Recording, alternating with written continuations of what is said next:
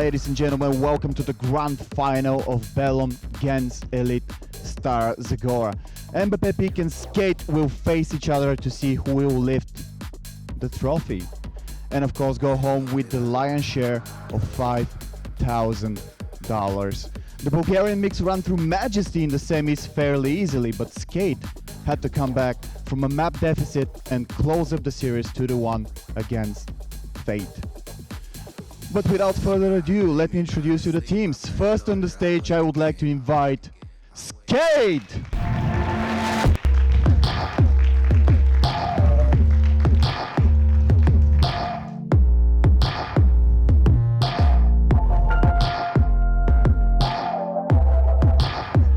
Welcome guys, welcome on the stage. Are you cold? You're with a jacket, are you cold? Kinda. Alright, how do you feel? We feel pretty confident coming into this matchup because we're looking for revenge. And that's it. That's it? Okay, well, get your revenge then. Good luck, guys. Take your places. And of course, I guess the best Bulgarian mix, MBAPEEK.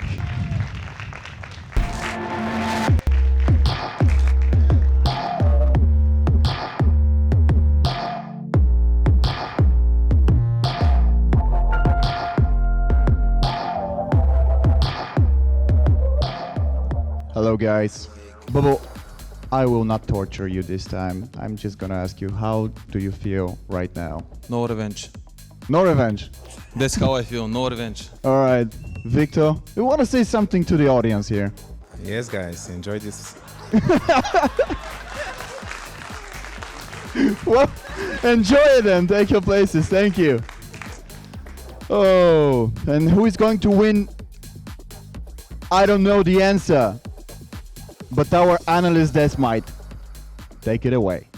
Any second now. I think Jasmine should get a mic in just a moment. We're going to have to pass it down to her. We will. Yeah, it comes from offstage. Mysterious hand from out of frame. Thank to give you, Jasmine the thank you. ability to talk. Hi, how are you guys all doing today? First, is my first question. Really well, really well. Thank you. I'm really looking forward to this match. Can't wait. I feel like absolute enthusiasm to pass this game, to say the least. No, we've seen a great tournament thus far, to say safe to say the least. We've seen some great games already today. Myself, I don't know how my heart is still beating after that Fate versus Skade series. Fortunately for my heart, I didn't go to an overtime on the final map Inferno. But it's nice. It's been a great event so far, guys. I think I had like 5 heart attacks. Through this series. It was a like, crazy game. We of course, and we can say actually Skade and Fate, they made a show. They made a show, but we can give props, of course, to Majesty and MBAPEEK as well, because Majesty, they gave a really hard time to MBAPEEK on that first map. So we had 2 really close matchups, we had 2 really interesting semifinals, and we hope that the final is going to be even more interesting. Yeah, of course, for those of you at home, in case you missed it, the MBAPEEK and Majesty game did in fact go 16-14 in favour of MBAPEEK, and that was on Inferno. And for the second map, that went 16-7 on Mirage, also in favour of MBAPEEK. Of course, we had players with the likes of Ships and Red Star, of course, Bubble as their IGL, all picking up a very good performance. Are there any of these players that you're going to be looking out for during this series right now? Well, especially for me, I kinda expected Skade to ban Vertigo because, you know, MBAPEEK's favorite map is Mirage. They've showed it many times. I don't think there's a single team that won 10 rounds even on Mirage versus MBAPEEK. But on the other hand, Skade, they're not used to playing Vertigo, so they decided to remove it and try on Mirage. But I think on Mirage, if Skade want to win, someone's got to go huge. And I think that someone is Denislav because he's been a monster. Okay, of course, you briefly mentioned there they will be playing on Mirage. Just realised I didn't actually introduce the maps that we will be playing this evening. So our first map will be Mirage. That is the pick of MBAPEEK. Our second map will be Inferno, and that is the choice of Skade, leaving us with our final map of Train. So John P, talk to me a little bit. How do you think that Mirage game is going to go? I mean, I think, you know, the one and only Teddy Bear said it the best himself a minute ago, that a very strong performance off MBAPEEK, the both times we've seen them play on Mirage, one in particular against the team that they are playing right now being Skade. A little bit surprised that they allowed the map to stay in the map picks, to be honest with you. You know, going into a map you've already lost quite heavily against the exact same team, but it being in a grand final this time with that added pressure, I mean, I guess they've just kind of gone for the approach where we need to avenge this loss and show to the teams that it was a bit of a lucky break for MBAPEEK. And I'm excited to see MBAPEEK play other maps. You know, we've only seen them play Mirage on one other map, I think, this weekend. So I'm really looking forward to seeing how a mix does perform on a map, for example, like Train, should it get there, where it will require that, you know, more natural team push on a map, for example, to execute bomb sites and have that strategy going into the game. Of course, it is very important to note, however, that the one time that they did play against MBAPEEK on Mirage itself, it was in fact during the best of one series. So, you know, best of three, not only are you on LAN, but now, you know, you've got that extra opportunity to bring back another map win. So, Kremer, you tell me, sir, who do you think is going to take the first win on Mirage? Is that really a question? I think MBAPEEK, they've been so strong on Mirage. It's just been win after win, and they literally haven't dropped a map this tournament. They have been phenomenally strong, and their best map, of course, being Mirage. I think it was kind of reckless by Skade to leave it in the map pool because they knew it would be the first pick of MBAPEEK, and I think it would just be a landslide victory for them. Of course, you got to remember though, Mirage is one of those maps where it's like very aim heavy, you know? Yep. Coming off of that previous performance that we just saw from Skade, maybe their confidence is kind of showing now. Maybe they're confident in the fact that, you know we can win those aim duels. Do you think that has something to play with into the factor of leaving Mirage in the map pool? In my opinion, like, I don't think anybody can doubt that MBAPEEK have the best aimers in the tournament. Like, I don't think they have a single guy that doesn't have pretty decent aim. Like, they have Sleepy, they have that core from Windigo that won WSG, they played together for 2 years. Of course, that being Ships, Victor, and Bobo. And they have Red Star. All of them, they're just insane. They're just insane, and that's the reason that they're so good on Mirage. They're just hitting their shots. We saw amazing clutches, we saw amazing headshots, amazing multi-frags from them. And I think Skade, I think if they want to have a shot on Mirage, they should be playing out of their mind. I really don't see how MBAPEEK are gonna fail on this map, just because their team is structured the best for these kind of maps. Like the maps that most people like to play, the aim-heavy maps like Dust 2, like Inferno, like Mirage. I think MBAPEEK will get it. What about you, Jumpy? Are you in agreement? Yeah, I think, you know, just looking off recent results, I would say the favourite on paper is definitely MBAPEEK going into this. However, let's not take it away from Skade. They all individually are very good individual players. Obviously, been playing very well as a team. They've been teaming now for quite a long period of time. They know each other's gameplays inside out. But one player that we've already mentioned that we kind of need to see show up for this MBAPEEK team is Denislaw, right? I mean, he had a rough start to that last series a minute ago. I even got... And the Rainwaker as well, like both of them being absolutely insane. Yeah, so he had a bit of a tough start on Overpass. I actually got flamed by the Skade Twitter a minute ago on social media, but I was like, you know what, guys, I was just trying to hype him up for the final game. That was also, if he can perform well with that AWP, you know, he really helps to open up lanes for his team, finding those first frags on the maps, especially a map like Mirage, you know, where we've seen how many times have we seen MBAPEEK in those games just storm down the middle of the map, take complete control with short, push onto B site, or if they wanted to execute onto A, they'll push into connector and take complete control of the middle of the map. So definitely looking to see him, if he could pick up those initial frags. But it wouldn't surprise me if MBAPEEK know that. You're going to see probably a smoke go out towards window every single round and towards connector as well to just kind of counter that AWP play. So you guys would have seen in the previous games, myself and Jumpy, when we were casting it, we did mention that the utility usage for Skade was not always there on certain maps. Do you think that this is going to be something that's going to work to their deficit? Is that going to me or to To both of you? You can start. You can start.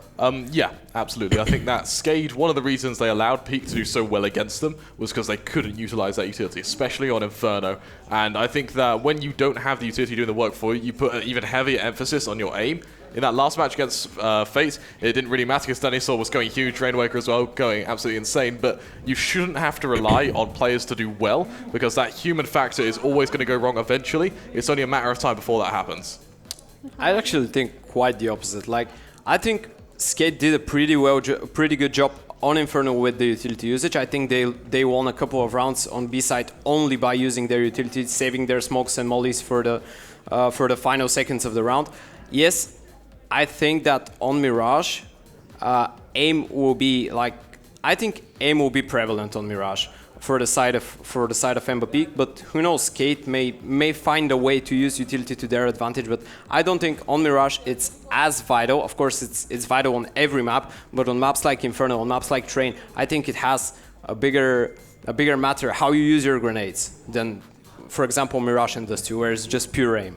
Yeah, absolutely. I mean, on Overpass in particular, myself and John P did point out that Skade's utility usage, many times we actually thought maybe they've forgotten that they actually have utility to work with here. And, you know, we saw it pan out perfectly in Fate's favor because of Skade not making use of all of that utility.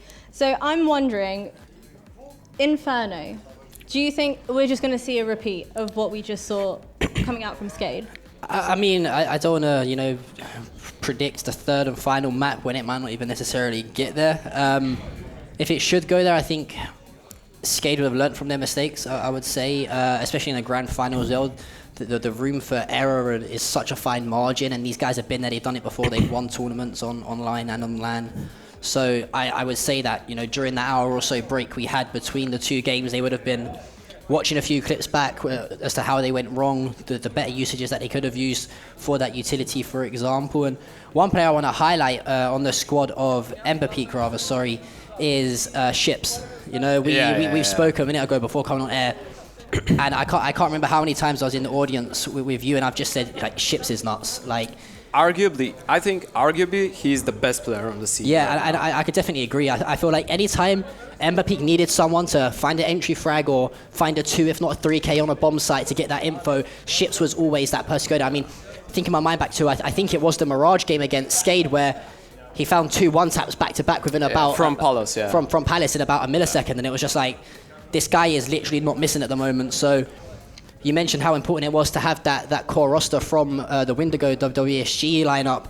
Him being one of those players that has now obviously stuck with the other two and found these 2 new pickups for MBAPEEK. Really looking to see him perform well today. Obviously, having an IGL, the likes of Bubble, a fantastic caller within the game as well. And you mentioned yourself, Ted, that he's playing very well individually as well. And as an IGL, if you're playing fantastically well, your confidence in your strat calls and your play calls is only going to make your team excel to that next level. Yeah, actually, I agree with you. You can win a game only with communication. When your players know what they're doing on the map, when everybody knows what to do in their position, only communication can let you to the win. And Ships, he's been phenomenal, but what I'm concerned about with Ships is that he hasn't been in form in his pro career for the past year maybe.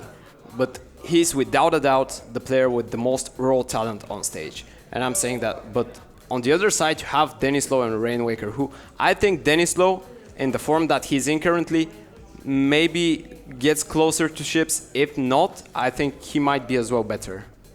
Okay, guys, and how about, let's cast our minds back to that Skade versus MBAPEEK game that they previously had in that best of 1 on Mirage. So they did lose that 16-7. I want to highlight one player that we saw time and time again not performing as well as we had expected him to, Duplicate.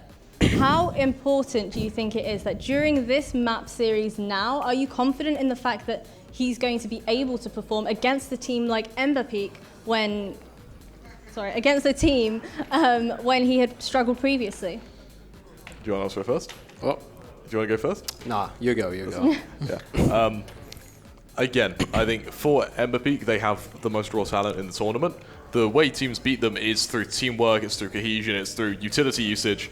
And for Skade, I haven't really seen that sort of utility usage. You mentioned it earlier. I think for Duplicate, the more pressure you put on him, the more reliance there is on aim, and that can just be more and more to your detriment, the more you have to have faith in a player. I think with that as well, we may have just got word from the production team. Yeah. We can switch into game. Yeah, we're ready. Do appreciate you, Jazz and Ted, for joining us. No doubt we'll see you back here after this first map to get your insight and breakdown. But it looks like we are going to head into this first map, guys, on Mirage. We've got MBAPEEK versus Skade. Let's make some noise here if you're in the audience for this final. It's Skade versus MBAPEEK. Map 1 coming up for you right now. It's Mirage. It's my favorite moment now. This is it. This when, is the time. when where- they The awkward when they 5-second pause. when they just don't change the scene and we It's fine. we We're left. just gonna stand So over. strike a pose, guys. Yeah.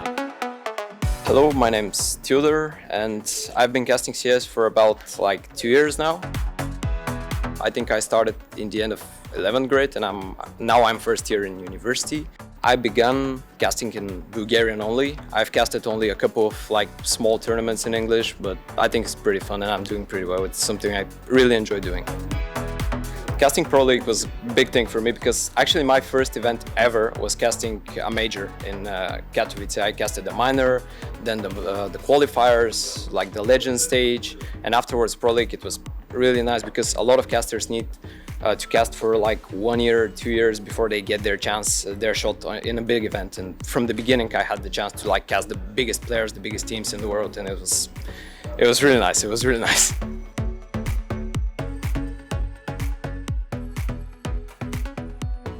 Hello and welcome back. We're about to go live into the first map of Mirage between Skade and MBAPEEK. We just had a little bit of a talk from the analyst desk. Thank you to Jasmine and to Ted to give us their insight into the game. But without further ado, I think we are going to have a few commands chucked into that console. A quick little communication for the two teams before we go into this. How are you feeling about it, John? I'm excited, man. You know, we've been here all week. First of all, I've got to say thank you for you guys in Bulgaria for being so welcome. It's been awesome. To us Brits coming over. You guys are all lovely here. I definitely want to come back and visit this country on some sort of holiday. You know, we haven't had much time to visit the city of Stara Zagora, but I think it's absolutely beautiful.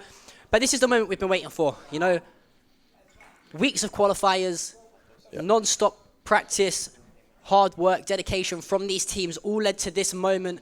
We've got MBAPEEK taking on Skade, and what a matchup we have. You know, I know a lot of people coming into this wanted to see the Skade Fate grand final, to have like that Battle of Bulgaria, for example, to see who is the best team here in Bulgaria. But you know, MBAPEEK had some other ideas as they do solidify their spot against Skade in this grand final. Again, we are just waiting for the commands to be put and inputted into the console to get this game up and running for you. And Krema, give me a little bit of a prediction here on Mirage. What you think the round score is going to be?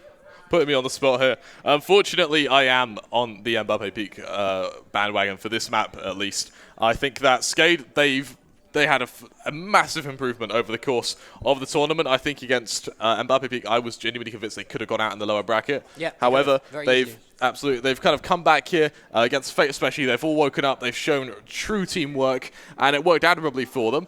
But I don't know if it's enough to beat MBAPEEK on Mirage. I'm going to kind of favour a 16-6, 16-7 to MBAPEEK. I also realised I forgot to introduce us. I'm your caster, Krema3, and joining me is John P. Yeah, thank you so much. We got there in the end, you know. It's not like these guys haven't seen my face for the past 4 days anyway. So who's this guy? Just wandered in. Do you know what? One thing I'm really looking forward to seeing is MBAPEEK play a best of 3. You know, we've already mentioned that Skade's been there. They've done it. They've come from behind against Peak Esports, for example, that time on Inferno. They've done it again today against Fate after going 1-0 down in the series, clutching up in overtime on Dust 2 as well. Can MBAPEEK do the same and perform well consistently as a team on a map non-favorited for them? You know, I mean, luckily for them, I would say, again, these players, they've been there, they've done it. They are favorited. But we are going to jump into this game finally, guys. It's the grand final here. It's MBAPEEK versus Skade. Make some noise if you guys are excited for this game right now. We're excited. We're heading into the pistol rounds. We're going to see Skade on the side of CTs, MBAPEEK on the side of the terrorists. And I think these guys are going to be pumped up, Krema. These guys are going to be absolutely ready for this game, and it would not surprise me if we see just a full-on rush towards a bomb site and a straight gun engagement within the first 10 or so seconds. You're expecting fast and hard from MBAPEEK. I'm pretty much expecting the same thing. In terms of utility, coming out from Duplicate is the only man with anything other than armor. Going to be a smoke and kit. MBAPEEK, they do opt for something fairly similar, just an odd smoke and flash. It will be a standard execution towards A. The set piece goes down, the swing goes wide, and Skade playing retake on A, find themselves in what could potentially be a 5v5 after plant. Red Star, he's going to accelerate towards jungle. Denny still fighting one Victor there to trade, and with a 4v4, that bomb is instantly put on down. We've got ships and palace with this P250. Again, the range not really mattering with that sort of gun, so we'll see if that's able to work out for the bubble. He's doing dink damage, and with the assistance of ships, they're going to find Duplicate, but Oxygen, he's there to respond. Just like that, 3v3, spell him from behind, spotting these players, but he's unable to find a kill. Coming up Connector and trying to find something. Yeah, we are now in a 3v3 situation as Victor does find one, and just like that, Bubble and Red Star find the first 2 frags of the end of this half. It's going to be an early lead here for MBAPEEK, winning that pistol round. And how many times have we spoke already this weekend here, Kremer, how important winning that first pistol round is? What does that allow you to do? Probably potentially set up a force buy if you feel comfortable enough. And not only that, get yourself some fantastic economy up in early in those first few rounds of the game. Absolutely. It gives you that tempo, it gives you that momentum and that just standpoint to dictate the pace of the game. For Skade, it's going to be a force buy. Of course, this Deagle scout buy is something that's become very, very common in recent meta. For MBAPEEK, we're going to see a fairly rifle-heavy buy. They're not going to be able to play too much of a default or too much of a bonus, that being said, with these Mac 10s. However, from the looks of things, it will be aggression towards short coming through from Oxygen. And he's actually able to find ships. Cancelling that out, and MBAPEEK, this push towards B is going to come through regardless, though, as Victor finds Rainwaker. More contact made. Denny saw picking up that AK and then putting it to work, actually, as he takes down, I believe that's Sleepy. 4 versus 3, now Skade in another afterplant position, and for MBAPEEK, the more players they lose, the less chance they are able to kind of throw towards a bonus, as with a man disadvantage. Let's see if they can hold. Yeah, we've seen it so many times this weekend as well, Kremer, especially today as well. Yeah. Teams winning that pistol round and then utilising that force buy, the other team picks up the scout and the team. We actually see the CTs end up winning it or looking in a good spot too, but as I say that, a few kills are traded here, and it is up to Duplicate, left in a 2 versus 1. It's Bubble and Red Star, both combining to find the kills, and luckily for MBAPEEK, things don't get too sticky, and you can already hear, That's the longest whistle I've heard in my life. That was impressive. That guy has got some lungs on him, to say the least, you know. 60% lung. 60% lung. Regardless, 40% CS though. Absolutely. Regardless, though, my worry is there was a lot of damage done by Skade there. It means that MBAPEEK, they can't really play bonus. They've only got 1 Mac 10 to try and farm these pistols. And for Skade, they do go down to a full eco. For them, it will be a matter of maybe just trying to overextend, find an AK, save it, make their life easier. But if Ships does that, they're not going to get at least squat. It's a 5 versus 3 now for MBAPEEK as they go onto this A site, and Skade, they're on the other side of the map. What can they do here? Yeah, and you know, we mentioned that guy's Ships. He's been playing fantastically well thus far, not finding the first kill, but finding the first 2 kills of this round, as the bomb is going to go down on that A site, and there are 2 players from Skade in and around this area of CT1. Got this boosted box, the other towards Kitchen is going to swing and peek, but just like that, it's going to be Ships again, finding another 2 kills. He is on for the ace here. Player is just slightly in front of him towards the window. Ships, can he start off with an early ace? Bubble says, I'm going to poop on your parade, my friend, as it's 3-0 now in favour of MBAPEEK. Really positive start here on their favoured map, Mirage, but we expected this, Criminal. We know how good a players these are. I mentioned they get very aggressive on the T side. They've done exactly that. They've stormed onto the bomb site 3 rounds in a row, found the kills initially, get the bomb down, and Skade have no answers at all. Yep, and for Skade, the answers come here. This is their first full buy. It's their chance to get a feel for how MBAPEEK want to play this gun versus gun kind of meta. For MBAPEEK, they're lining themselves up for what will be another fast short to B push. And when the split came through, it worked admirably last time. Bubble, he's going very aggressive towards Connector. He could catch out the AWP deadly store if he's not careful, but Bubble instead, he'll opt for a very fast push towards jungle. And as Ships finds Oxygen, Duplicate, he is not wary of this at all. Duplicate, he's going to make lots of noise. Bubble actually going to be at the ready for him, but Bubble's going to win that aim duel with a Mac 10. Kills round the map. We've got Spellin and Dennisor, and just like that, they're alone. 2 versus 4. The bomb goes down, and for Skade, the only real option I see for them now is a save. Yeah, there's no way that you see players here, Spellin and Dennisor. Got an M4 in the hand of Spellin, and obviously that AWP in the hand of Dennisor. He finds a nice pick there on to Victor. You know, that's 1 more gun out of the hands of the MBAPEEK players, but there's no way they're going to try and take this retake here on B site. 2 versus 3. We've mentioned a few times that Mirage, especially B, you can actually retake that site quite quickly if you are in position to do so. If you're set up in and around short, or maybe over towards market or kitchen, whatever you want to call it, then you can push onto that site before the players on the T side get into position. But Dennisor, you know, I mentioned that I got flamed by the Skade, the Twitter a little bit. They said, listen, Dennisor heard you trash talking in half time, and he's showing up and he's performing very well with this AWP. However, you know, he's playing good individually, but Skade, they're yet to pick up a round. How does it feel to be flamed by this Skade Twitter account? I feel famous. Famous. Famous. You're known now. Famous here in Bulgaria now. You're one of the people. Yeah. Well, regardless, we'll see if Skade can make one of their own on this map, as they haven't found a round yet. They're going to go on to, again, another pull buy. We've got some deals to at least try and bolster the saved guns of the M4 and up. And well played to Skade for being able to save them. Spellin, he's going very aggressive towards short. Lovely movement by him. And MBAPEEK, they're going again for this short and B presence, and why not? It's been working for them. Why change what isn't broken? As we're going to see Bubble make his way towards mid and look for this early pick. Yeah, looks like the bomb is going to push over towards B once again, and immediately you can see that utility coming into play. Duplicate actually finds the opening frag, and that's going to be Oxygen to find the second, and finally we're starting to see Skade counter this aggression here from MBAPEEK. We've mentioned how well they play on T side. Finally, Skade have got the answers, but as I say, that Red Star does find find one that's duplicate, but there's going to be a player there to trade that out. I believe it was Denzel with that AWP spell and finds Bubble, and just like that, it is all up to Victor. 4 versus 1. He's going to drop. It's going to be Spellin with a headshot. Spellin just said, I just got my first round in the grand final. I'm excited. Let's go.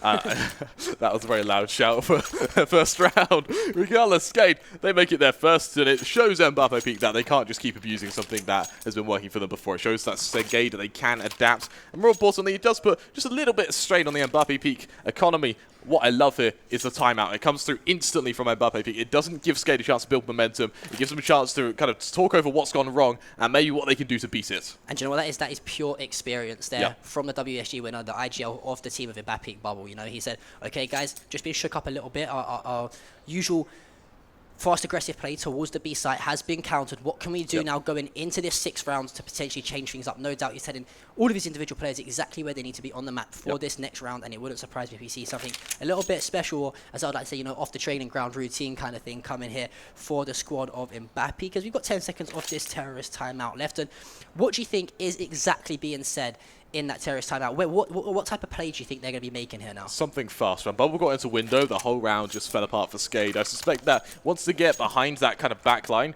that's Skade, they end up doubting themselves, they end up having to reposition. And it's when they reposition, they don't usually kind of pay attention to lurks. They get caught in rotation, and it gives MBAPEEK a chance to find that early man advantage and just abuse that and then work from there. We see in these, we don't see them enter a retake without a man advantage. So again, it's going to be a kind of prospect of going down to a poor buy to whoever loses this, so it's a very important round. Spellin will spam through that smoke, and here we go. Aggressive towards Connector, trying to catch out Spellin. It's a little bit of damage, but Ships, he'll eat a nade for his woes. Then MBAPEEK is going to be, again, early aggression all the way up Connector as Ships finds Spellin, and going straight into window. I love this from him. Duplicate, he's got no choice but to aggress towards ramp, but Victor is laying in wait like a cobra ready to strike. Yeah, exactly. This is very good communication out of the squad of MBAPEEK, but as I say that, 2 kills are going to come in favor of Skade. It's going to be Oxygen and Rainwaker picking up the 2 kills onto Ships and to Bubble. But yes, I love that play that you saw from, I think it was actually Ships who jumped straight into window really aggressively. Denislaw finds the kill onto Red Star with AWP, and the timing that you see come through there. Just unfortunately peeking out of ramp, but it is going to be Sleepy. You're going to sleep, my friend, as that's the AWP bullet in the face from Denislaw. 1 versus 3. It's all up to Victor. As the bomb does find Denislaw, however. Now it's 2 versus 1. No utility to work with here, however. Has got a tiny bit of armor. As I say that, he does pick up the grenade, and I think he's actually going to elect to try and take this bomb over towards B here and force these 2 players from Skade to split here. You know, if he catches one off guard, he levels it up at 1 apiece, and then with the bomb down, he's kind of playing at his advantage there. Yeah, without a doubt. He's going to make his way towards the top of mid, looking to catch out the odd member, but you're right, he doesn't have the HP, and he is going to have to try and isolate a 1v1. And with Rainwaker going all the way down into underpass, it's a very hard position to A, clear without making noise, because he will have to drop down as Rainwaker goes all the way up into B-apps. Victor, he's just going to be caught out of position. Once the plant goes down, he hasn't got enough time to clear everywhere. Only 15 seconds left on that clock. He's going to have to plant safe and hope for the best, and/or just spam it into a smoke and hope Rainwaker makes some noise to the aggressors, and that he will. So with the information on one player, can he find the other? That flash goes off. You know it has to come from Market, so he's got information on both players. The question is, can he isolate the 1v1s? Rainwaker, this molly is going to force him out, and it could be what wins Skade this round. Yeah, that one instantly tag him, and drops down, does find the kill, however, onto Rainmaker, can't find the second, as it is going to be Oxygen there, ready, lying in wait to find the headshot onto Victor. The defuse is going to come through now. Skade with their second round of this map on the board, and a little bit unfortunate there for that MBAPEEK player. You know, I think if he had maybe, you know, 5, 10 or more seconds to work with, he could have played at his own little pace, but fair play to Rainmaker there for knowing exactly where that player was going to be. Utility usage, superb. Forcing that player in and away from Van with that Molotov. He does die, however, but he knows his teammate Victor's there laying in wait to trade, and he is not going to miss those shots. Yep, without a doubt. And MBAPEEK, thanks to that plant that was able to come through, it means they can buy here. We're going to see AKs around the board. Utilities complement it, and it's an early push towards mid. Death through the smoke on either side. Victor and Rainwaker striking for their side as MBAPEEK find themselves in a 4v4. They're going to try and... Looks like that bomb's going to head up towards B. There's already ground being made by that player in apps, and it will come down to a 1v1 for this center site. If Oxygen falls without finding a player, it could literally just be a save for the remaining 3. He is very, very alone. All 3 of his teammates are towards the safe site. MBAPEEK, they have sold a fake admirably. Oxygen, he absolutely needs to get these kills. It's clinical that he does so. And MBAPEEK, they take a moment to rest, they take a moment to give a lull in the rounds, and they may have waited too soon.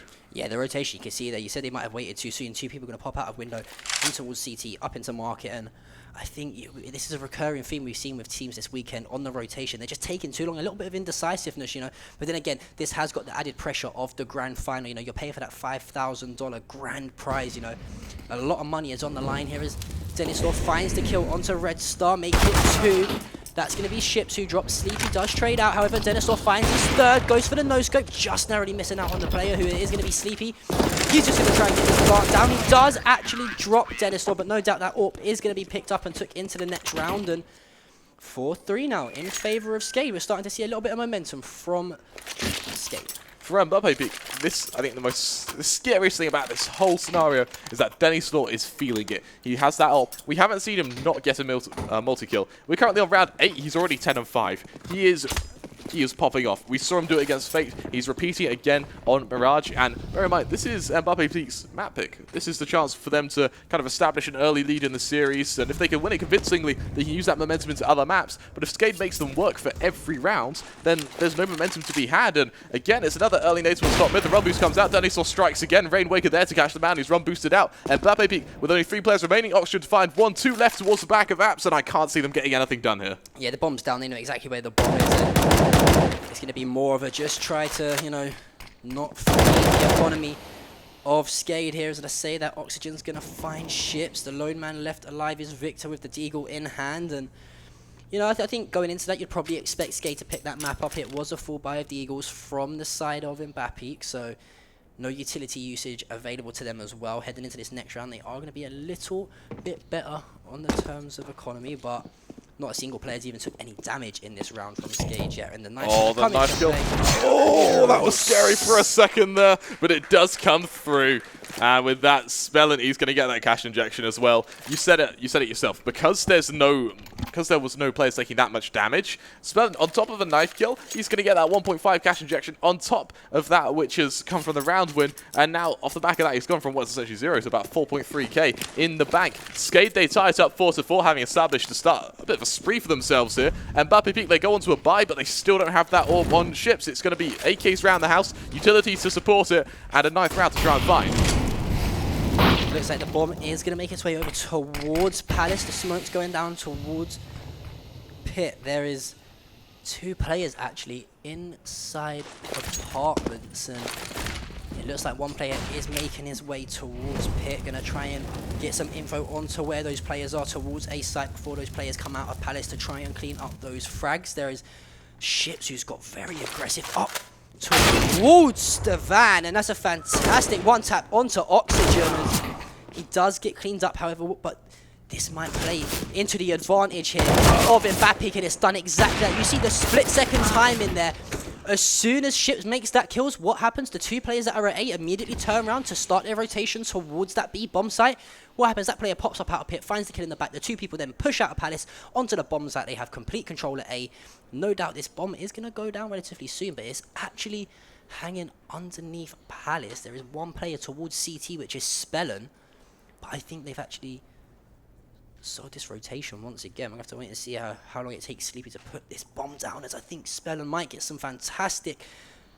This is why I love CS, Kremer. There is just such a fine margin, and he's going to hit the ball. Agonizingly close, isn't it? Plant goes through Redstone. Red Star finds the guy in ladder room. Not only that, he has a position in the after plant. It's down to Spellin now. He's got a smoke, he's got a flash to accompany it, so he has a little bit going into this retake, as well as a kit. But Red Star, he's going to aggress. He's close jungle, waiting for Spellin to swing wide. It's so close, as Spellin doesn't check for Red Star. Instead, he doesn't anticipate the window jump having come through so soon. He'll tap that bomb, he'll stick it, holding it all the way, holding it still, holding it further, and he'll take it. Skade, they win the 1 versus 1. They take the lead 5-4, and Spellin, ice cold, runs through his veins right now. I just don't understand there from Red Star. He has a Molotov to work with as well. Why not just throw a Molotov towards that bomb site? Even if you take a little bit of damage, you're not going to get the kill. The Molotov spreads on the bomb site, and I don't think Spellin actually had a smoke grenade to put it out. He sticks the defuse, however, and Skade, you know, living life on the edge, to say the least, as they pick up the 5th round.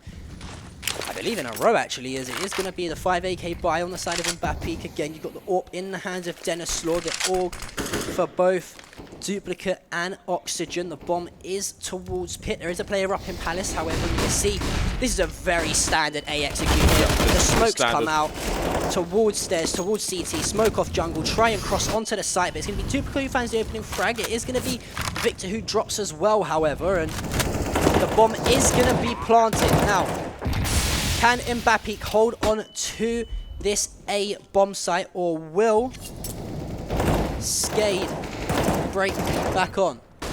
And once again, it's going to be it was just a bare basics that came through from MBAPEEK there, just dropping it early. How Denisaur is behind them. A knife kill goes and again in the favor of Skade. Denisaur finds Bubble. It's down to Sleepy and Red Star. 2 versus 4. The swings come wide. It's down to Red Star. A lovely shot onto Spellin. A good opening, but they're still 3 to 5. Looking for a second. Oxygen there to finish the job. And Skade, not only do they get 6th round, they got another knife kill. 1 is bad, 2 is embarrassing. Think of what that does to the mentality and the morale of both teams, projecting themselves forward on what I think is a 5-round win streak now. I think like you kind of summed it up perfectly when you said, how has he got behind him in Palace? You know, there was 4 players towards Pit.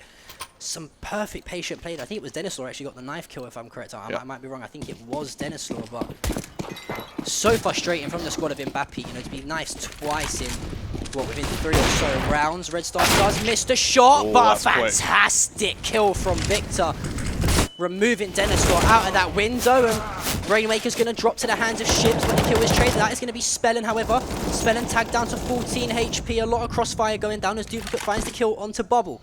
Bomb sitting in and around towards top mid. Red Star finding another frag onto Spellin. Can Oxygen find the 2K? He can't, as Sleepy takes him down after Victor drops. 2 versus 1. It's all on Duplicate. However, Sleepy is very, very low. He's spotted by Sleepy there. Oh no. He couldn't have been. Duplicate is going to get the bomb here. Oh no. Just like that, Skade. They have a perfect chance in this round. Red Star, one of the only men, making his way up towards the top of mid. He's got an AWP in his hands. He's got a little bit of utility to support him. And that is enough. Contact made. Duplicate, he wins the 1 versus 2 for Skade. You hear the Skade side just erupt because they did not deserve that round. And what I love, especially, is Denisaur as an AWPer, Red Star as just a player. They are so aggressive. We were asking ourselves when we saw Skade play Dust 2 as well. We're asking it again now. How did Denisaur get there?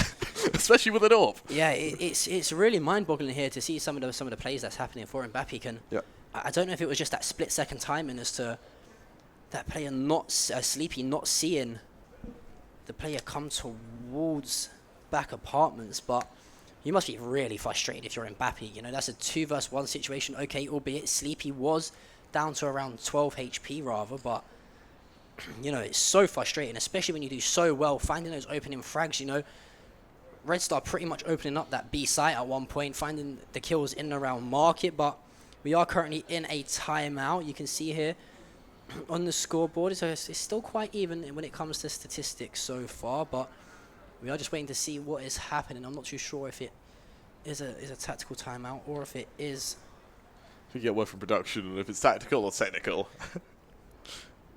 However, I have no idea. MBAPEEK, that makes 2 of us. MBAPEEK are going to pick up the MAC-10 in the hands of Victor. It wouldn't surprise me if you see the MAC-10 in the hands of Sleepy as well as Bubble. I think that's what they're going to do. Going to give the Deagles to Red Star and Shipments. And this here has kind of got a bit of a rush apartments or rush out of pit onto a site kind of look towards the way the round is. Just get as much damage as you can. Try and recycle a few of those guns going into the next round. Get a bomb plant down if you can as well for that plant bonus. But we have to wait and see how MBAPEEK can get themselves back into this round. So go out. It's going to be Spellin towards Short, who finds the kill onto Victor. And saw one more cross towards top boxes. And elects to go for the pre-fire, but I don't think he realised how close that player got up towards mid. I think it was Bubble, but he drops to the AWPers, Dennis Law, as he finds another kill onto Red Star. Sleepy does trade that out, however. 4 versus 2 situation here as MBAPEEK, they just can't seem to catch a break on this map right now, and it's going to be Duplicate who stops the bomb plant. It's all up to Ships in a 3 versus 1. He has got the AWP to work with, but I just can't see a way to get himself in this round. And there you go, it's going to be Oxygen who cleans the kill up in the back. They grab an AWP, no doubt that's going to be thrown straight over to the hands of Dennis Law at the start of this round. And Skade, 7 rounds now in a row for them. really performing well here on MBAPEEK's pick. It's like we see a completely different Skade. Like, we saw earlier against Fate, they were messy, they were sometimes uncoordinated, they didn't really use utility.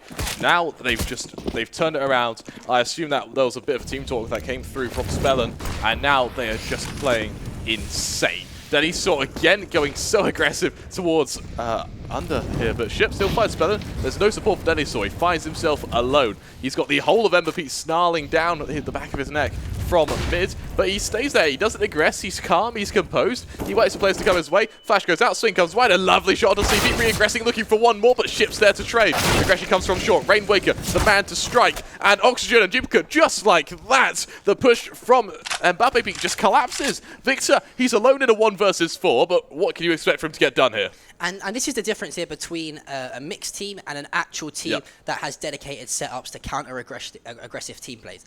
Now, we know already coming into this, we literally said MBAPEEK love to play that aggressive play style towards either side. They charge down mid sometimes into connector, they charge down short onto B, for example. We've seen even a few charges out of Palace and towards pit onto A site. Now, Skade just had every single answer. They know that what happens every single round we are seeing. I think it's Spellen who's playing short push. Really, he's almost out short before they even make it towards top mid. You've got 2 players getting really aggressive onto the A bomb side as well, and they're just countering every single thing that MBAPEEK have to throw their way. Victor does find the kill. That was a nice opening. Yeah, that's a fantastic opening. He's still got 32 seconds left, and he has got the bomb as well. Both players are split here. We said this a few rounds ago. If he can isolate a player in a 1 versus 1 to then make it a 1 versus 1 with the bomb down, he has a lot more to work with here. He's also got a decent bit of utility. I think he's got a flash and a Molotov as well here, Kremer. Oxygen has a perfect position. Just spot him. It's a nice little finish off there, and Victor, he waited just a bit too long. With only 20 seconds left, you can't clear an entire site and plant in that time.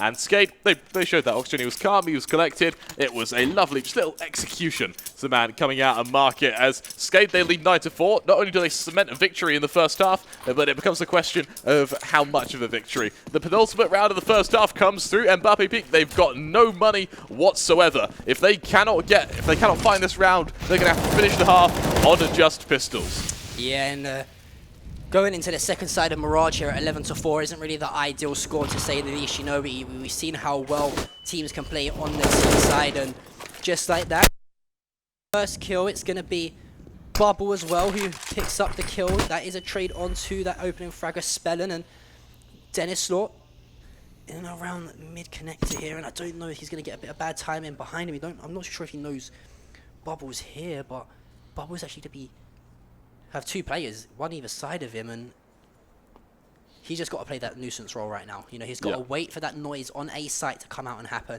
What is that going to happen? It's going to force all the players in towards jungle, in towards connector, and he's going to be the person, that sneaky beaky like player where he shoots them in the back and finds the easiest frags of the game so far. Now, this is all how patient Bubble is going to play until him being the IGL gives that call for these teammates to push onto the site. I worried for him. He was Jupiter going to execute Bubble, turning back around. Red Star there to get the trade. Again, it's a 3v3 for MBAPEEK as they try to make their way towards the site. The smoke is a bit late, so Rainwaker, he can't try and cancel anyone trying to cross towards the site. Plant will go down, 3 versus 3, but then he saw, what was that thing we keep saying about him? How did he get there? He's in Palace again, AWP in hand, looking to find Red Star. Both players have a moment of hesitation. That's a lovely no-scope from Denisaw onto Red Star there. The knife kill almost coming through as the other flashes go out. The retake comes underway, and MBAPEEK, they've got 2 players trapped towards ramp, and it's just going to be a difficult scenario for them. CP a lovely 2k though to make it that bit better. Rainwaker coming up towards Triple. He knows both players will be there. He tries to shoot the first, trying to get shots out where he can. Finding the first now, looking for the second, tapping it down. Swing about to come wide, doing damage as best as he can. He chooses the sticker, turning around, almost finding Victor, but he's going to secure a 5th round for MBAPEEK, and that was very close. Sleepy sending 2 players from Skade to Nunites there, to say the least. There's fantastic one-taps onto both of them, or it was more of a spray control onto that player towards ticket box, to be fair with you, but fantastic shots nevertheless. And if MBAPEEK can go in at 9-6, it's looking slightly better than it would have done should it have been 11-4, but nevertheless a very good performance here on the CT side from Skade. Should it be either 9-6, 10-5, obviously they do want to go in 1 round better to the good and make it 10-5, but we are seeing another tactical timeout now. Not too sure from what squad, but you know, it's safe to assume MBAPEEK at that point. I would probably say it would be MBAPEEK. You know, Bub was probably trying to say to them, what are we going to do here, boys? You know, the economy is not amazing. It's going to be a Mac 10 in the hands of Ships. The 3 AKs. Sleepy, not too sure what gun he'll pick up. Probably the AK as well. And look at the economy here on the side of Skade. Yeah, we spoke about MBAPEEK's economy being in ruins if they lose this. We didn't speak about Skade, who, even though they've been winning rounds, they've been losing members in the process. It means that now we look at their economy. There's an AWP Oxygen, it's a glass cannon, there's a FAMAS, and there's Deagles here and there. It's a garage buy, really. There's not much with it to try and shut down MBAPEEK. And of course, when you don't have utility, you don't have guns, your only choice is aggression. We're going to see Oxygen scoped up, looking to trade onto short, but Bubbly's already in ladder room. It's fast and it's aggressive from MBAPEEK. The question is, the man who has to hold this B site, Rainwaker, can he do so with just a smoke, a FAMAS? He's got a hold for 1 minute and 30 seconds. And with players coming from both angles, he needs to rotate, and so desperately does he need one. And not only that, just look at the utility usage here that are available for MBAPEEK. You wouldn't surprise me if we see some sort of Molotov go towards that van or towards benches. You see that the flashes do come out and the execution to A site is taking place. Bubble pretty much removing Rainmaker before he doesn't have a chance to press his left trigger button. As it is going to be a 4 versus 5 here as Skade do try to pull off this retake and go in at half-time, 10 rounds to 5. You've got the AWP in the hands of Oxygen, a few Deagles as well, but it's going to be Victor who finds the kill through the smoke onto Spellen, and Oxygen just scouting out for that player towards Van. No one's going to peek out, however, and I love this patient play here from MBAPEEK. Not getting too kill hungry, not getting greedy. Red Star and Victor combining for 2 kills, and it's all up to Duplicate. He drops, Red Star finds the kill, and it's going to be 9-6. Going into the switch of sides here, Kremer. And I'm glad MBAPEEK found that round towards the end there. You know, it's going to be a very key for their confidence. You just saw how many rounds in a row. 9. 9 rounds in a row Skade actually won after the 4-0 start from MBAPEEK. But heading into the switcher side, you've now got MBAPEEK on the CTs. You've got Skade operating the terrorists. And again, I mention it all the time. MBAPEEK win this pistol round, go into the force buy, win that, and they're pretty much going into the full buy round. Only 1 round deficit, if not equal. Yeah, again, it's a scary, scary scenario if you're on the side of MBAPEEK, because if Skade can get this pistol round, you're in a world of hurt, and unfortunately, Bubbly chooses to aggress. Rainwaker is ready for him, and he's got the support as the entire Skade force. It's going to be a standard B execution, as Sleepy's going to fall. Victor, the lone man, he has to go huge, and that he does, he finds one, but he needs more than just one. It's Ships and Red Star, and now just Red Star. 1 versus 4 from Kitchen. He won't even find one. Oxygen's there to destroy him, and that's when you see the teamwork come through. The synchronization with that peak from both bench and back site. It was an instant kill towards Market and embedded Skade into that 10th round. Yeah, very strong start here in the pistol round for Skade. Now, can they follow it up with a very impressive force buy? They've got the 2 AKs, a MAC-10, and the 2 Galils. It is going to be a scout with the 3 Deagles and the UMP for the side of MBAPEEK. We are going to see a very aggressive push towards the middle of the map between 3 players here, trying to get as much info as possible. It's going to be Ships who doesn't find any tags onto those players towards top mid. It's going to be Oxygen who drops down to 30 HP, and Ships just sitting in around the 10 HP mark, as I think a few nades flew towards connector there, and Rainmaker trying to make the play here onto B site as the bomb is shifting down towards apartments, and the rotation does come in from MBAPEEK. I'm not too sure if they made steps at all, but one player did rotate out of window towards Market to try and help them towards that B site. But so much mid-map control here for the squad of Skade. They're going to push down into short pretty much unchallenged or uncontested, as it looks like Spennan's going to try a few kills. Oh, fantastic shot out of Victor there, a snapshot. It's just like that. 3 1-digs in a row. Ships with the scout. It's all up to Spellen, and how many times have we said it? You know, the force buy comes through for the team that has won the pistol round. That scout with the Deagles, man, that combination has been working so much this weekend. It has, and it's because these players, their raw aim is just so good. Needs to be always going to the lungs on that. That is just impressive. He needs to teach me. Yeah, I wish I knew how to whistle for that one. As we were saying, it's the aim on these players is so good that Deagle and Armor is actually a fairly viable buy. And we saw it just there. It was a swing after swing after swing. 3 headshots found, and just the round collapsed. It's a nade stack towards mid, and Spellen's going to eat it. CP, he'll catch the aggressing Daddy's Slaw as the remaining members from Skade shift out from Rab. Sleepy's ready for it. Flash goes out. Swing goes wide. A lovely first kill. Looking for a second. Not quite able to find it. He did still find 2 anyway, though. His Duplicate makes his way up from Rab. Bubble there to find 1 more. There's 2 left for Skade, and I can't see them doing much here. Yeah, Duplicate, one thing to mention as well, is on 10 HP. He drops, but Spellum finds the kill onto Bubble. 3 versus 1, and I think Spellum now, what the play call is here, is to just try and tag up as much as you can. Get as many guns dropped, if not try and force someone to push you and run off with that weapon that you pick up. But it is going to be Red Star who finds that kill, and MBAPEEK now looking very, very good going into this round. It is going to probably be a full eco here for the squad of Skade. I don't think anyone's even going to buy any armor, so we are going to see that full eco by the looks of it from Skade. And you know, MBAPEEK, they're looking to now bring it within 1 round.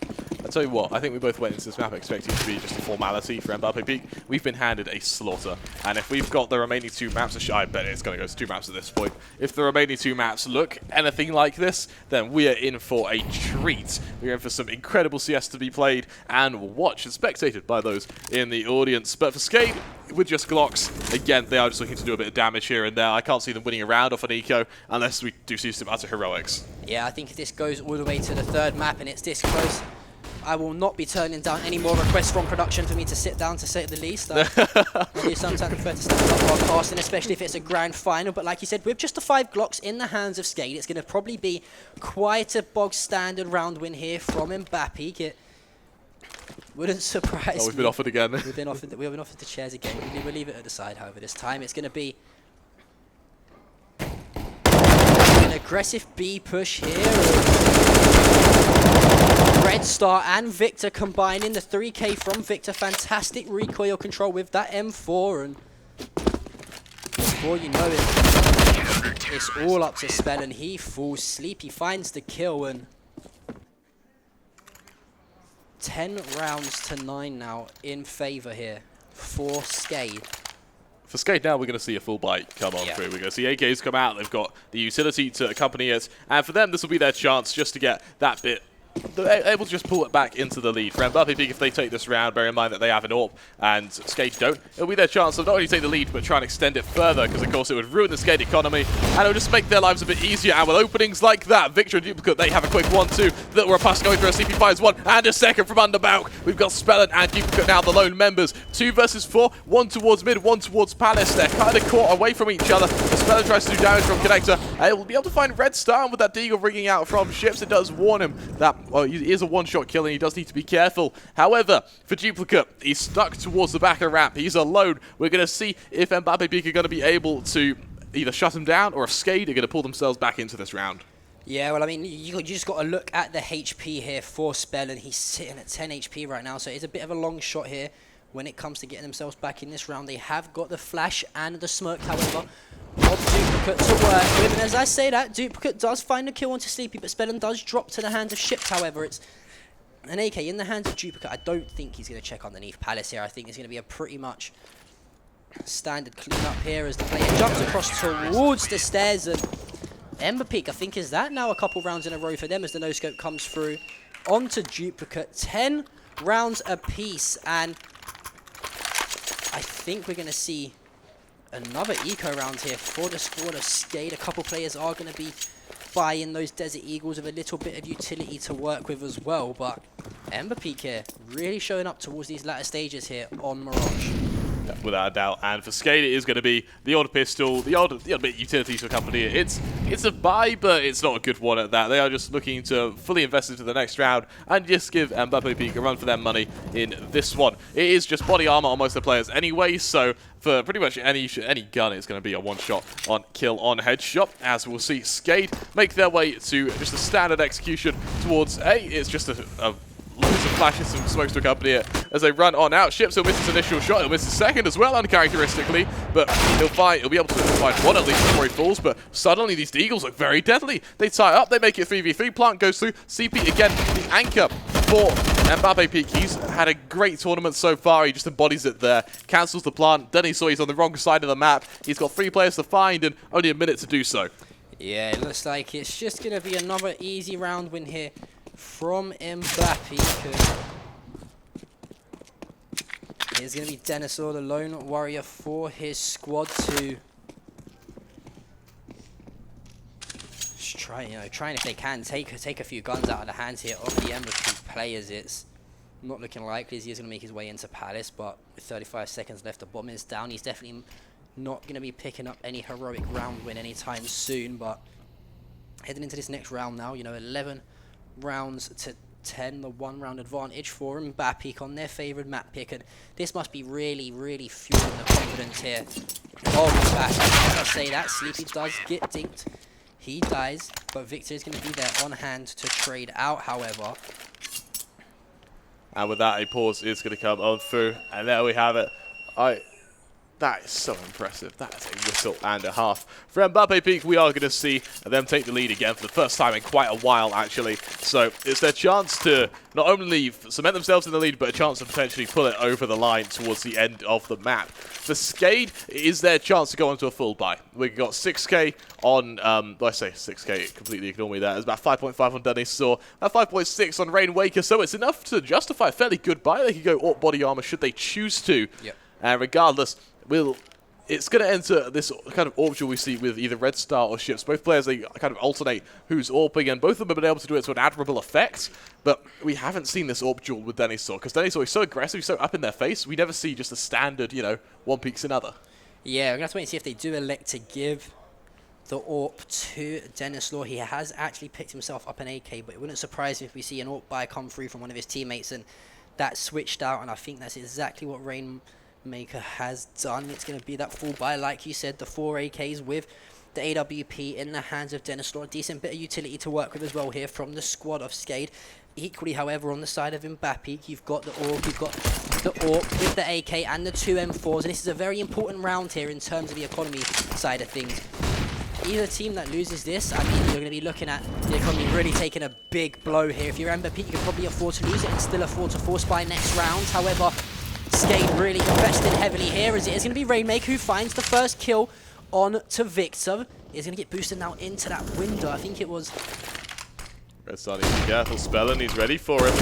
And the timing was almost there for Red Star. Spellin will fight through the smoke. Being caught out in midair, though, Ships is able to trade, but Skade, regardless, and alas, they maintain a man advantage. Love to see how MBAPEEK kind of responds. It has been Apps aggression coming through from Bubble, but it won't matter. Skade, their attention isn't this B site. They're drawn to this A site, and Sleepy with the AUG, the man who has to rise to the mantle of responsibility when it comes to holding this site. Skade, they line themselves up for a take. The nades go down.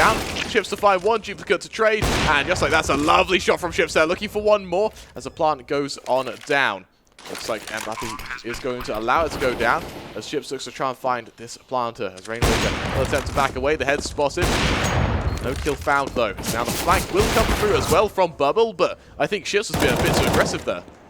Well, I mean, to be fair, he is playing rather well. No doubt he's feeling himself when it comes to shooting with that AWP, but can't afford to be missing those kind of shots there. 9 times out of 10 you would put in your house on him to make those flicks, but as I say that, Denisaur does miss his opening AWP shot. It's on Bubble now to try and find the kill, and as I say that, Bubble advancing forward.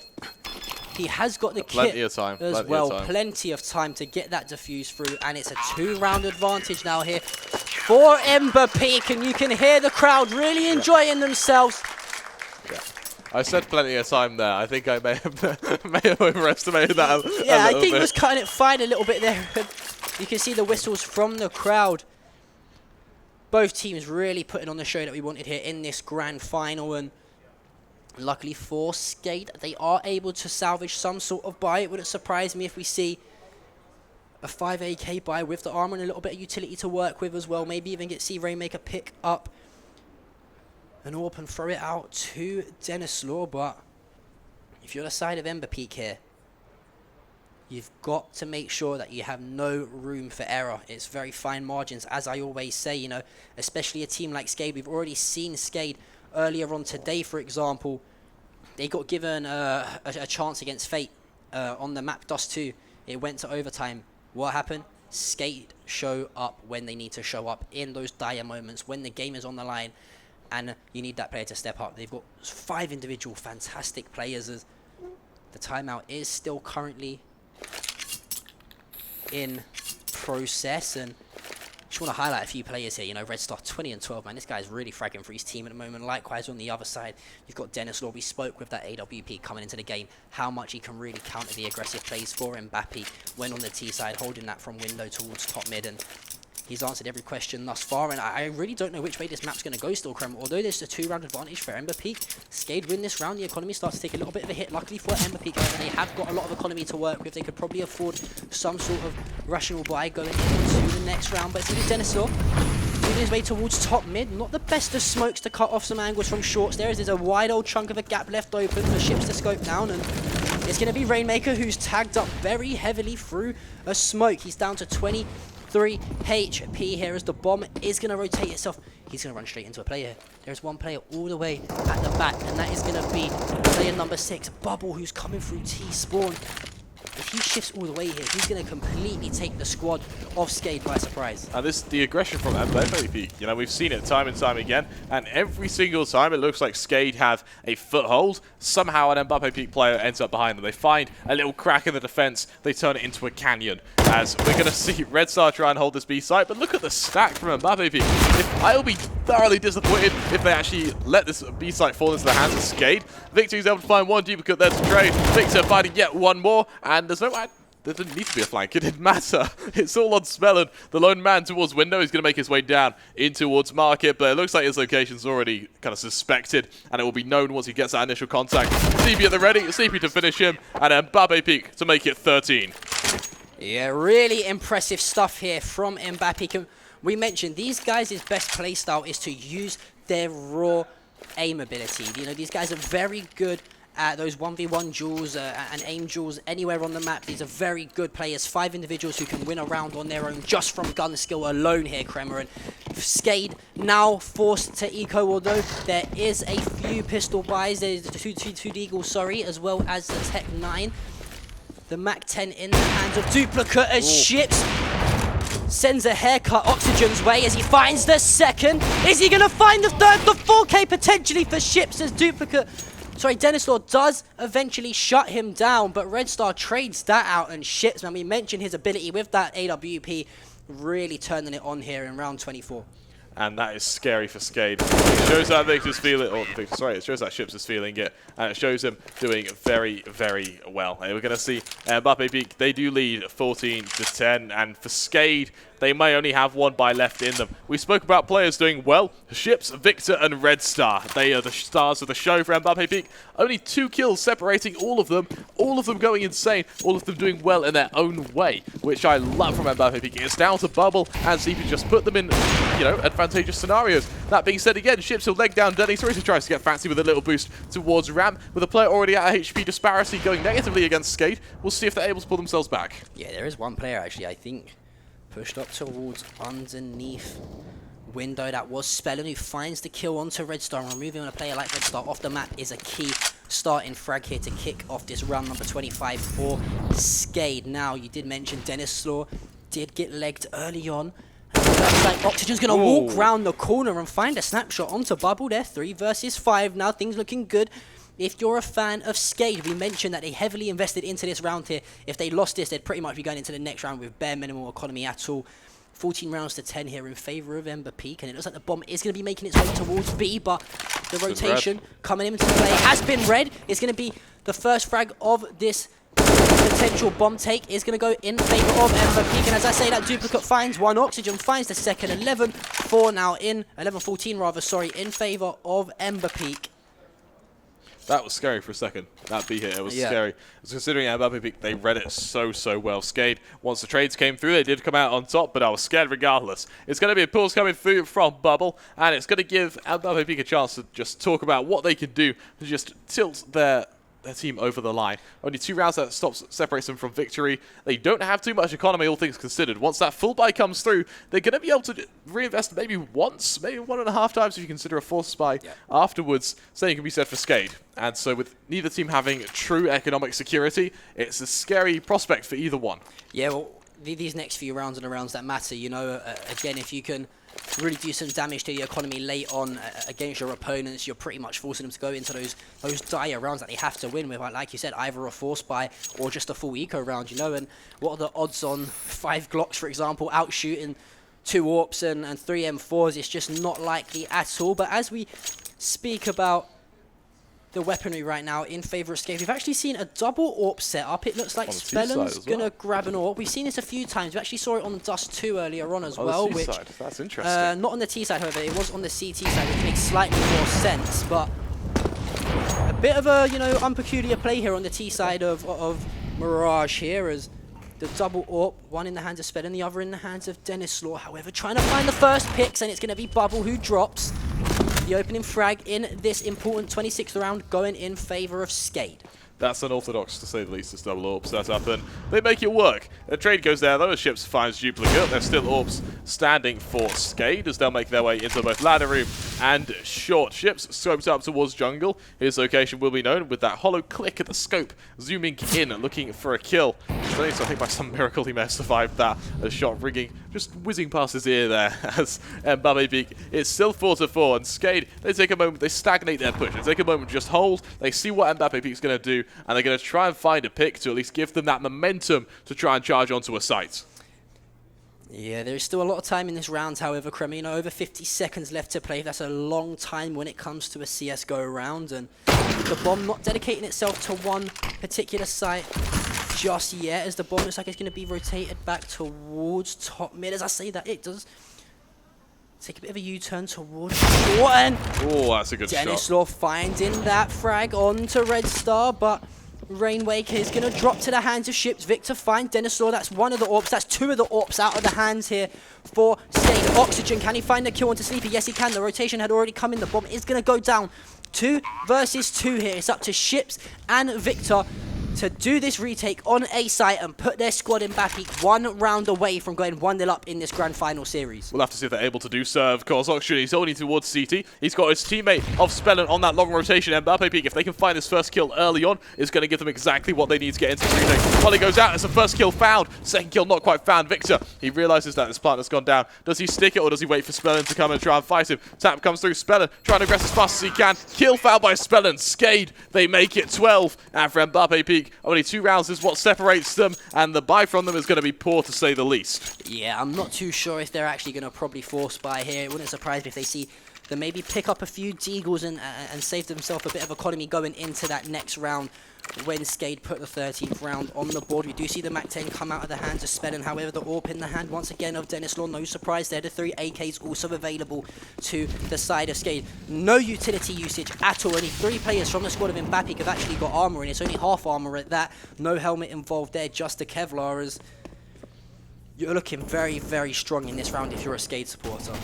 Yeah, without a doubt. And we shouldn't rule these Eagles out just yet, though. We've seen how strong they can be, especially in rounds where you don't expect it. Red Star, he'll find Rainwaker early on, and that's just what we meant. These Eagles, they can be so effective, as we'll see CP as well aggressing in towards Palace. We've got players pretty much around the map from MBAPEEK just aggressing onto Skade. They get that map control, and with Palace control, it allows another rotation to come through towards B, and as this B hold gets stronger and stronger, it's going to be harder and harder for Skade to attack. Denislaw is able to find Red Star, the AK being just dropped early on, as the Eagle of Victor won't be able to ring true. Duplicate able to find him.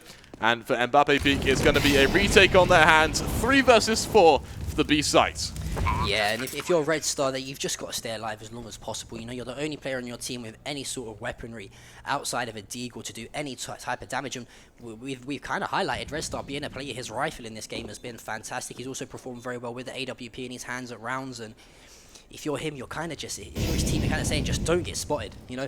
Yep. Try and get as much info as you can. As soon as you see someone, you know, we know that he's going to have the AWP, but as I say, that Bubble finds an exit frag on the Spellen. Can he find the second? Unfortunately, does take Duplicate down to relatively low HP, 21 albeit at that, but he does drop. However, it is going to be a round win for Skade here, as both players on the opposite side of the map. No more exit frags available.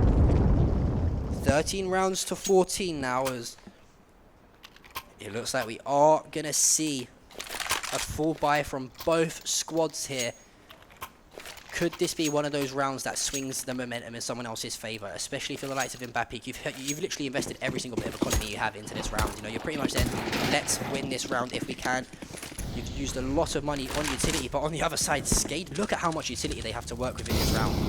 And again, that utility, it might not even matter with Denislaw finding picks like that. Bubble to fall early on. as we're going to see a 4 versus 5 now coming through from MBAPEEK. It's going to be Ships going aggressive towards mid, so it will justify a little bit of rotation to come on through, but Skade with this man advantage, they're able to position players around the map, they're able to just do that bit better as Ships aggressive, finds one, he knows the second is there, Denisaur misses shot for backing on away, as spot-on kill goes through, Red Star fighting Spelled, Oxygen, his nade is going to be what finishes off Ships after he gets tagged on down. It's going to be 3 versus 3 now, and it's going to be a matter of who is able to aggress on one another first. Red Star, he's gone all the way down into underpass there, so he's wary of it. There are players in apps to try and crunch on him.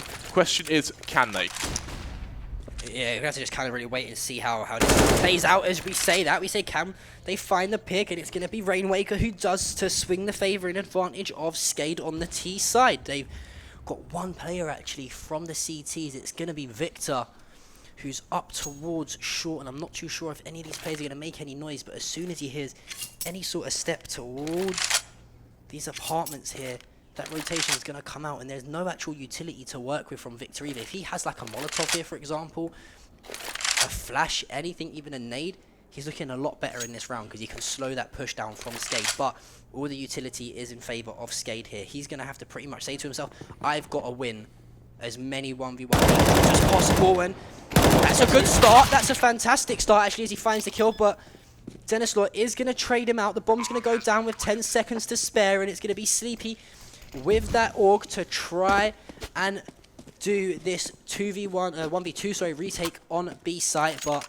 he's got the AWP in hands. Can you see him just trying to save this AWP into the next round? He will definitely try to save it. We look at the economy of MBAPEEK, it is in utter shambles. It's in ruin. And unfortunately for MBAPEEK, with Skade hitting 14 on the back of a bomb plant as well, their investment is going to be strong. Sleepy desperately needs to hold on to this AWP. More importantly, he desperately needs Ships to go huge with it. They do have a loss bonus, but so what avail? Because it's going to put them at around 3k, give or take. That's FAMASs with a bit of utility, but that's not M4s, and AKs are going to destroy that at point-blank stun range.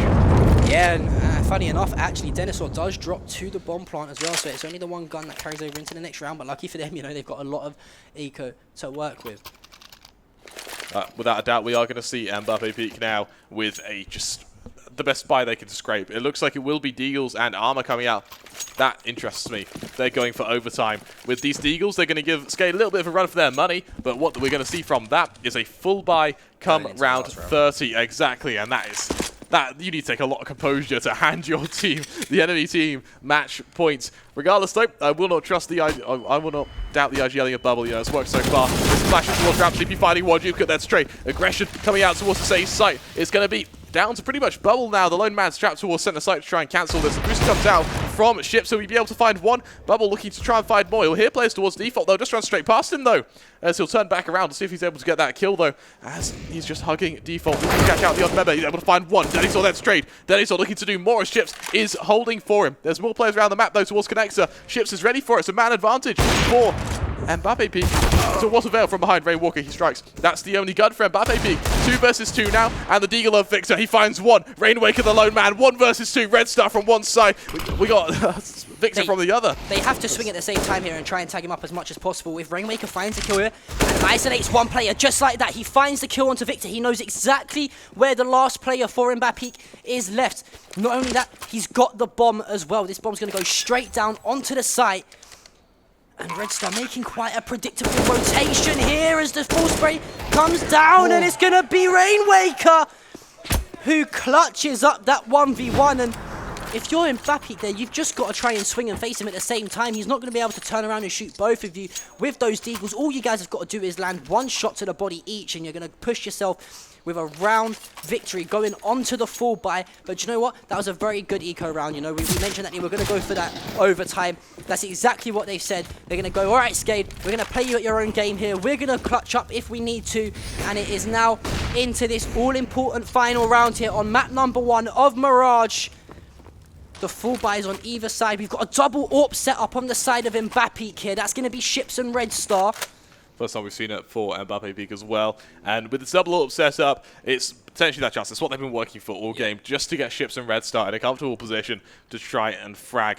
This game, it reeks of overtime. I can absolutely see it happening, especially with this mid-execution coming out. Ships is just going to be ready. A flash is going to go through from his team any second now, and we'll just see a swing. Looks like it might even be a run boost out mid. There it is. The swings wide. Ships cancelling it just like that. That's a lovely shot. Second shot comes on through, both connecting, and that is truly accurate from Ships there. 3 players there from Skade, and they have some hunting to do. And not only that, if you wanted one player to step up when it mattered the most for this MBAPEEK lineup, that was Ships. Bubble finds the kill onto Spellen, and it looks like, ladies and gentlemen, we are heading to overtime here on Mirage in this map number 1, unless Oxygen can pull off a ridiculous play.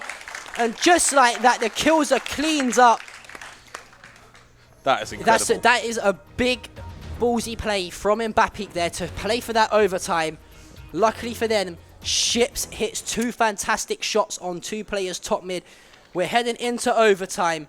Kremer, I've got no idea how this one's going to go. If there was ever a time to kind of rise to the podium and to hit those 2 shots for Ships, that was it. That was phenomenal by him. We're going to see MBAPEEK. They start out 15-15. The double ult setup comes out yet again. Now they have the cash to play with, and it will be just a standard full buy versus another one. Single ult setup from Skade, as you would expect. I don't think they're really going to toy with that double ult setup again, so they didn't really get too much mileage out of it last time. As we see them make their way towards mid. Ships again, same position as before. Let's see how effective it is for him. Yeah, you did mention that double AWP setup, as it is going to be in the hands of Red Star and Ships once again, and he's going to elect to send himself over towards short. Just waiting to see where this bomb is going to make its way towards at the moment. It's just currently sitting around top mid. The bomb is going to be picked back up, and it looks like they've had the call here from Oxygen that they've not heard too much noise over towards A, and there is actually only one player on that A site towards back ticket booth, and that is going to be a Red Star, I believe. Not Red Star, sorry, it's going to be Sleepy with that AUG. And I think they've sold this fake perfectly here, and you see 3 players rotating over towards that B site. There is one sat towards the middle of the map as well in connector, and it's going to be Bubble who finds the first kill on to Rainmaker. And what does that mean? They get the information that they need. There's only one person in apartments. What does that mean? You see the CTs as well flood across the map to find the kill. Sleepy finds one, Duplicate finds the trade out, however. It's a 4 versus 3. Can Dennislaw find the kill? He can't, as Victor picks him up, and the spray down from Bubble finds one. Red Star finds the second. I thought Bubble just hit an insane spray transfer there. I thought it was a spray transfer as well. I say Bubble is feeling himself right now, but insane. I think it was Red Star with the AWP who finds the kill. And look at that, 16-15, and MBAPEEK, they find the first round of overtime. Could it be the start of a spree, or is it going to be just them stagnating a loss in this half? We're going to see a pause come through from Skade just to have a moment to rest, recuperate, talk about what's happened. And I'm glad they called a timeout, because I tell you what, I need a timeout at some point in a minute. As you can just see the communications from both teams going through the ranks there, and no doubt Bubble saying, "Okay, guys, fantastic start to this first round of overtime. Let's carry on that momentum through." And do you know what? I actually really like this double AWP setup at the moment. You know, you've got Ships, someone facing towards the middle of the map that you know is going to probably hit their AWP shots 9 times out of 10. You've got a very second good AWP player in a Red Star who's playing fantastically well with both the AWP, and the rifle of the M4 or the AK, depending on what side that they are on. And I'm waiting to see whether or not that double AWP setup does come out. We're still waiting for Ships to see whether or not he is going to buy a gun this round, or he's getting that cocky. I think it's an AWP that's on the floor, actually. So MBAPEEK, I would thoroughly expect to see another double AWP setup come through for MBAPEEK, as it worked for them before. Why change what isn't broken? As we'll see Skade again with a standard buy of just AKs, some utility to complement it, and AWP to support it. But to what avail will it actually work? We're going to see MBAPEEK now go into the second round of overtime. Will it work for them, or are Skade going to tie things up? Yeah, I mean, if you're a supporter of Skade, you know, you're never going to rule your boys out, because they've done it before in overtime and they can do it again. It really wouldn't surprise you if we see 3 maps full of overtime. That's how evenly matched these 2 teams are, and the bomb is heavily stacked over towards this A site. It is going to be down towards Pit. There is a player already aggressively out towards Palace as well, and you can see 3 players still lurking around this A site. That's one towards Connector. It's going to be Bubble who is in window, and I believe it's Sleepy once again over towards the CT side of things. And there are 2 players towards B, 1 player set towards Van, the other player is going to be short. No doubt that's going to be Ships with that secondary AWP, and you can see, oh, fantastic shot there from Dennis Law. I do believe he legged him through the wall. And I like this from CP. He just repositions. He goes back up onto boost. He realizes he can still be useful. He can still do damage from a head glitch. Ships, he's the first to strike from Connector, finding Rainwaker, doing the damage he can. He will fall to the nades though as he succumbs to that utility damage. It's going to go to 4 versus 4, and worse is still a 4 versus 4 after plant. We're going to see a flank coming through from MBAPEEK, but the same can be said for Skade. One man entering T-Spawn, one man entering CT Spawn, and this is like a team deathmatch right now. Bubble, he knows that his position is known. Pulsing wide, but Speller's going to be ready for him. Duplicate finding Sleepy, and just like that, MBAPEEK, they do not have many men left as Oxygen finds the first. It's all down to Victor. He'll make it one. He'll fall, and Skade ties up 16 to 16. Yeah, and what I really enjoyed there from the play that Skade elected to execute was they found the leg shot onto the player Sleepy towards CT. What happened? They used their utility perfectly. They threw the Molotovs out towards Ticket Box, forcing him to reposition himself. The smokes then come down towards stairs and onto jungle. They forced themselves onto the site, got the bomb down, repositioned it. They knew 2 players were going to be over towards the B-hand side of the map. They checked the flank, they got the kills, and before you know it, they picked themselves up this 16th round here to tie it up in overtime. And the bomb, a very aggressive push towards underpass here. They're going to look to come up from underpass and go towards connector by the sounds of it, as both teams evenly matched here on this Mirage. And as I say that's a huge pick as well, because that's an AWP out of the hands of Ships, one of the most key players here for the squad of MBAPEEK. And now can Victor find one? He can't, and that's Spellum once again. He's going to pick up a 2K, looking for more. Bubble playing this sneaky beaver role here. Can he find the kill behind He needs to do it quick as well. There's a player coming in from Palace behind him. I think the time is going to work out perfectly. As I say that, Bubble finds the kill. There is one player behind him, however, that's going to be Oxygen, but the bomb is going to be towards the stairs just by underpass, and it's going to be put up towards the B side of the map here. Looks like it's going to be pushed towards apartments, and it's a 2 versus 4 situation. The 3 AKs and the AWP in the hands of Skade. You got the AUG and the AWP to work with. As I say that, Red Star drops Spellum with yet another kill. It's going to be Dennis Law cleaning up Sleepy. 17-6 now, or 17-16 rather. Sorry. 17-6. That would be scary. That'd be a scary round, and a very, very tight first overtime thus far. Who do you think's going to take it? I generally really don't know. Yeah, it's so close. And it wouldn't surprise me if we see even potentially a double overtime here come into play. The adjustments, the nuances that come from either team to try and outmaneuver, out-aim one another. It's so subtle, it's almost subliminal. Watching one another just reposition themselves fractionally, and that's what kind of decides the round. We're going to see Chips again go for the early pick, almost finding it from Ramp, and again, that is very, very close. It's very scary. MBAPEEK, again, not losing a round, losing a player just yet, though. And it's only a single setup going through from Skade, but what a shot from Victor there. Just a straight bullet through the smoke, going to find Denny. Saw Rainwaker trading onto CP. 4 versus 4 now. We'll see if MBAPEEK are going to be able to reposition, and it looks like they are going to try and get towards this B site, but I'm at worried because Skade, they've stacked it fairly heavily. Yeah, not only that, you said that you're worried about Skade stacking it heavily. That bomb's actually be rotated through T-Spawn towards apartments or to pit and try and execute an A-site push here. One player, I do believe that's probably going to be Sleepy. Yeah, he's that solo player that's been sent over towards that ticket box every single time. And there is one player, it's going to be Ships. He's moving towards the center of the map, trying to get some info. Duplicate needs to go huge here. He needs to do damage, or he needs to buy some time, because if he can't, MBAPEEK, they're going to find the kill, they're going to get the plant, and it's going to... And in a 4 versus 3 after plant scenario, especially when you've got the man advantage and a good 10 seconds to reposition, I can't see you losing that, especially when you have utility. Duplicate, he just needs 1, maybe 2. Better still if he can just buy some time. That nade goes down. That's a lovely nade onto Victor there. And more importantly, he's just buying time. The rotation comes through. Rainwaker's there to support him. More nade damage being done to Victor. There's no kill found on either side yet. And MBAPEEK, they're starting to make ground. They're starting to push forward towards this site. Can they hold it? One player here. What the player I would like to see is don't go towards connector. I would like to see yourself try to make that boost jump into window and try and catch the player off guard. But what happens? He finds the kill off the site, immediately pre-aims that window behind him. So luckily for him, he did make his way into connector. It's going to be... I'm not sure if that was. I think it might have been Ships towards the center of the map with that AK here as the bomb is planted. It's a 4 versus 3 retake, and Ships has just got to be a nuisance here. He's got to try and make as much noise as possible and panic these players here from Skade. It's up to them to try and set up some sort of retake. However, You know, Rainwaker is down to 41 HP. Duplicate's tagged up a little bit as well as Red Star. Can he find the kill? He does. That's on to Duplicate as Shit finds one, finds two. Can he find the third? It's Bubble who finds the third. And just like that, it's going to be 17 rounds apiece here. That was a solid retake. That was near perfect. First player got the contact, drew the attention away from the other. It was just a 1-2 riposte that just kept on giving. And MBAPEEK, they are doing so well for themselves right now. And they do tie up 17-17. It could go either way. I wouldn't be surprised if we see double overtime. We're playing for double overtime right now. One team needs 2 in a row, or we're going to see that OT2.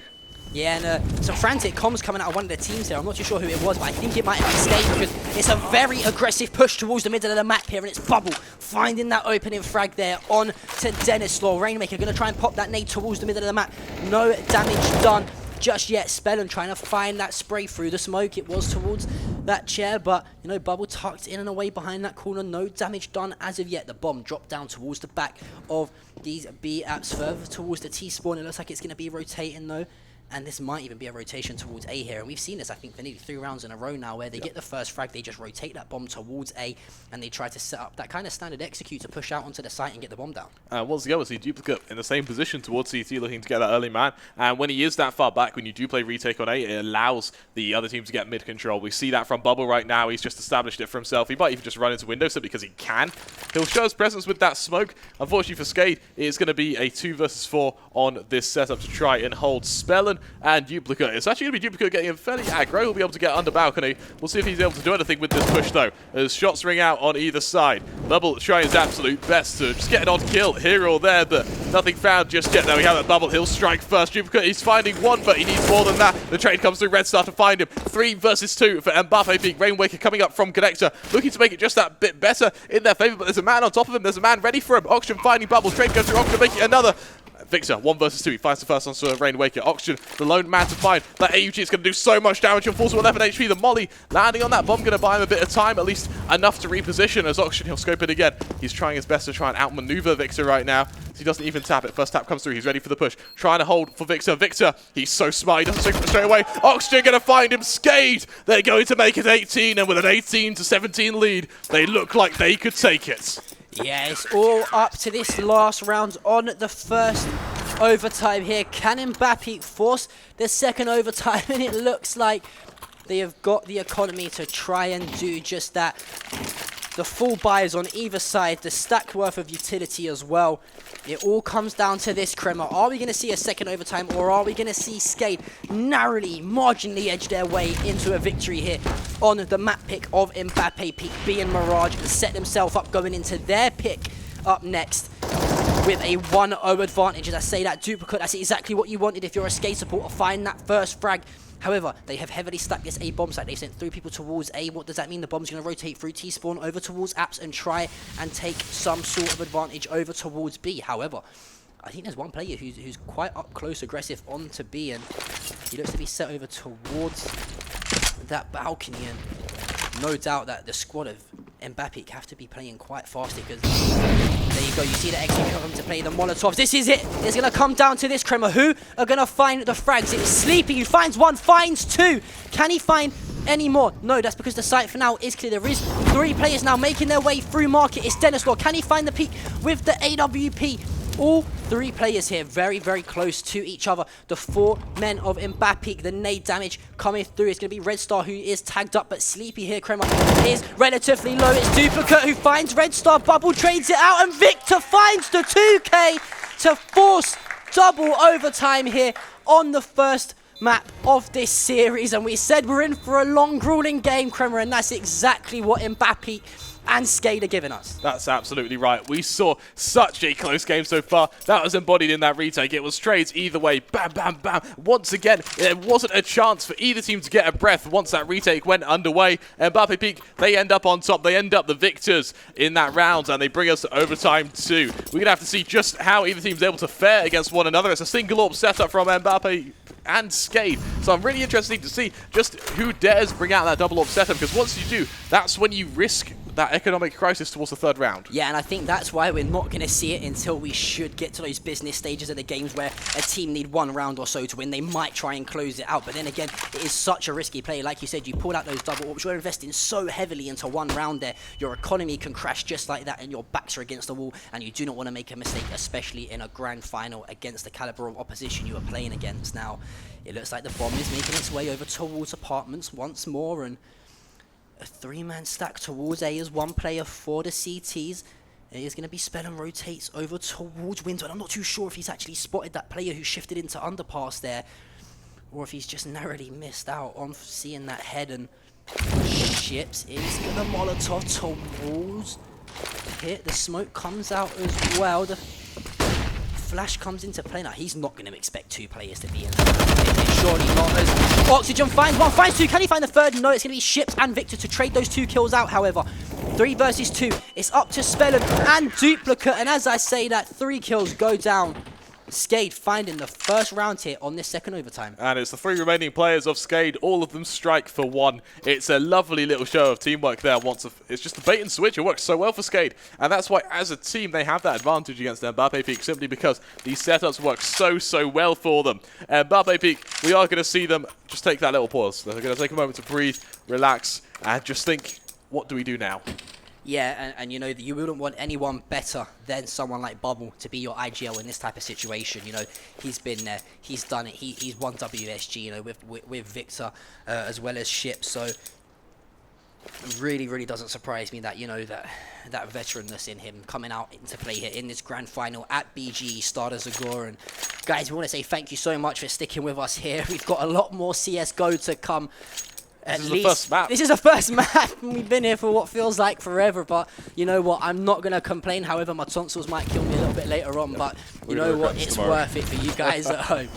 Yeah, without a doubt. And without further ado, on the topic of killing, it's fast and it's aggressive once more from MBAPEEK towards Connector. Ships, he's going to spam up looking for Spellin. Unable to find him. Those will make his way back in towards Window. And I don't think he's expected to be there at all or whatsoever. Towards Connector, Bubble looking to tear Spellin's head. Clean off IGL versus IGL in a raw aim fight. Bubble, he'll come out on top. It's a bad advantage for MBAPEEK. They're going to embed that with Ships finding Rainwaker.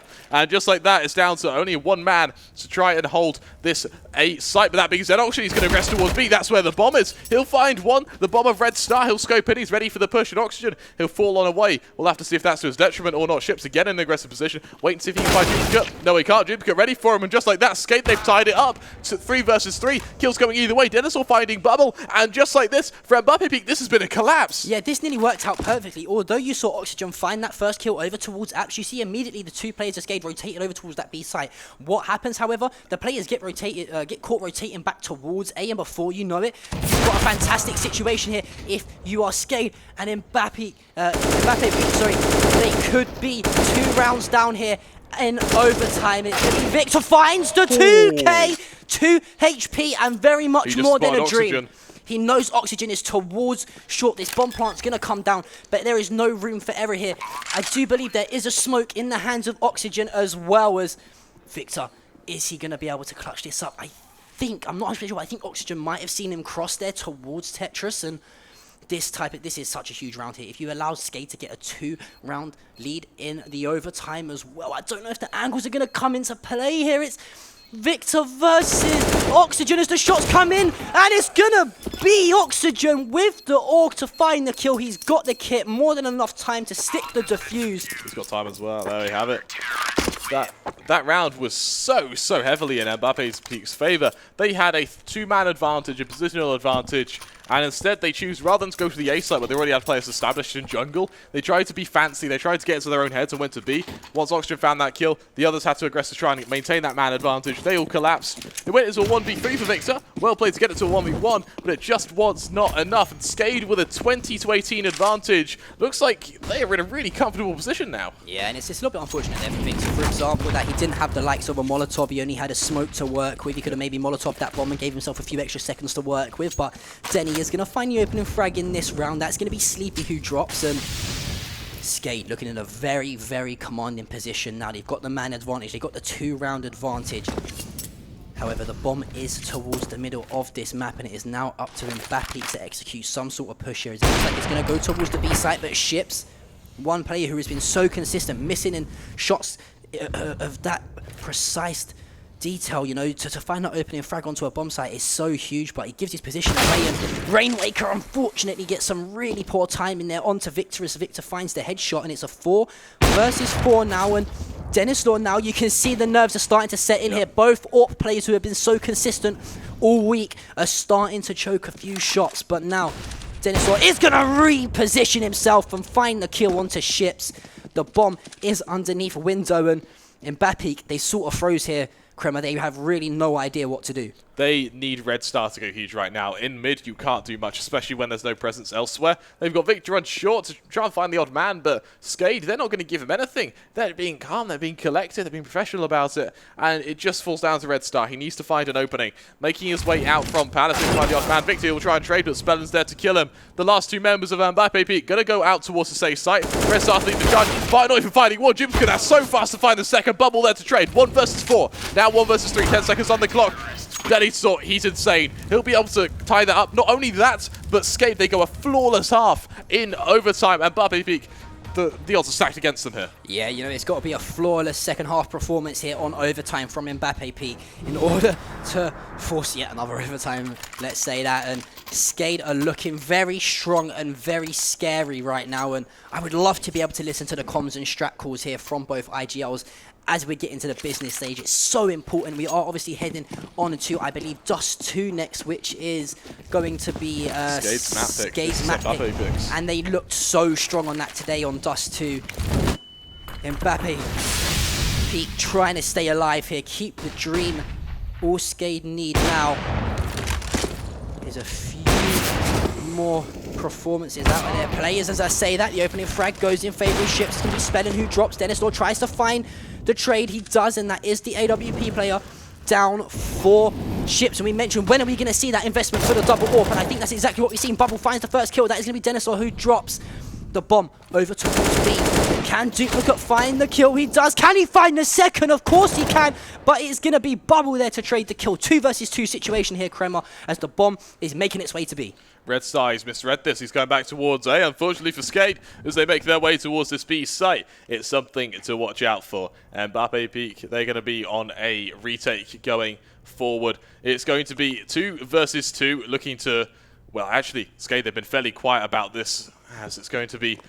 Well, with the slow retake, Skade, they might have to be challenged for this plant. Oxygen, he's in a very up close and personal position. The AWP of Red Star needs to strike true. Probably he's going to take a while to rotate, so they're going to take a moment to gather up in kitchen and go from there. Rainwaker and Oxygen, they're in positions to trade one another. The question is, can they? Oxygen, he's going to hear that initial scope in. Players making their way on forward. Bubble leading that charge. And Oxygen, will he be timing or is he going to find the first kill? Any second now, the swing's going to come through. Oxygen finding the first. It's down to Red Star. He finds the first, switches to the M4, swinging wide. Able to find the second. 1 versus 2 comes through. And MBAPEEK, they're going to make it 19. They still need 2 more to find. And Skade, they get 2 more chances of victory. Yeah, no, just quick correction, guys. We are heading into Inferno next map. Sorry, not Dust 2. That was the series prior to this that we saw. A second Dust 2. The final decider, should we need it, will be on Train. You mentioned, can MBAPEEK find the 2 remaining rounds to force another overtime here, Kremer, on Mirage? And we could be here for a long time should that happen, to say the least. We're going to see another double AWP set up here for MBAPEEK. It worked for them the last round. Can it work this round? The single AWP for Dennis, or the 4 AKs in the hands of Skade. They have got a few rounds to work with here.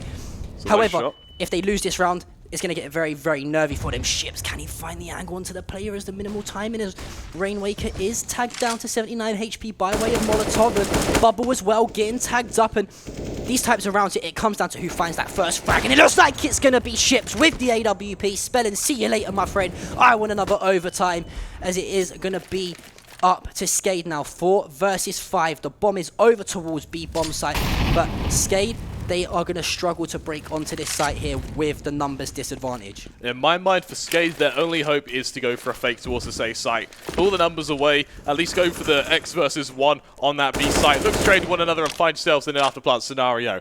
That being said, MBAPEEK, they're holding this default. They've got players spread around the map and they're not looking at budging anytime soon. Skade, they throw some nades towards mid to establish some form of control, some reminiscence of control, but it could just all be a pseudo effect. Bear in mind, they do have a man disparity. Bubble, he's holding towards the top of connection, looking to catch out the odd man, and that doesn't even do that. Duplicate is able to respond. Sleepy now towards Palace. The timing's there. Roxion's able to find him just like that. And MBAPEEK, they go a man down. Ships coming up from from CT. He needs to find something here. He needs to find absolutely anything. Swinging wide on Ticket Booth, able to find the bomb plaza, more importantly, and the second one from Red Star, able to do that bit better. Duplicate, he's able to respond in kind though, as Victor finds Duplicate. Then he saw the AWPer, the star player for Skade, finds himself in a 1 versus 2, going up towards triple boxing to find the odd member.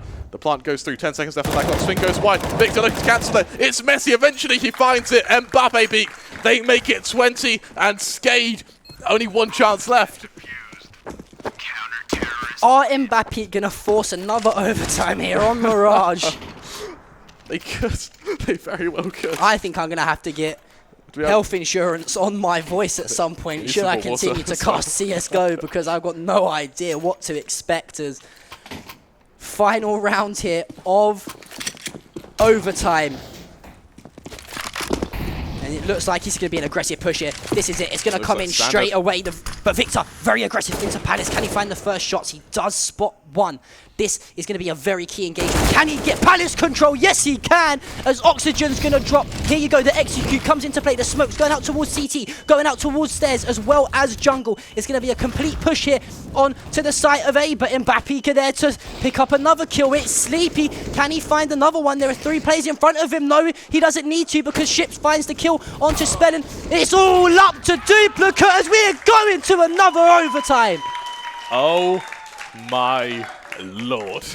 This is some insane CS we have played right now. We've got our first 40 bomb in the form of Victor. 40 kills to 28 deaths. Can he extend it further? We will have to see. We're in double overtime, 21 to 21. Everything is tied up. It's all to play for, and this is just insane right now. CSGO amazes me. CSGO utterly amazes me, Kremer, to say the least. You never know what is going to happen when there are 5 players going up against each other on any of these beautiful maps, and that's why we love the game. We love the unpredictability about it, and it's going to be Ships who can't find the opening frag. However, it's going to be Rainwaker who finds that kill down towards underpass. The bomb is going to push up through towards middle of the map and look to come up towards Victor onto A site. Bubble does tag that player up heavily. However, it is going to be Oxygen, but both players trading around 90 HP each here. As Spellin is going to swing out towards Market. That timing on the player coming from CT, however, very unfortunate as Spellin. Can he find the kill on this player over towards Apartments? It's going to be Red Star who does get flashed, but he has no idea this player is behind him. Can this CT player, I'm not too sure who it is. Oh, it was going to be Sleepy, but he turns away at the last minute as Spellin finds 2. Bubbles there though to trade out. It is 10 HP and a dream as the full squad collapse. Finds 1, can't find the second. However, 3 versus 1 situation. It's up to Sleepy with that org in hand. He's far away, and it's going to be the first round of overtime 3 here, going in favour of Skade. Yeah, and CP is just too far away at the time. He's unable to catch out the odd member, so we are going to see him make his way towards this B site, looking to catch out maybe 1, maybe 2, it won't even do that. Oxygen is able to find him. Skade, they open this overtime, and they've opened every overtime actually with a round. They're going to make it 22 to 21 from MBAPEEK. We're going to see them go into a full buy once more. The double up setup comes through Prevalence. We'll have to see if they're able to find anything though. For Skade, that same buy, that AWP with AKs, the utilities complement it, goes on further. 22 to 21 now, the scoreline. Let's see just what Skade have in store for us on this, what is going to be 44th round. The 44th round of CSGO, and many more to come, to say the least, Kremer. Do you know what? Is my throat hurting? Are my legs hurting? Yes, but do I want to see the exact same on all the remaining maps? Of course I do, as it is going to be Red Star to find the initial frag of this round on to Duplicate. Spellin does trade that out, however, the 2 AWPs, and I like the fact that MBAPEEK sticks to this double AWP setup, and there it is, Red Star finding the kill on to Dennis Law. That was the AWP player for Skade, but Sleepy does drop, however, it's going to be Oxygen who cleans him up. 3 versus 3 here. What a fantastic How do you no-scope describe that? from Ships. Again, it's down to Rainmaker, the lone man, and this is scary for him. 1 versus 3, and we just don't have a clear victor going into this. There's no team that looks that bit better than the other. It's 22 to 22, and it's still just anybody's game. Yeah, you literally, I think, if you asked me at the start of the game, which you did, I said it's going to be a very close series, but I did not expect this one bit. And do you know what? The people in the crowd are loving this. Definitely the people at home watching online are loving it as well. These guys want to see these players play all night. And, you know, the longer the game goes on, a little bit of fatigue comes into play, and that's where you start to see the difference makers turn up for each squad bubble. Can he be a difference maker this round? No, he can't, because it's going to be his teammate Ships who finds the opening frag instead onto Duplicate through that smoke. Dennis Law now trying to scout out towards short, but that player is going to have rotated all the way back towards B site. The bomb is still down towards the top of the map. It's just hanging out in and around that cubby just off top mid. And again, I'm really a huge fan of this double AWP setup. It gives so much control over the map to MBAPEEK. Yep, without a doubt. We're going to see that player trapped towards window as well, and it looks like MBAPEEK, they're ready for it as well. It's going to be Ships holding firm. He knows there's going to be a player coming. He waits for that man who's due for him, as we'll see this push come out towards A. It's silent, but it's a slow and silent push towards the site. Contact not quite made just yet either. 22 to 22 is the tie-up right now. Spellin, he's wary for Ships. He knows he's coming, but he hasn't committed to fighting him just yet. We'll have to see who's able to take it, though, as it's the player in Palace as well. That being in the form of, I believe, that will be Victor, waiting for the push to come on through. Yeah, it is Victor. He's going to be able to hold this. 30 seconds left on that clock. Push ready to come through from Skade. Have they waited too long? That's a whiffed smoke as well. That's going to play into their detriment as kills go either way. Skade find themselves with a man advantage. Actually tied up at least. As Ships into the trade. Finding one. Looking for a second. Not quite finding it as Oxygen's able to find him. 2v2. And it falls all down to Spellin, the IGL of Skade. Yeah, really got to go big for his team here. He's the strat caller for a reason. He knows what to do in a dire situation. Can he do it here? No, he can't, as Bubble finds the kill onto Spellin. 23 to 22 now in favor of MBAPEEK, heading into this next 3 rounds, the second side of overtime here. I tell you what. I don't know what to expect, man. We reduced the format from best of 5 to best of 3. They didn't like that, so just give us 5 maps worth you know anyway. what, guys? Let's just play an extra 15 rounds each game. So Yeah, why not? Give the people what they want and exactly. just look, 43 kills. But you have insane. 2 players for MBAPEEK dropping 40 bombs right now. That is insane. absurd.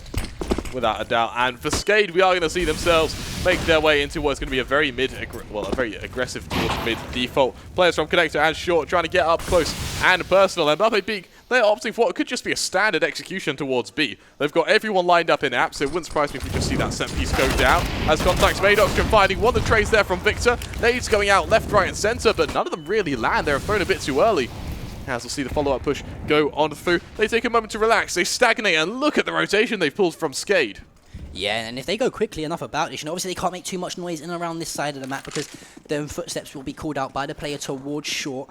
And you're going to see the rotation from the CTs now coming. And I like this, you know, I like this from Skade. They've waited a little bit. They know that this rotation is going to be coming in here. But could we see a potential double fake here as, you know, again, it's been a recurring factor so far this week in this tournament that when the bombs are being faked or rotated, those teams are taking so long on the T side to flood across the map. But I think with how long they're taking here, it might actually play into MBAPEEK's favour. But it's going to be Spellin who finds that opening frag onto Bubble, but Ships is there to trade it out. There are 2 more players towards the CT side of the map here, and if I'm Ships right now, I make as much noise in and around B as I can because that's going to force those players to rotate from CT onto that B site, and that allows your players from Palace to push out. And as I say, that Ships finds the kill on to Duplicate in CT. Both players are split now, but this could play into Skade's favour as Dennis Law finds the shot on to Red Star. Ships all up to Victor, and he is sandwiched between 2 players. He doesn't find the kill. It's Rainwaker there, leveling it up at 23 rounds apiece here.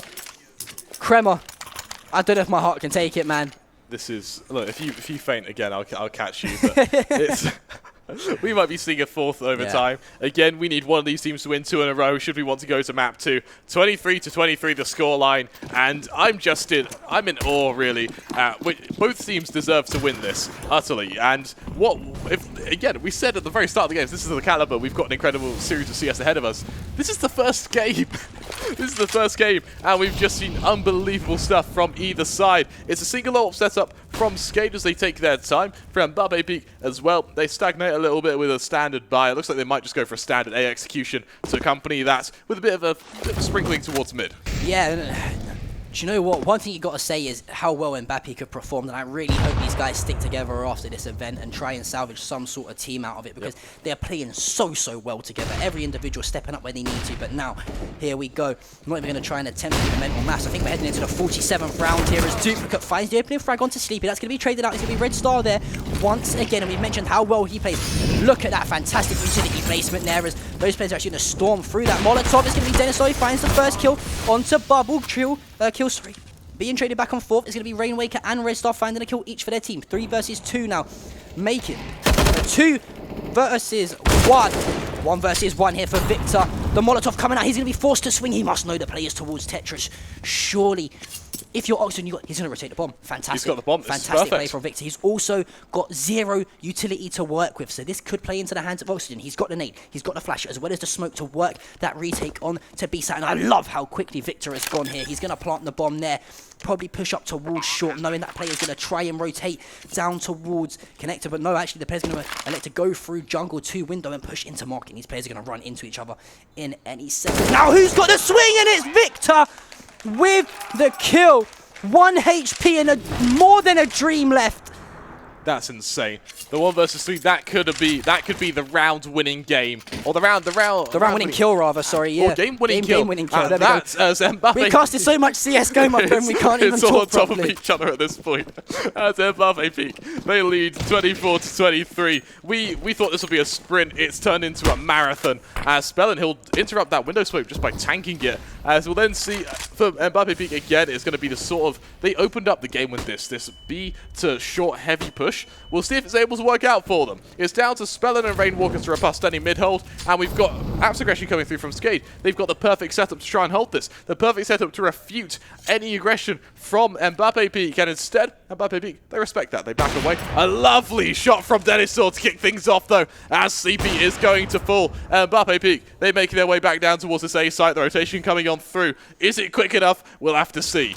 Yeah, and I think the team of Skade already, look, that rotation coming straight from the wall of Skade there. They're going to rotate another player towards CT. They're going to throw a player towards window as well as Duplicate finds the kill onto Ships. It is going to be Victor who swings out of Palace, though he finds the kill onto Duplicate. Now he is in an Angel against that player on site, which is going to be Denisaur. He does drop as Rainwaker is there to help him out. 2 versus 4 here. Are we about to see Skade pull off another clutch victory here for this round and force yet another potential overtime? We'll have to see. It's going to be Red. A lovely shot from Bubble to kick things off, finding Denisaur. That's the Orb falling, and with players pretty much from all angles coming from Kitchen, Apps, and mid. Will Bubble find it inside? Moxie to find Red Star. We're going to overtime number 4.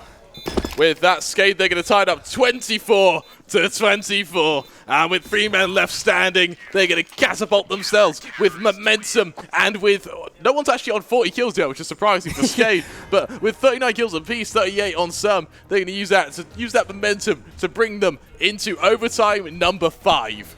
Yeah, I think we're going to start to see a few duvets, blankets and pillows make their way into the auditorium here soon, because we're in it for the long run. We have played 48 insane rounds of CSGO so far, and guess what, ladies and gentlemen? We still got 2 more maps potentially to come. What a fantastic final both Skade and MBAPEEK are putting up for each other, and I just hope they can contain the same caliber of competition throughout the remaining games. Denisaur finds the opening frag onto Bubble. It was actually a second trade, however. Spellin did drop, but Denisaur finding 2 kills. It's going to be Victor who drops. 4 versus 3 now. Ships trying to zoom into that AWP scoped in. Can he find the angles? No, I don't believe he is going to be able to, but the bomb is aggressively pushing up towards B, and you can see here, I think they've made a little bit of noise. The rotation's going to come into play. It's going to be Rainwake who finds the spray down onto Sleepy through that smoke. 2 versus 4 now in favor of Skade here on round number 49, and Denny Slaw finds Red Star, sorry, as it's all up to Ships. He's gonna. That may be a disconnect. I think that was a disconnect. Is the force going to come through? Oh, we've got technical timeouts. What a time to have one. 25-24, Skade lead against MBAPEEK. And with that, we are going to have yet a longer period assigned for this first map. It could have gone either way. It could have gone in either way. Could have gone in either side's favor. And this has just been phenomenal so far. Yeah, it's been a great game of Counter-Strike. I'm not too sure if we're still on the stream or if we've gone to a bit of a break, but either way, I'm going to talk regardless, just to keep the people entertained here in the crowd. And yeah, we've seen some fantastic CSGO play so far, Kremer. It's been absolutely ludicrous what these 10 individuals are doing. We map in and map out round after round, for example, and you know what? I just got to say, how are these guys doing it? I mean, myself, I used to be an ex-competitor in a previous game. It wasn't CSGO, but it was still an FPS, and you know, when my team would come from losers bracket, for example, and reset the bracket in a final, you know, to have to play another best of 5 series from the FPS that I play, I'm feeling fatigued going into that next, you know, that next set of map picks. But these guys are playing the 30th round right now, and they are firing on all cylinders like it's the first. Yeah, without a doubt, and it's just insane to me to see this many, this much skill come forward after so long. Ships again, he finds 2 early kills towards mid, and MBAPEEK, they look like they could bring themselves in to a 25-25 kind of standpoint. And once more, what does Skade do? Only 3 players left, and they've got to get some heroics if they want to pull themselves into this. And what scares me as well, MBAPEEK, they're going to tie it up again, and once more, we might not even see a victor, as Ships, he might get the timing on the player towards stairs here. Instead, he'll be able to shift straight past it. So what avail are things going to work out for them?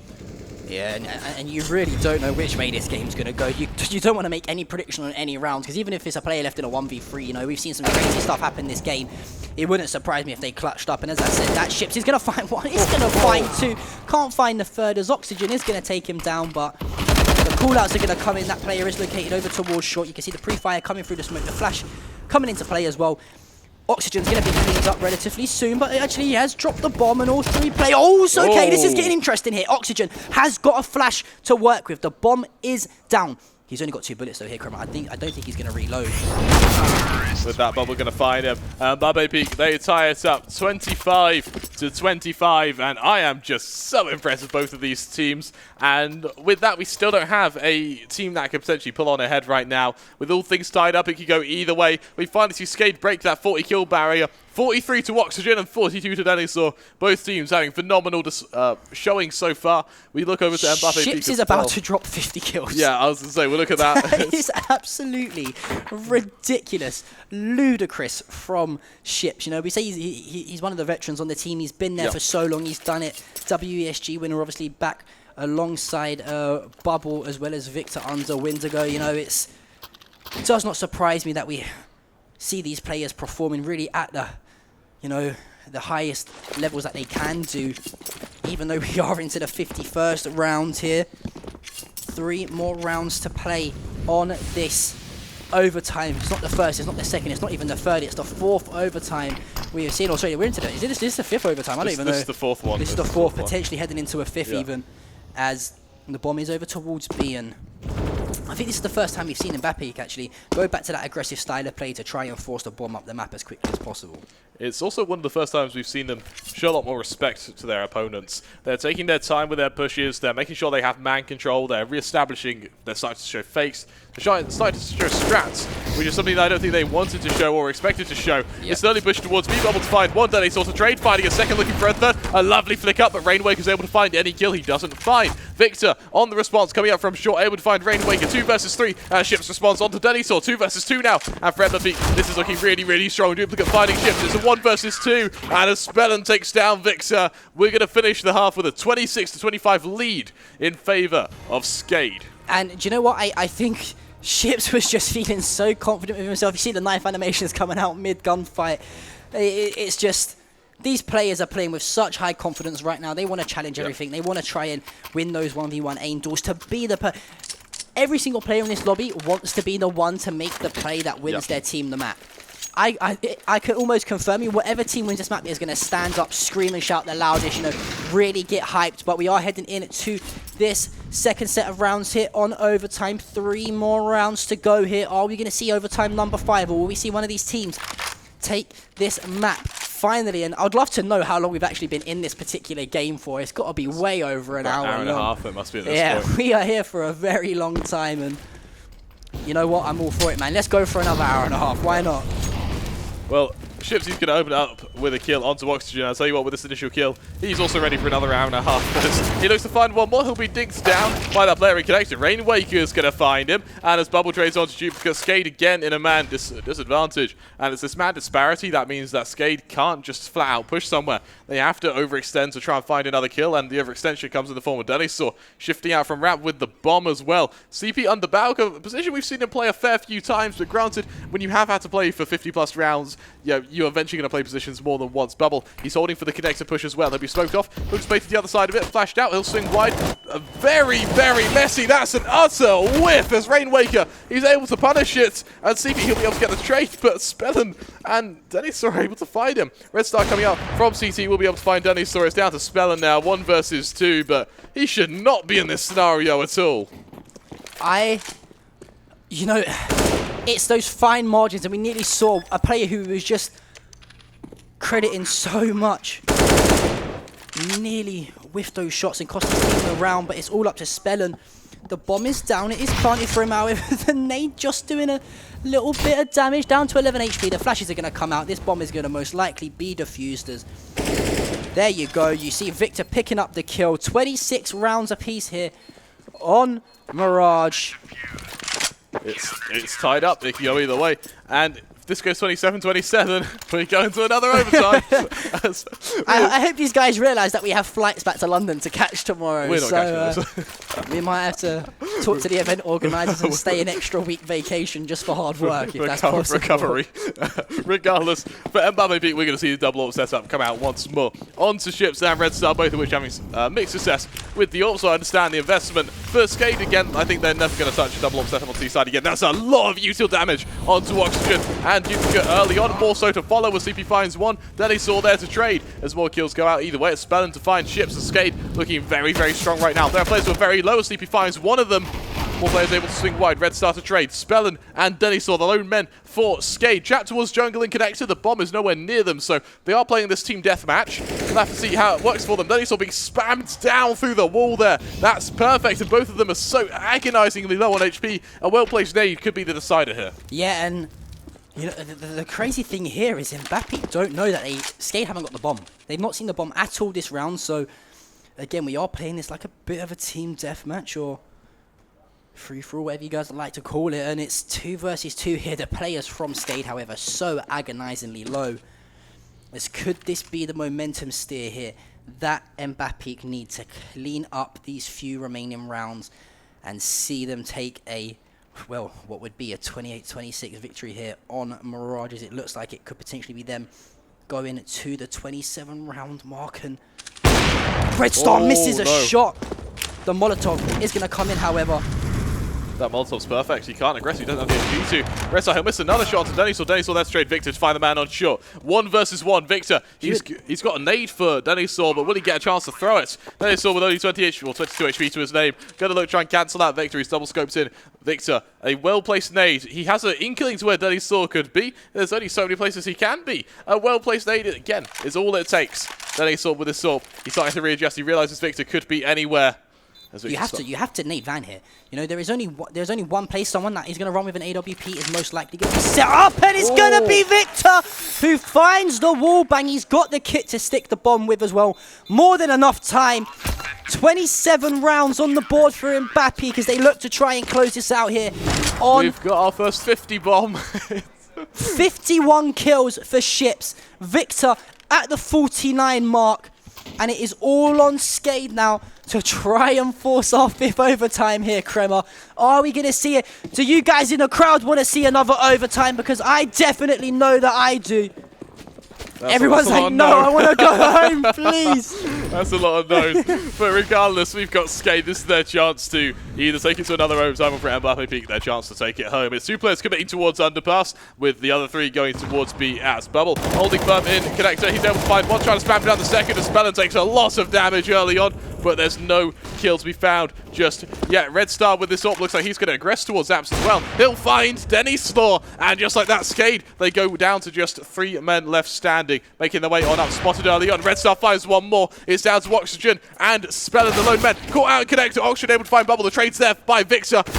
And with that, it's down to Spellin. He finds one, there's 3 left to find. Jumping up from window, spotting the man in connector, taking a lot of damage. He's able to find one more onto Victor. With that, he's only got 40 HP left remaining for him, as he'll make his way down towards CT. And with that, there's no one actually ready to challenge him. There's a player going into Palace, so they're just going to wait for the rotation to come on through. 50 seconds on the clock. He's got the bomb, he's got utility, he's got armor. Spellin in a fairly good position, all things considered. With CP and Red Star, the rotation, they're split apart. If he can find the first kill, he can take the second 1v1, and he could genuinely win this. We will have to see, as he is just going to shift forward onto this A site. Can he find it? We'll have to see. I think he has to use his Molotov here to Molotov off Palace. As soon as that smoke is heard, the rotation is going to come over towards A. That player in Palace is just waiting for his chance to pounce here, and he has got a Molotov to work with. The flash as well. Can he find the kill? And it's going to be MBAPEEK. Sleepy finding the kill. 28 rounds to 26. This is the part where Sleepy just knifes his teammate in the back and says, no, I want to play another overtime, boys. With that, MBAPEEK, they finish the marathon. They take it 28 to 26. What an insane display on Mirage. That was absolutely unbelievable. And with that, me and John, we are desperately in need of a drink of water. So we're going to throw to a quick break before we bring you Game 2 of Inferno.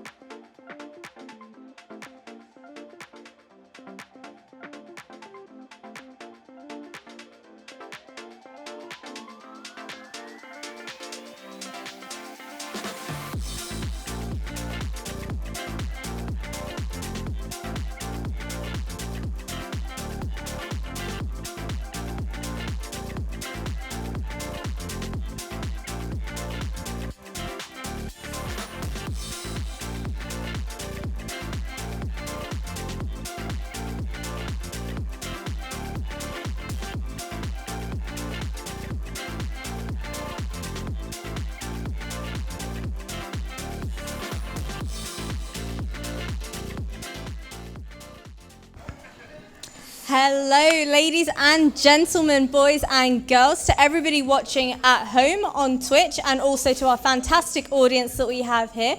Welcome back. I hope you guys enjoyed that very intense game that we just saw there. Guys, I'm absolutely speechless at the result of that game. We went into quad overtime, and it just seemed like it was round for round. Both of these teams putting up an incredible performance here. Any comments or any standout players that you guys want to mention? I think there were just so many that we can't just mention one, like everybody fragging out of their minds. We had Victor and Ships above 50. We had Dennis Law going huge again. We had Rainwaker Oxygen. Like, everybody in the server was so strong. Everybody had their lows. Everybody had their highs. I don't really know what we can break through because there were so many rounds. I think they tried everything on the map. Basically everything. That was this aggression from Dennis Law all the time with Diop towards underpass. He dropped there a couple of times, aggressing towards middle. Oxygen with the really nice setups in B-apps. There was Bubble with a really nice read, by the way. He discovered that when Oxygen on the T side of Skate was in Palace, the round was going to be for A, and when Oxygen wasn't in Palace, they were going to play either a split or towards B. So there were so much things to speak about. You two, I feel so sorry for you. Your voices, your poor voices. How are you both feeling? Are you guys ready to go into the next map? John carried me through that one. It's another day in the office, ain't it? Kind of type of thing. No, yeah, it was. It's a long and grueling task, of course, in CS:GO sometimes, but we love it nevertheless. You know, we live for those crazy moments. We see it, you know, in other tournaments. The likes of ESL, Face It, DreamHacks, etc. We see some nutty overtimes, and I'm just grateful that I've had the chance to cast a ridiculous overtime. For a second, I thought it was going to head into a fifth one. I actually, that game was so long, my mind's so scrambled. I can't remember actually who won the map. I think it was MBAPEEK. Yeah, it was MBAPEEK. Like, it was 26-24, wasn't it? It was 28 to 26. Oh, so in my head, they're still close. playing. In my head, they're still playing the map somewhere on some server. But yeah, it was a really great game. In terms of the question you asked 10 minutes ago, what players stood out for me? You got mentioned the two players that dropped 50 on the squad of MBAPEEK. Ships and Red Star, I believe. Ships and Victor. Ships and Victor, yeah. sorry. But I also thought Red Star did a great job of playing that second AWP player in the overtimes. Yeah. Every time they pulled that strat out, they had to win that round because it was a lot of economy to invest, and every single time they did just that. But obviously, we're now heading on to Inferno. It's a slightly different map from Mirage. Yeah, I really don't know what to expect. How about you, Kremer? Any players that you want to mention? I think it would be Ships. Ships for Yeah. me, he was insane with that AWP. It wasn't any flashy plays that got him far, it's consistent plays. He's always getting that early pick on mid, every now and then he's getting a 2K to accompany it, and you just need a consistent player like that who can constantly get kill after kill, and it just worked in their favour, I think. Absolutely. I'd just like to mention that Skade were actually 10-6 up, and then we took it into quadruple overtime, boys. I feel so sorry. I think it was actually the play call from MBAPEEK in the first place to eco in the 29th round That scared me so much. to play That for was the overtime. insane. And it was probably Bubble at IGL who made that call to eco that round. Yep. It paid out for them. We saw a ridiculous game. Again, I want an actual confirmation as to how long that game lasted. I think it was into near around the 2-hour region. We must have been hitting it. It was, but yeah, it was fantastic. So I just want to mention really quickly, during the initial halftime of the main map series, before all of those crazy overtimes took place, Denny's, he actually had 28 kills during that halftime mark. Do you guys remember how many kills he had by the end of all of those overtimes? That's Take a wild guess. 45.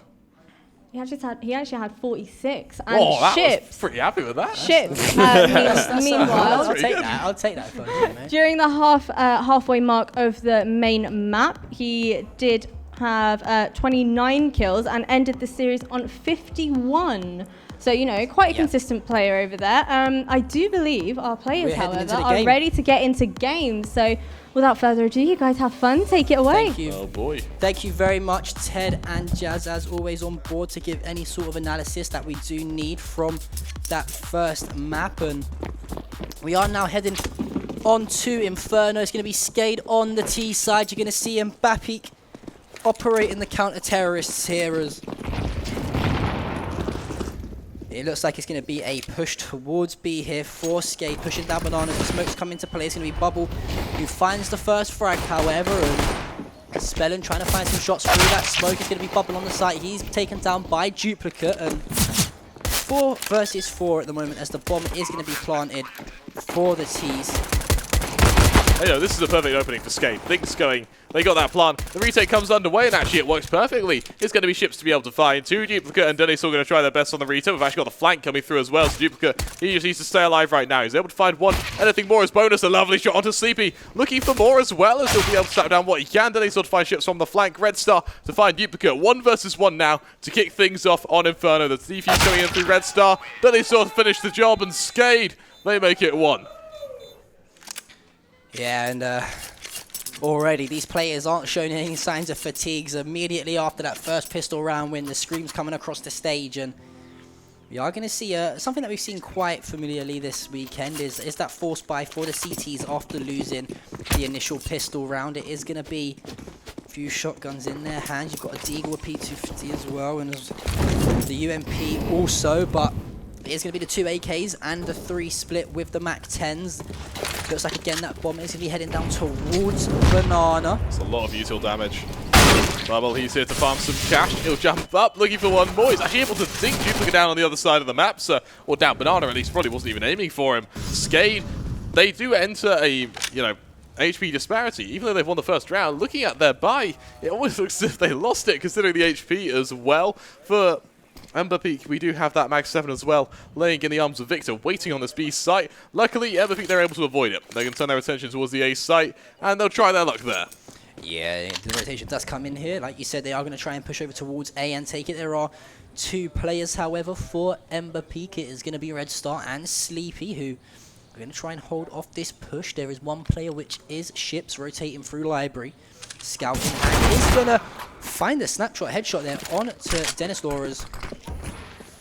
Rainmaker actually finds a team kill, and Sleepy finds the kill on Spellin with the UMP, and a immediate reaction from the players of MBAPEEK there, screaming back at Skade after that initial reaction to the pistol round win. And we're going to head into round number 3 here with, it looks like it'll be some sort of buy out of MBAPEEK here. There is going to be the AK, a reminiscence of a buy. You're going to have the UMP, the FAMAS, as well as that shotgun in the hands of Bubble.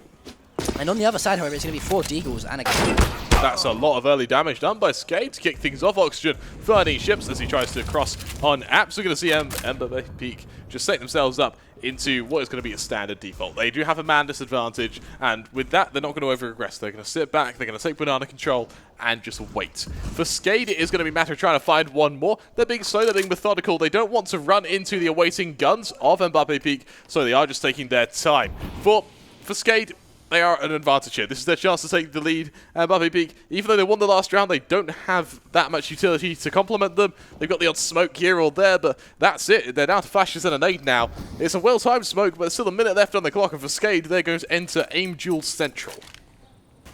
Yes, MBAPEEK now still trying to hold both bomb sites if possible. 2 players push really far up towards Banana, and this bomb is kind of stuck in and around these T stairs here for Skade. Not too much movement going on right now as are into the later stage of this round. And as I say, that Dennis finds the first onto Victor. His teammate is going to be there to offer the support, but Dennis finds the 2K. It's going to be Bubble. He finds the shots onto Duplicate. 4 versus 2. Now the smoke's going out towards CT. And it really wouldn't surprise me if you see these 2 CT players try and save here. They've got the AK, they've got a UMP in the hand. They don't want to lose any of these weapons going into the next rounds, and not a lot of economy should they do so. On top of that, they do have that kit and utility as well, so it could help anything in terms of a save coming from the, or at least in terms of a push with the pistols on the players that have died here. So they really should save here, and if they can mitigate any damage they take as well, that would be even better. I don't think they can justify going for Exis just yet, and Skade, they win that round, but kind of by a hair's breadth, because a lot of them, they took a substantial amount of damage there. Yeah, I mean, if the squad of MBAPEEK did elect to try and push onto that site and they found those kills that were low HP, the round's a different story, but luckily those Deagles do work, and the players from Skade do pick up a very nice round win there. They only had the glue in hands with the 4 Deagles at the start, so a very nice, bit of use for the economy there, as you can see immediately. All players now are going to probably elect to full spy once again, get the guns back in the hands of Galil with FAMAS 2, an AK and an M4, as well as the FAMAS in the hands of Rainmaker. 2-1 now for Skade, and we are waiting to see how this game pans out. And already this has got the signs in the early stages, like the last map did. Very evenly contested. It is going to be Oxygen, who's tagged up by Bubble towards Banana with that FAMAS. Once again, we are going to see Skade making their way up towards mid. Going for that early control towards Zayas. For them, they do have utility. They've got guns that can take these long-range fights. Around MBAPEEK, we do see the UMPs come through. We see the SMGs. They need these point-blank duels. And for CP, he'll be given one. The contact is made, and then he saw that's Messi, and now CP's actually able to find him. Red's not finding one of his own, and the push comes through the smoke as Oxygen. He'll tag players up with a scout. Bubble, who's finished the job, as Bubble able to find one more. It's down to duplicate. Bubble going to go huge, and MBAPEEK, they'll tie things up 2-2. Yeah. Sorry, to cut you off. No, I tell you what, John, we might end up seeing another overtime. I'm not sure if you're ready for this one, but I don't know, dude. My knees weak, arms are heavy.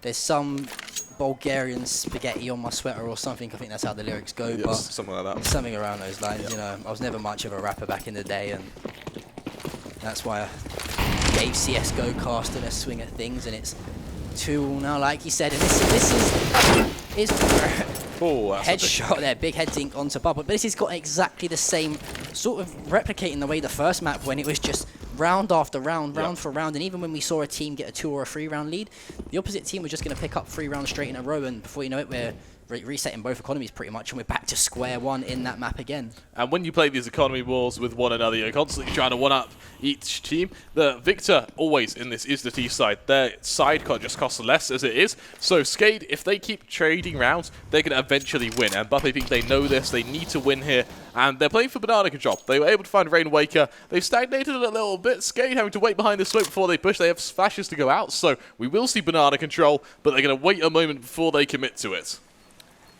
Yeah, and it's one of those situations where, are they going to wait a little too long? But lucky for them, you know, there is still 2 CT players, and let's just say Dinosaur's done fantastic to eliminate 2 CT players in a 3 versus 1 on A site, and it's now all up to Red Star and Victor. That's clean. That's fantastic teamwork there from the squad of MBAPEEK. That's solid. That's solid from them. Yeah, it's great communication as well, to be honest with you, because you know, they set the crossfire up perfectly. They was at a numbers disadvantage, however, but finding that opening frag as Skade was trying to enter that bomb site, it puts them at a fantastic advantage. You know, the snapshots here. And again, I just want to say, I think it was Dinosaur who found 2 kills onto CT players on the opposite side of the map. But unfortunately, those kills pretty much go into waste here. It is going to be a full eco for Skade here. Just the pistols in hand as Rainwaker does try to tag one up. It's actually going to be Spellin who finds the kill onto Ships. Sleepy now with the organ hand. And now, for a moment, for MBAPEEK. They've got that man. They've lost a man already. And that's concerning, bear in mind the buy they have for Skade. It's an eco. Every bit, they're going for damage here. They're not going for a round win. And this is really going to play into their detriment if MBAPEEK aren't careful. Once again, we're going to see Skade setting up towards the bottom of Banana. These Banana pushes, they seem to favour, especially when they play at contact. For MBAPEEK, it's a matter of can they hold it. And with players with limited utility, it's going to be questionable of whether or not they're going to be able to or not, as Skade make their way towards the top of Banana. They've got just enough utility for an execution, as the set piece will go on down. Let's see how MBAPEEK react. Well, they react fast, and they react hard. Victor, he's going to line up 3 instantly with the assistance of his teammate. There's the 3rd of the round, his 4th of the round, and with that, it's a clean-up crew from MBAPEEK. Yeah, fantastic shots from Victor. Really great recoil control with that M4, and we do see 2 rounds now. A little bit of daylight, should you say it here, on Inferno, but you know, we saw that a few times on the Mirage, and we all know how that one turned out. So the AWP's going to be in the hands of Ships, yet no AWP available for Dennis Law. The economy not good enough, so he's going to pick himself up an AK along with 4 of his teammates doing exactly that. You know, the AUG again in the hands of Sleepy, and he's actually elected to pick this AUG up for the majority of the games I've seen him play. I don't know if it's just his preferred gun. He likes the ability to switch between scope and hip fire, for example, but you know, if it's working for you, why not? Why change it? You don't need to change anything that is broken. Spellin now pushed up in towards apartment buildings. That is going to be 2 there, actually. He's going to be joined by Rainwaker. And We'll have to wait and see what sort of bomb site. Did he leg down Denisaur while completely blind there? That's a lovely opening. If he can spam through that wall again, not quite finding the man boosted up, it'll take a little bit of damage for his woes, but instead, it'll just call for a rotation. Skade, that smoke definitely wasn't what they were aiming for right now, so they're going to have to watch out. And MBAPEEK, they are spread out around the map, and for Skade, they were looking for that man advantage, you couldn't quite find it. And now they have to take a moment to stagnate. They head back down towards the A site. There's a chance to potentially open it up. Let's see how MBAPEEK respond to the push coming their way. They've got 3 men on the site. They've got a little bit of utility to spare. 40 seconds left on the clock. Let's see what they're due. Yeah, it looks like it is going to be a attempted A take here for the squad of Skade, and Spellen now just scouting in around Arches and Library to get some sort of information, but that one player who was around Library is actually rotated through CT over towards the B side. It's going to be all up to Sleepy and Red Star. Red Star does find one. Rainwaker to trade it out. Victor finds the second, but again, Rainwaker there as the cleanup squad to find the 2K, and just like that, it's all up to Bubble and Ships now. Those are some solid trades from Skade there. The second early kill was found, bam, they were there like that to just trade one another to make sure that things stay in their advantage. We've got Bubble and Ships alone now, 2 versus 3, and it wouldn't surprise me if they just back away and opt to save. I say that as Denisaur falls. That could kickstart a retake, but Ships, he's all the way back at B site. He's going to be saving regardless. I think for Bubble, it's just going to be a matter of trying to do damage where he can. Yeah, and not only that, he's just going to try and keep them near this site as much as possible. Maybe try to take one out when the bomb detonates as well and find an exit frag. But he's going to actually rotate through CT and away from that bomb site. I like that there, you know, I like that from Bubble. He pushes onto the site, scouts out a little bit of information, finds one exit frag, and, you know, rotates to see another day. And he's still got the AWP in the hands of Ships, and that is so vital, especially on CT side as well. He's been playing fantastically well. At the moment, he is facing towards Banana. It wouldn't surprise me if we see him, you know, maybe shift over towards mid. Should Denisaur get that AWP in his hand, and they might face each other. We've been waiting to see that for ages, and here it is again, the double AWP setup. There's going to be one person probably going towards mid, which looks like it's going to be Red Star. And it looks like we are going to see the AWP in the hands of Ships towards Banana. And there it is. Bubble finds the first shots, but it's going to be Ships who cleans him up with the AWP. That's Duplicate who falls.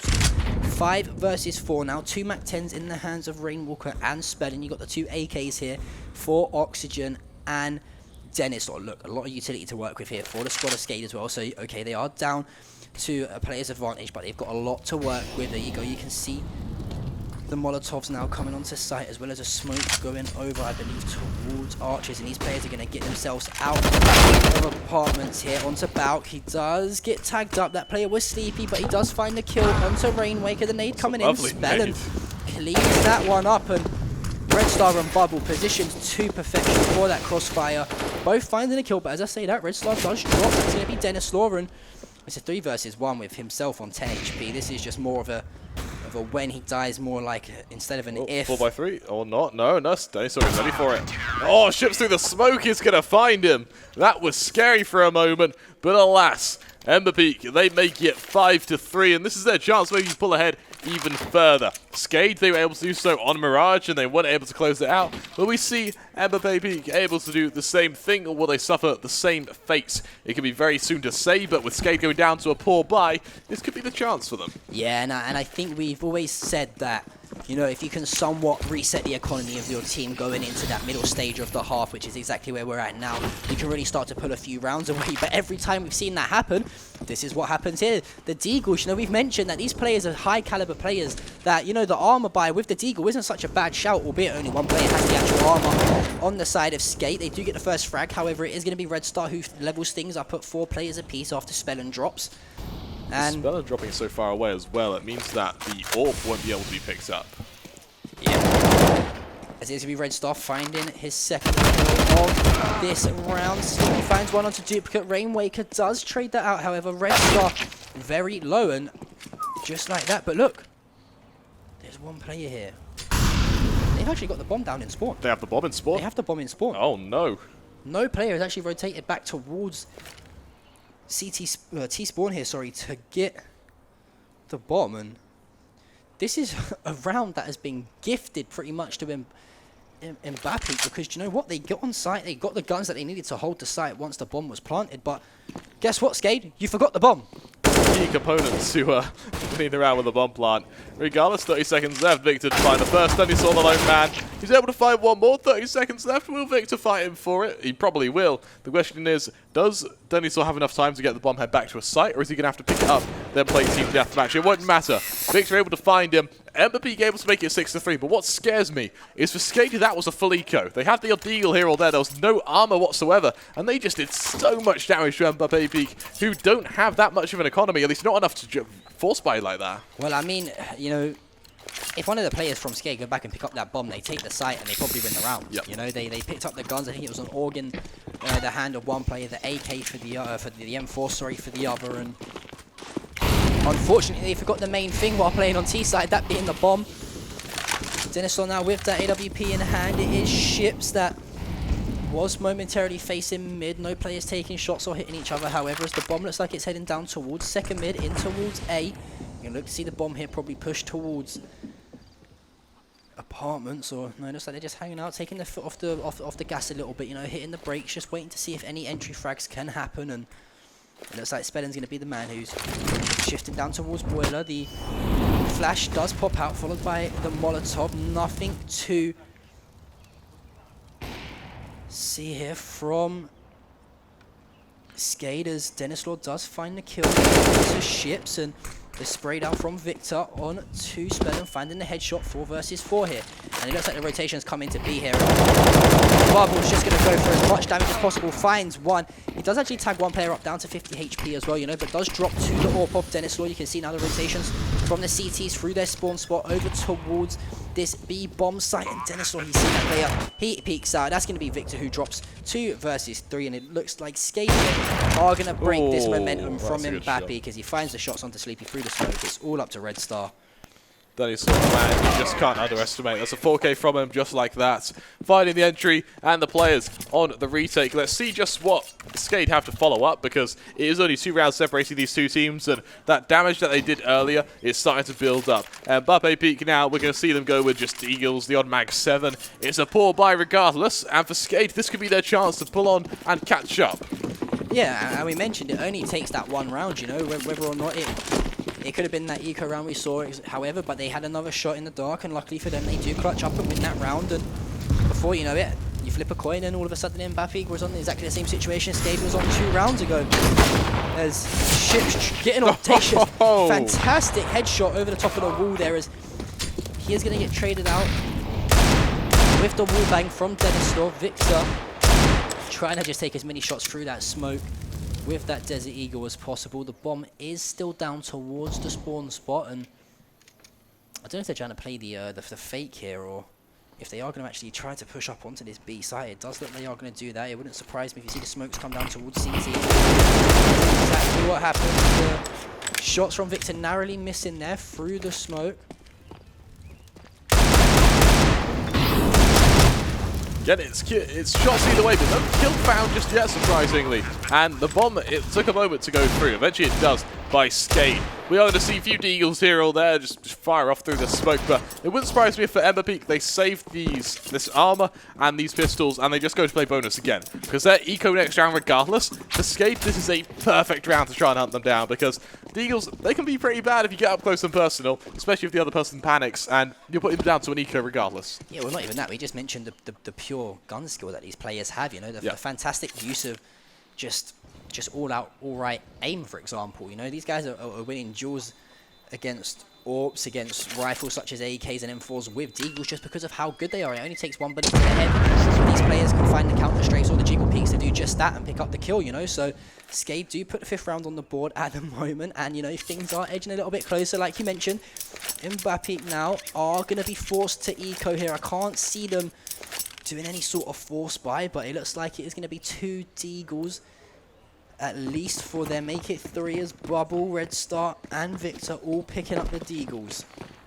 So they make their way down towards what is going to be a poor buy for MBAPEEK. For Skade, we are going to see what is going to be a full buy come out. It's utility round the board, a AWP, AKs to support it. Bubble goes for a cheeky peek, not able to find anyone. He's going to re-aggress, actually find a duplicate doing more damage to Oxygen. And just like that, he goes from quiet to deadly, as he'll find one do damage to another, and he'll stagnate any push from Skade. We see them back on away. It's aggression towards apps from MBAPEEK, and They won't find anything though. More importantly, as they go down mid, they're going to be able to catch players out in rotation. This could be a trap towards Skade. They need to be very careful. Rainwaker, he needs to go huge right now, or it's just going to be an utter collapse. Will be digged down early on. The trade is there, and just like that, Skade are trapped in Banana. 3 versus 3 now. You mentioned that they're trapped in Banana, and if you're MBAPEEK, you've got exactly where you want Skade right now, you know. And as I say that, however, Denislaw finds one, but Victor is there, and he couldn't have done something better there. Picks up that AK instantly, you know. Has got that AK to work with now. Finds some shots onto Red Star as he crosses. Only tags him up for 10 HP. Here's the bomb go down. Narrowly missing out, but finds a shot onto Spellen. 2 versus 1. He finds the first. Denislaw somehow staying alive. The flash is going to come out. He's going to no-scope him. He's going to no-scope him. 100% he no-scopes him here. I'm calling it early on. As Red Star finding the kill with the Deagle. That's scary. Plenty of time to defuse. MBAPEEK, off the backs of saved guns and an eco, are able to make it 7 as they lead 7-5 against Skade. You hear that whistle? That is the team that's happy they won that round. That's the team that's confident to take a victory in this first half. Well, you literally just heard Red Star instantly, as soon as he clutches that 1v1, screaming at the top of his lungs, really hyping himself up. And 7 rounds to 5 now, as we're into these final 3 rounds on the first half here of Inferno. Heading into this one, though, I mean, you know, people talk most of the time where you're learning Inferno, for example, not at the highest level, that it is a map that the majority of the time is somewhat considered quite heavily CT favoured. You know, you've got the likes of Banana you can hold with an AWP, as well as facing mid with an AWP. It's very hard to break onto a bomb site and take hold of sometimes. However, when you're playing at that much higher level and you've got these pro teams that can execute those pushes and takes onto a bomb so well, it really becomes quite an even playing field. And a team like Skate, you know, they go in at the half around 9-6, you know, anywhere around that sort of region, even maybe a 7-8. You're looking pretty much in a good way. Either of these teams, you know, 1 or 2 rounds down, not to worry. You go into the next half, you win the pistol round, win the force round, or even the full buy on the 3rd, and you're pretty much at a level game again. Yep, without a doubt. And as that pause comes back through, for MBAPEEK, this will be their chance to just pull on ahead. You mentioned it with the force bias coming through and the subsequent ecos to follow. Yeah. This round is so important because both teams, that prospect of being reset comes through prevalent. And look how aggressive we got ships going down mid, ready for the second mid peak. He'll just miss it. That first player jumped across, pulled his crosshair away. He's going to re-aggress. God, the aggression is unbelievable. That he's able to trade, but Red Star, he's got that ult picked up just like that, and he's ready to hold. He's ready to hold this angle. He's ready for players to swing into him. Skade finding themselves in a 4 versus 4 because the full rotations come through towards the A site from MBAPEEK. They take their time. They risk the stack, and it's going to work. It's going to work perfectly right now. It's going to be a first kill found by Bubble. Duplicate there to trade, and now the commitment comes through. Short control established. Players going towards this site. Let's see how MBAPEEK hold. Trying to hold that site is exactly what they're going to do. As Duplicate finds one. Rainwaker finds the kill on to Red Star. Now it's all up to Victor, but Oxygen hasn't seen him. He's got to play this so carefully. Finds the first. He knows there's going to be one player towards pit and there's another person close to him. He has got the smoke and the flash to work with, however. And is he going to, I think what he's going to do is smoke off behind him so he knows that he's got some cover as okay. Oh, nearly the spray transition there on to Rainwaker, but Rainwaker ice in his veins. That was so close. You know, I think we're talking millimeters away from him. If he aims slightly higher, he probably finds that recoil pull down and picks up that kill. But Skade now, 17 kills already. That's inside insane. 14 rounds for Denislaw. He is fragging out of his mind at the moment, and you are going to see now somewhat of a force buy come through from MBAPEEK here. You've got the 2 Deagles as well as the FAMAS and the M4 in the CT's hands, and just like that, it's going to be a nade stack towards Banana, and that's going to be Oxygen who takes out Bubble. Now, all up to Victor, alone on B site, is going to head over towards Emo. He has got the M4 to work with, however, no utility in his back pocket, though. Has got that full armor buy, however, and you can see already these CTs have rotated. If you're Skade here, you must have predicted this. You know that they're going to have slightly a bit of a weak buy, so they're going to have to force themselves to rotate to a bomb site as soon as there's that initial contact, and if you're Skade, you probably rotate through the middle of the map and you get a free plant on A. Without a doubt. And for Skade, we're going to see them set up for a standard take towards B. And what I like is they took a moment to hold their push. Whether or not it's worked for the better or worse, we'll have to see, because MBAPEEK, they haven't been sold the double fake. They've just sat back, they've stacked B, they've risked the gamble stack. If it's not B, then they save on B, so they have no reason to push. Another CT swing goes down, now the full push comes through. Now the swing comes through. MBAPEEK, they have got to hold this. Contact made early on, shots on either side. It's going to be CP to find the first kill, trades either way, and with the M4 of Victor falling, this round looks like it will be a collapse for MBAPEEK unless Red Star can come through with some absolute heroics. Trying to cancel the plant, Rainwaker's to find him. It's all on Sleepy, he'll be taken down. Skade, they tie us up 7-7. Yeah, and what looked like a few rounds ago, MBAPEEK maybe resetting the economy of Skade. You flipped the coin on its head, and all of a sudden the economy gets reset for MBAPEEK, and we're going into this last round here with what looks like it should be a fairly comfortable round for Skade to take home. You know, they've got the full buy, the whole utility in their back pocket, as well as the armor, and it's going to be a full buy of Deagles, bar Sleepy here, who picks up the UMP. They've got the flashes to work with, however, so it wouldn't surprise me if we see some sort of aggressive hold from MBAPEEK here on the CT side. But you know what, we've already mentioned it. You know, they're not going to really worry about if they go in at half-time 8-7. It's still very easy. They win the next few rounds, and before you know it, they're pretty much chilling, you know, and it's pretty much an even game once again. So, what concerns me is for MBAPEEK, we haven't really seen a buy from them. We've seen like 1 or 2 buy rounds out of 15. It's almost like they've spent the whole game on Deagles because they're so confident about aggressing and they're so confident about taking Angels with it. They don't eco, and you know, that plays to their effect. You know, they've got 7 rounds, but it also plays into their detriment in the sense that we don't get to see full buys from them. As right now, again, it's probably has to aggress with Mr. Eagle, unable to find him. He's got the assistance of ships to try and trade some players down, but Duplicate, he'll survive yet again, and Skade, with a man advantage, make their way towards this B site. The full execute now coming on to B, the smokes, the stuns all coming into play as Ships finds one, can't find the second, however it's going to be Duplicate and Dennis Law combining for 2 kills, and just like that, it's all up to Sleepy. You know, it's the final round, he's going to try and go and find a few frags just to boost the stats a little bit if he can, but it is going to be Skade going in at half-time here, Kremmer. 8 rounds to 7, just the 1 round advantage, but you know, it's exactly the same as the first map here. It's so close. Really a few minor individual errors, or not really individual errors, but just stuff that comes down to like timing, for example, that are keeping these rounds so close.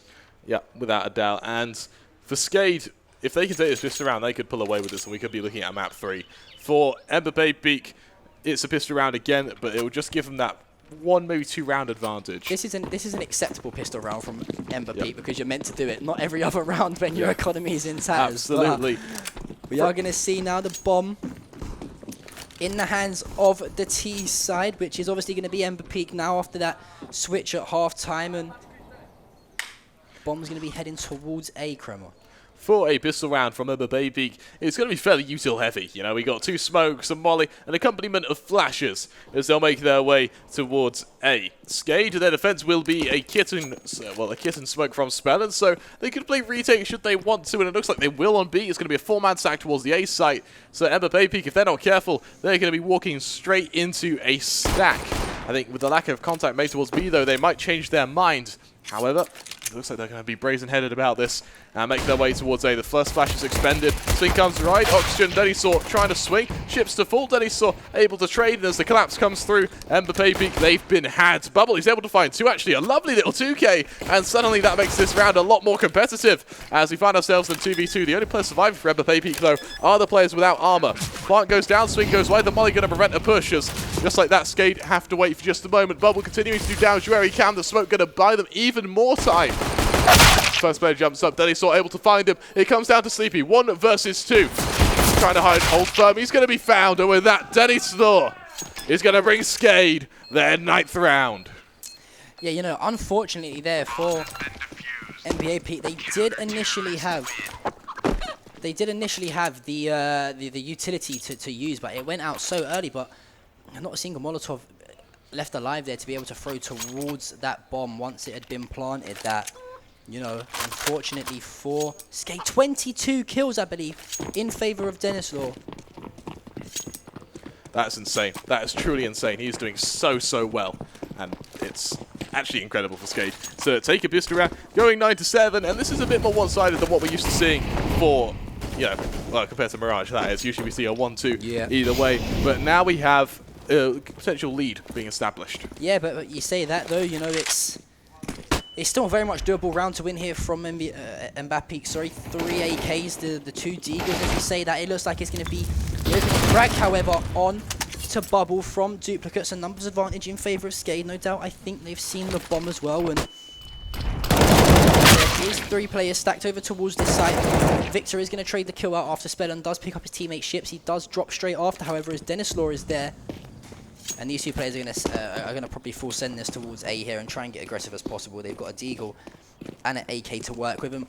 Finally, Kremer, we are starting to see a little bit of daylight between these 2 teams. And I think this is probably the biggest lead that we've seen over the 2 maps thus far. And that's only been 3 rounds. Yeah, with that, and the one time we did see it in overtime, where it was a flawless half, that team did the exact same thing. So we'll see if Skade are able to, you know, kind of replicate these last few rounds and just pull on ahead. Again, we will have to see. For MBAPEEK, it's their chance to pull on ahead. It's their chance to go for a buy and then look to, well, go for an eco and then look to have a stronger buy and prevent Skade from getting at least too much of a distance. Yeah, well, not only that, we've still seen some very good eco rounds with the use of Deagles, for example. We've seen teams, you know, beat a double op setup with just Deagles, for example. So strange things have happened on CSGO, and Ships does get tagged up early on, however, dropping down to the 30 HP mark, and the bomb looks like it's making its way, but look at how aggressive these 2 players here are up close. I don't think that is that player boosted up there? I think no, he's not. He's underneath. So Red Star here, is he going to pre-aim the correct spot? The crossfire is there set up, however, as Rainwaker, he's just hanging tight behind these boxes. As soon as he gets the call here, well, there he is. He swings out. He finds 1, finds 2. Can he find the 3rd? Of course he can. It's Rainwaker. He doesn't miss as Oxygen finds the kill onto Victor. And finally, now we are seeing some sort of lead begin to develop here. But the full buy is about to come in from MBAPEEK. You know, a good bit of utility buy for them as well. They're going to have a lot going into this next round. And if you're the side of Skade, you can afford to lose this round. You have got enough economy, you know, to go in to the following and get yourself the full buy back in once again. But I think from here, we're going to start to see a bit of a steamroll from Skade. They're playing very, very aggressively. They're playing very well.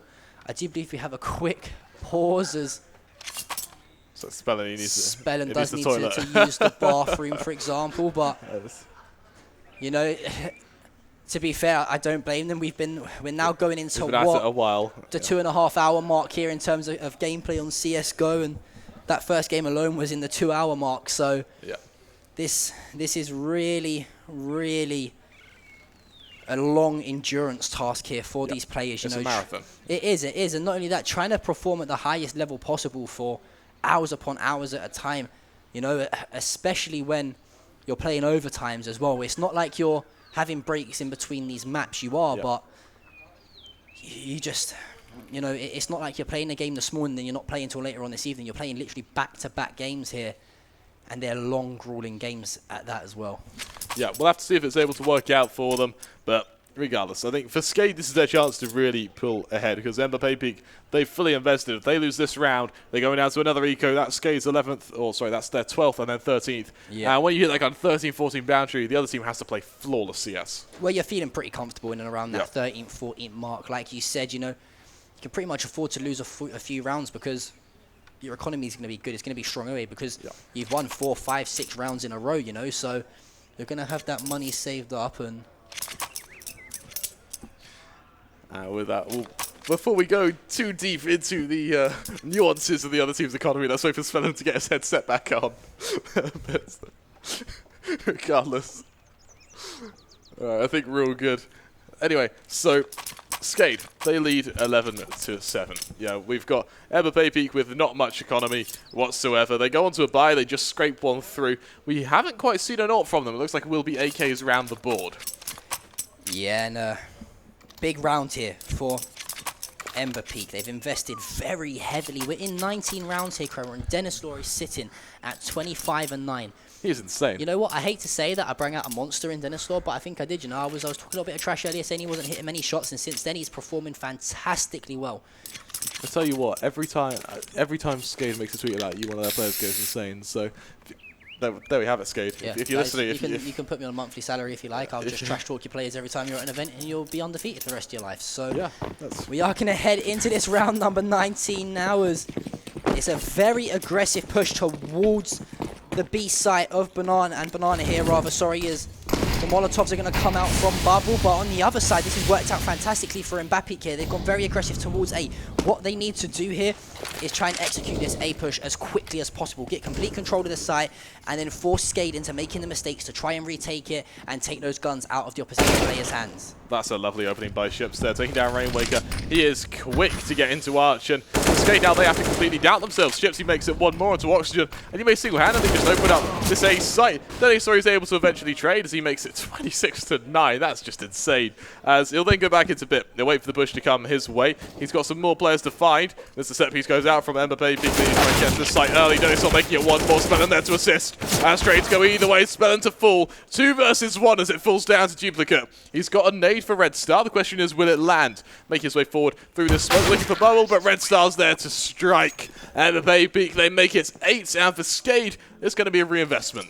A little bit of a scary situation there from MBAPEEK. I would have liked to see Red Star maybe, you know, pick the bomb up and plant himself, the one being the lower HP, and allowing your teammate with the full health and armor be left to face that 1v1 aim duel. But nevertheless, it works out for them. They pick up that 19th round now, sitting at 11-8, and going into this next full buy here, this is getting a little bit nervy for either squad. Whoever loses this round, their economy is not going to be looking too great going into the next. And as I say, that Dinosaur finds the peak.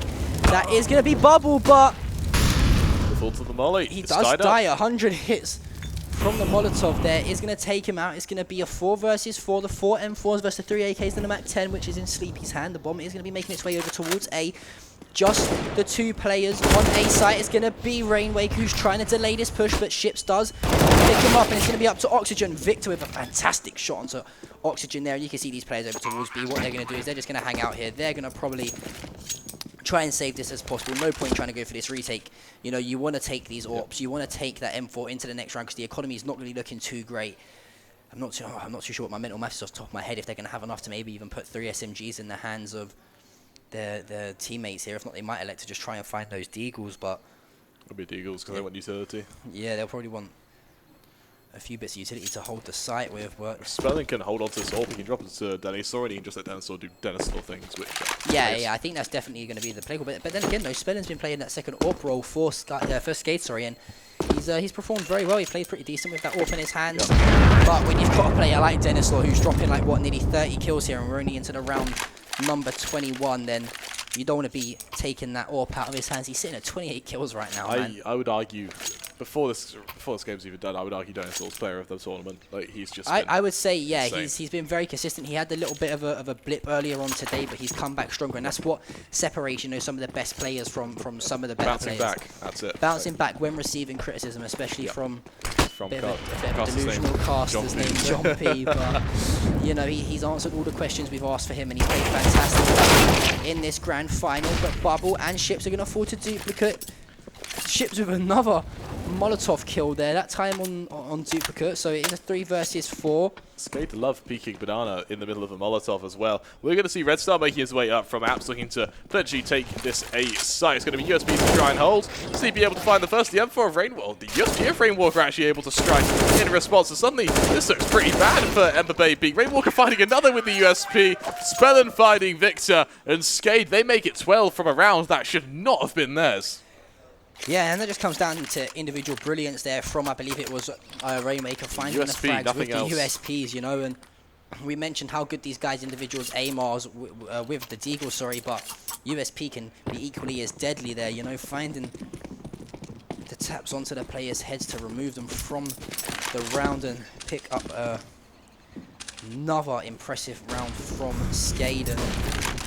So he goes aggressive again. I love that. It's confidence. Well, I mean, yeah, he's looking for that 30 bomb again. Back-to-back 30 bombs potentially. He narrowly misses out on the player who drops towards under, and Bubble now is going to get nade stacked somehow, staying alive on 13 HP. The nade is going to come out. He does tag up Spellin and Duplicate. However, Spellin falling slightly lower towards the 70 HP mark, and Dennis here, I'm not too sure if he's heard any noise. I think he has now. His util damage is insane by Skade. Very good use of util, and look at that from the squad of MBAPEEK. 2 players down to just the one tap with any gun.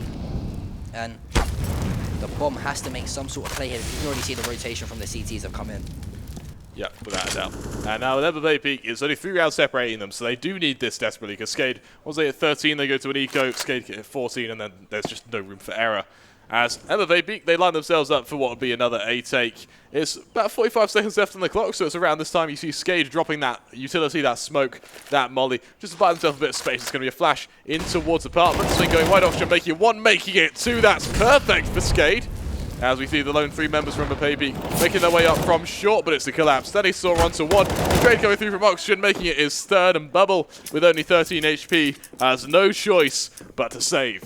Yeah, and finally we're starting to see a team grab the game by the scruff of the neck and say, listen, we're not going to 54 overtimes this game. We're going to take it inside the allotted 13 rounds and force that map number 3. Obviously, if you guys have only just tuned in across the many platforms that you can watch it on, it was an insane Mirage game. I can't even remember the exact score. 28-26. Over 50 rounds of CSGO was played, you know, over 2 hours worth of gameplay. These guys are still performing at the highest caliber that they can in this Inferno, currently sitting at 13 rounds to 9 in favor of MBAPEEK on the side of the CTs here. And supports that comes through. I'm not surprised.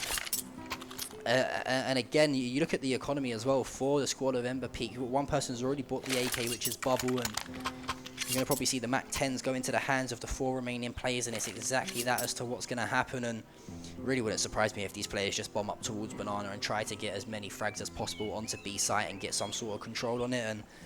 But then again, they've not got much utility usage to do with it. They can't, you know, smoke off Coffin, or they can't smoke off CT both at the same time. They've only got 1 smoke thus far, but we are still waiting for a buy from Victor, so no doubt we'll see another smoke go into his hands.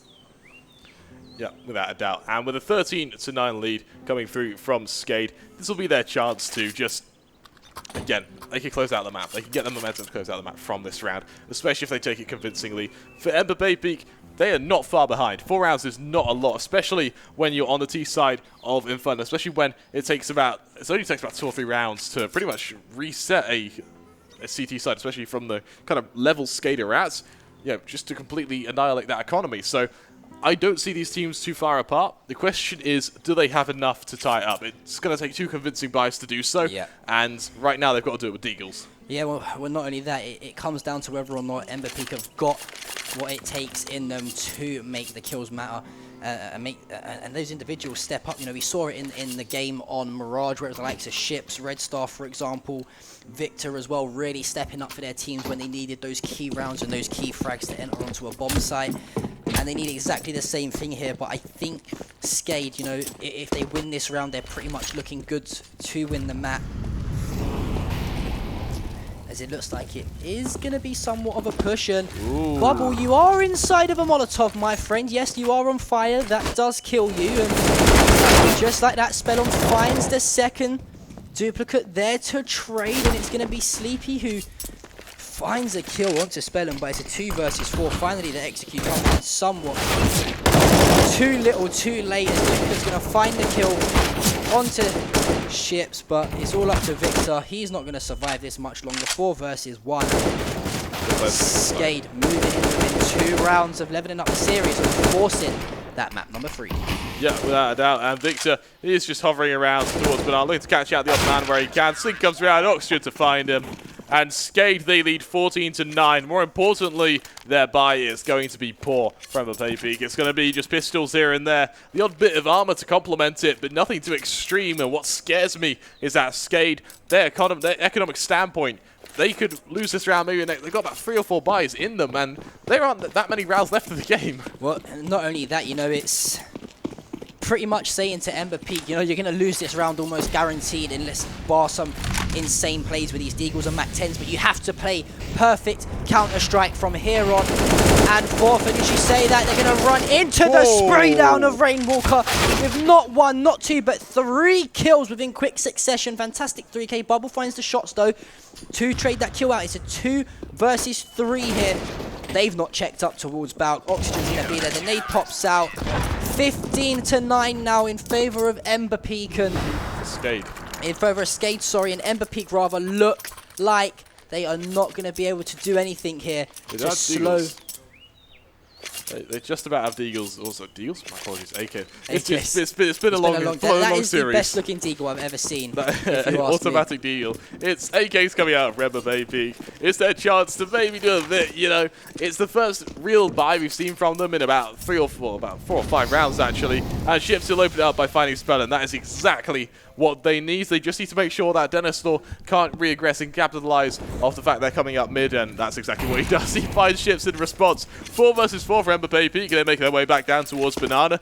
Re-establishing control, shows some presence, and splitting the Skate defense 2 and 2. Yeah, and that's exactly what they wanted to do. They wanted to try and, you know, isolate a few players, and that's exactly that. And it actually looks like it's the solo player of Duplicate that is over towards this B bomb site. But one player is going to join in with spray down coming through onto Red Star, and Duplicate, you know, he's pretty much just won them that round on his own. It's a 4 versus 1, and ladies and gentlemen, we are going to a game number 3 here in this best of 3 series. Let's get a round of applause for both teams as fantastic performances, and Skade want to force that next map.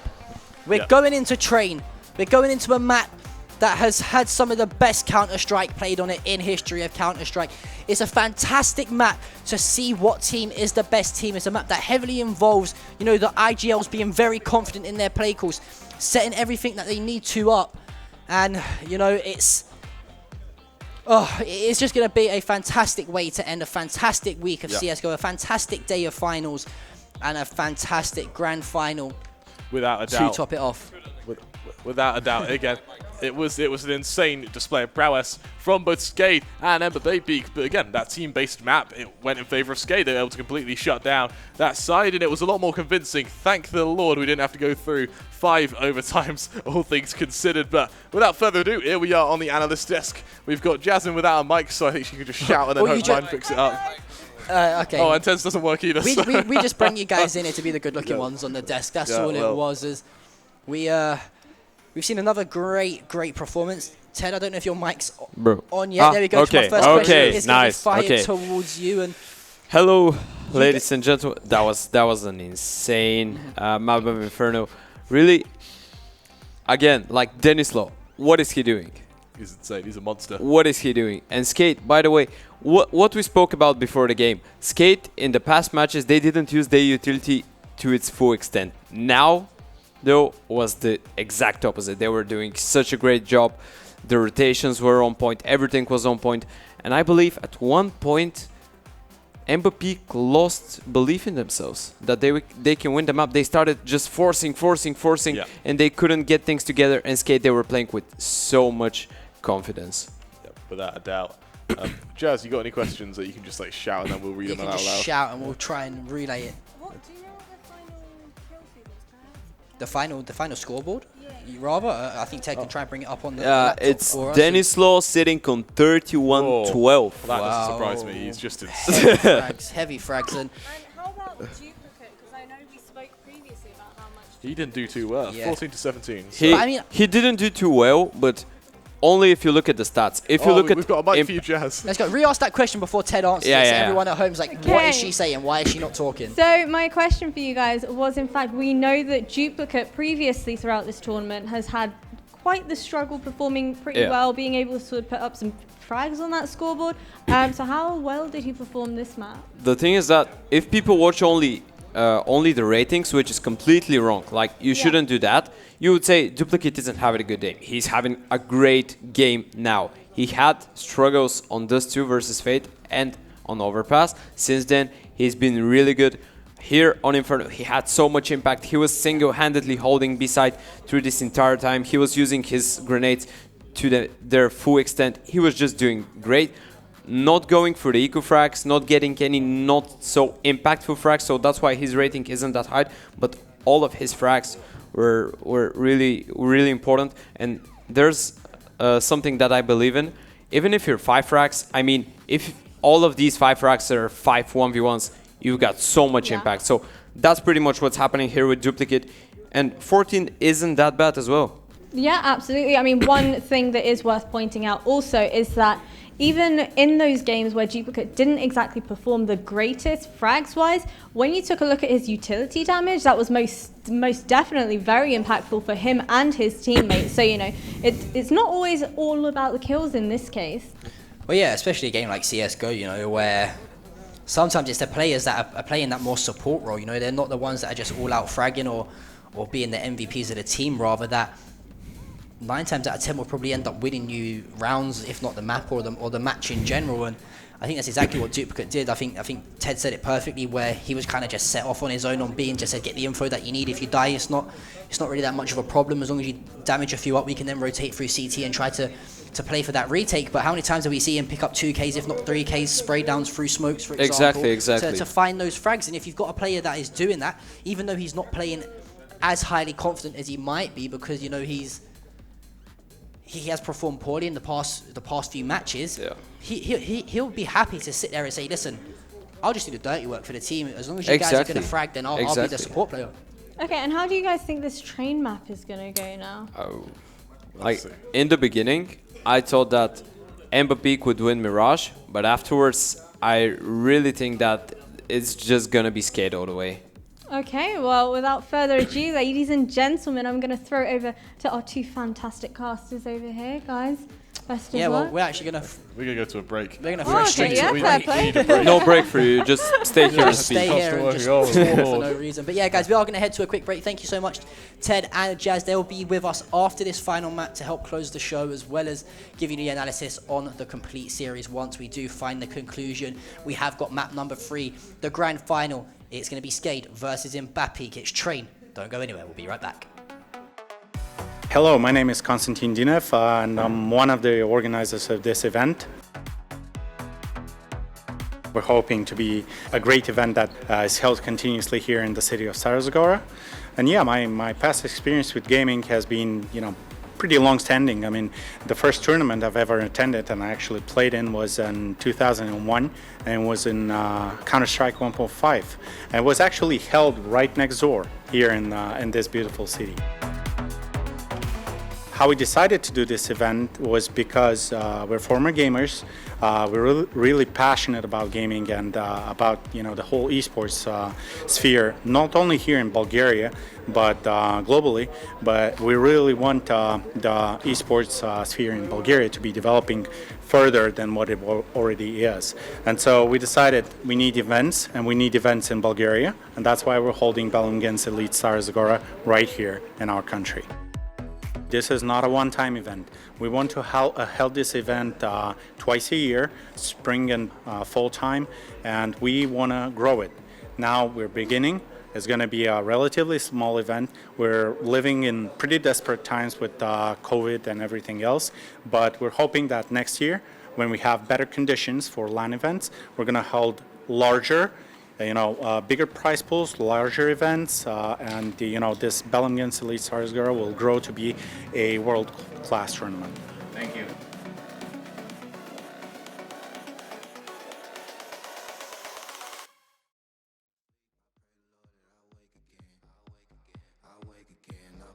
Hello and welcome back, ladies and gentlemen. I am joined by our fantastic casters and analysts. So before we get stuck in to our final map of this final, I have a couple questions for you guys. So we are going to be playing Train, Skade versus MBAPEEK. Yep. Can I get some sort of prediction first before I delve into the nitty gritty? Go on. I was very firmly in the MBAPEEK camp up until that went to quadruple overtime, and I think the Skade is going to be about 16-10 in their favour. I know I was speaking to one of the members from Peak Popov before this game, and he knows that Skade have practice trained. They've got some new strats, completely different to how when they played against Tenerife. So it's going to be really, really interesting to see what their new strats are, how they implement them, and if it will be effective for them. So I think they'll win, but MBAPEEK, of course, are going to give them a run for their money. And how about yourself, Teddy Bear? Okay. Just takes it. In my opinion, it's just like MBAPEEK. They're a great team. Like Bobo, he loves to play Train. He's played it so much in qualifiers for different tournaments. He's played so much in FPL, but I just don't think that a mix could edge out Skade, because Skade, they've been practicing Train, as you said. They've been really good at it. They've been playing a lot of nice CS. They even, I think they won like, they played Tenerife on Train. I think they won 16-1. Like, they're clinical on this map, and I just don't see how MBAPEEK will win unless someone just goes huge, because you have Victor outperforming everybody. Like, Victor is insane. Maybe the only guy that's doing better than him in multi-fragging right now is Denislo from Skade. But in MBAPEEK, you need just people to step up. You need Chips, you need Victor, you need Bobo, you need everybody. You need Red Star because he was quiet that last map.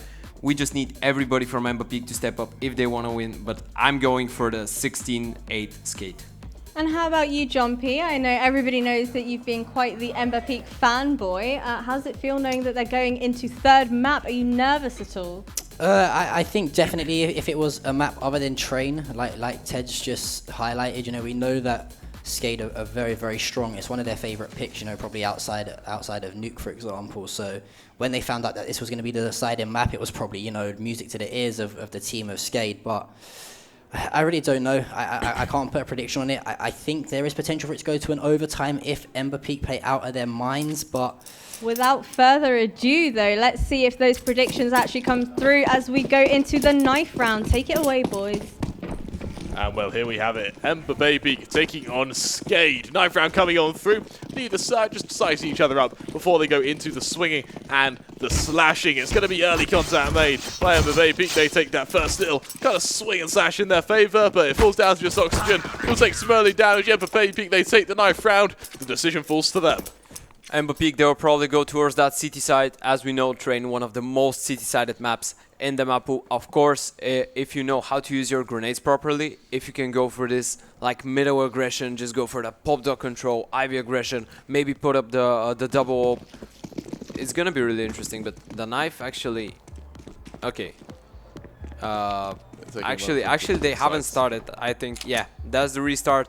And ladies and gentlemen, we are ready to go in the server for the final map. Ladies and gentlemen, this is the final map of the final day of the final game in Belgium against Elite Stara Zagora. We have MBAPEEK on the first side and Skade on the other. MBAPEEK, of course, winning this crazy game with almost, I believe it was around 60 rounds on Mirage, and Skade taking their map choice being Inferno pretty easily, I could say. Pistol round has already started. Skade with the nades towards outside, and they're going fast towards pop. That's the A split from them. Already storming out that A side, but there's a stack from MBAPEEK. Nice first shot by Ships, nice second. And with that, Skade, they make their way on towards this A site. Unfortunately, they do have a two-man disparity. It's going to be down to Red Star to aggress. He's going to miss his initial shot, actually. It won't matter. Ships will aggress center site. Try to do damage where he can, but Spellin, he's finding kills left, right, and center. It'll force down to that man. He's already found two. He's going to have to make it an ace should he want to win this. The first tap on that defuse comes on through Spellin, taking a substantial amount of damage. He's able to find Victor, looking to do more damage where he can, but he just can't find that defuser. Defuse comes through. MBAPEEK, they take it 1-0.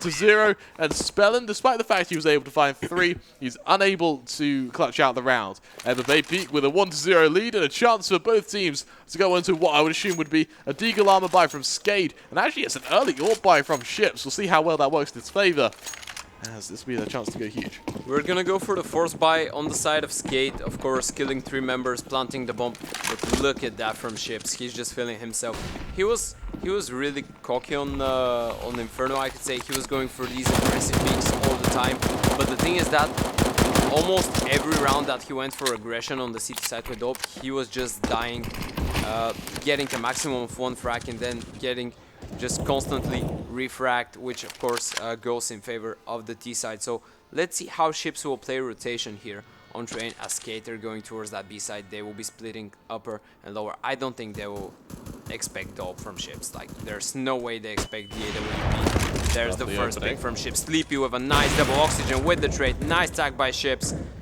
And now it's only Duplicate and Oxygen. They will get the bomb down, so that will help them invest fully after 2 rounds. They have that AWP and now Duplicate. He's playing for max damage, but nothing that he could do. Red Star with a really clinical headshot. That's 2-0 MBAPEEK. I go your favour, MBAPEEK there. It means that they are going to be able to get this second round. It's going to be cemented in their favour. And with only one man falling, it means a reinvestment won't be that expensive. It means that Sleepy, he'll be able to play, maybe get an MP9 to look to play bonus. Bear in mind, Skade, they're going down to an eco. They technically could force, should they want to, you know, with Mac 10s and Deagles, but I doubt they'll go that aggressive. They'll show MBAPEEK some respect. Yeah. They'll go to just pistols, and they'll hand the third round to that CT side. However, MBAPEEK, they don't want to take any chances. It's going to be the Galil drops at M4 boards. And for Skade, it's just a matter of doing damage this round. Yeah, of course, they're just playing max damage, trying to get as much of the weapons of the CTs, make them rebuy the next buy round. They have already one player outside, Rainwaker. I don't think Victor has an idea. Rainwaker, the second headshot from him. Duplicate manages to find one in the meantime, and now Rainwaker does a bit of damage to Red Star. And now a 2v2. Red Star falls back. Rainwaker will pick up the bomb. Oh, and Denislaw, he has such a strong position inside of Z. The bomb is planted for him as well. If he decides, he can go back towards old bomb, and I think that's exactly what he's doing. Now Rainwaker, he needs to stay alive as long as possible. Sleepy missing the initial shots. And now Denislaw, he's the big man in this round. With Red Star coming out of their main, will be there to support him. Rainwaker is able to find his third of the round, looking for his fourth, and he'll make it. A lovely round from Rainwaker there. Those first 2 Deagle kills were insane by him there, as he brings Skade their first rounds, and Skade, they open up this map with style. And there's the tactical timeout from Bubble in the exact moment that the round ends. And it's the normal thing to do because they shouldn't be losing this round on paper. That was the IQ. That was the round after the pistol, after the force. MBAPEEK doing everything great, in a great manner, but Skade, and especially Rainwaker. I think he heard us saying that Denislaw is a monster. He's like, hey, I'm alive as well. Yeah, that's it. The John P strategy of saying a player's quiet, he'll then come back and be insane, and there we have it from Rainwaker there, as he hits a 4K. He secures Skade a first round very comfortably, if I do say so myself. And MBAPEEK, they can buy up, but their economy, it's not looking good at all. They should go for the force. They just lost to Fuiku. They need to force up. They need to try and reset the economy of Skade right now, but that's going to be a really hard task. You can see Rainwaker and Spellin already on about $4 or $5K. And if Skade managed to get that bomb down, it will be really complicated for MBAPEEK. The first thing that Skade need to think about on the T side is to try and keep the enemy's economy low. And so far, they're doing great, only because of the damage that they dealt in every round that they lost so far. Without a doubt, and for Skade, they're going to make their way on forward to what is going to be a fairly early defo towards A. Red Star, he's going to try and get towards Pop Dog. Skade, they don't quite challenge him, but Ships will take a substantial amount of damage towards center side. Red Star, he's aggressive towards Pop Dog. He'll drop down some smokes just to make his presence known, to make sure that Skade can't quite fight it. Red Star, he might contemplate going up that ladder, so make a bit of noise, and makes the Skade players doubt themselves a little bit. Spellin, he's taking that smoke, he's wary of the push. And for Skade, as long as this smoke is up, as long as Pop Dog control is in favor of MBAPEEK, they have to take a moment to stagnate. They have to take a moment to sit back, relax, and try and clear things slowly and methodically. It will be an early molly going down, looking to flush him out as an 8-stack hits as well. However, he's already left Red Star. He's hightailed out of there. That molly isn't going to do diddly squat to him, as it'll be Victor fighting Denny's thought towards Ivy. Red Star, he'll go back into Pop Dog fighting one, making it 2. And with that, Skade find Rainwaker and Duplicates alone. Rainwaker and Duplicate just have to play for maximum damage right now. Victor, oh, he's continuing his turn. Nice refrag from Rainwaker. Finds the second. He still has a shot at it. There's 2 players that are really low on HP, and he has the chance. Gets one. Spots the second. Only 11 HP to work with though. And there's a flank. Sleepy just walking all the way through Ivy. And Rainwaker has 25 seconds. There's a kill from Sleepy. But what a phenomenal job from the player of Skade. Thanks to that, now look at the money from MBAPEEK. They'll have such a miserable buy.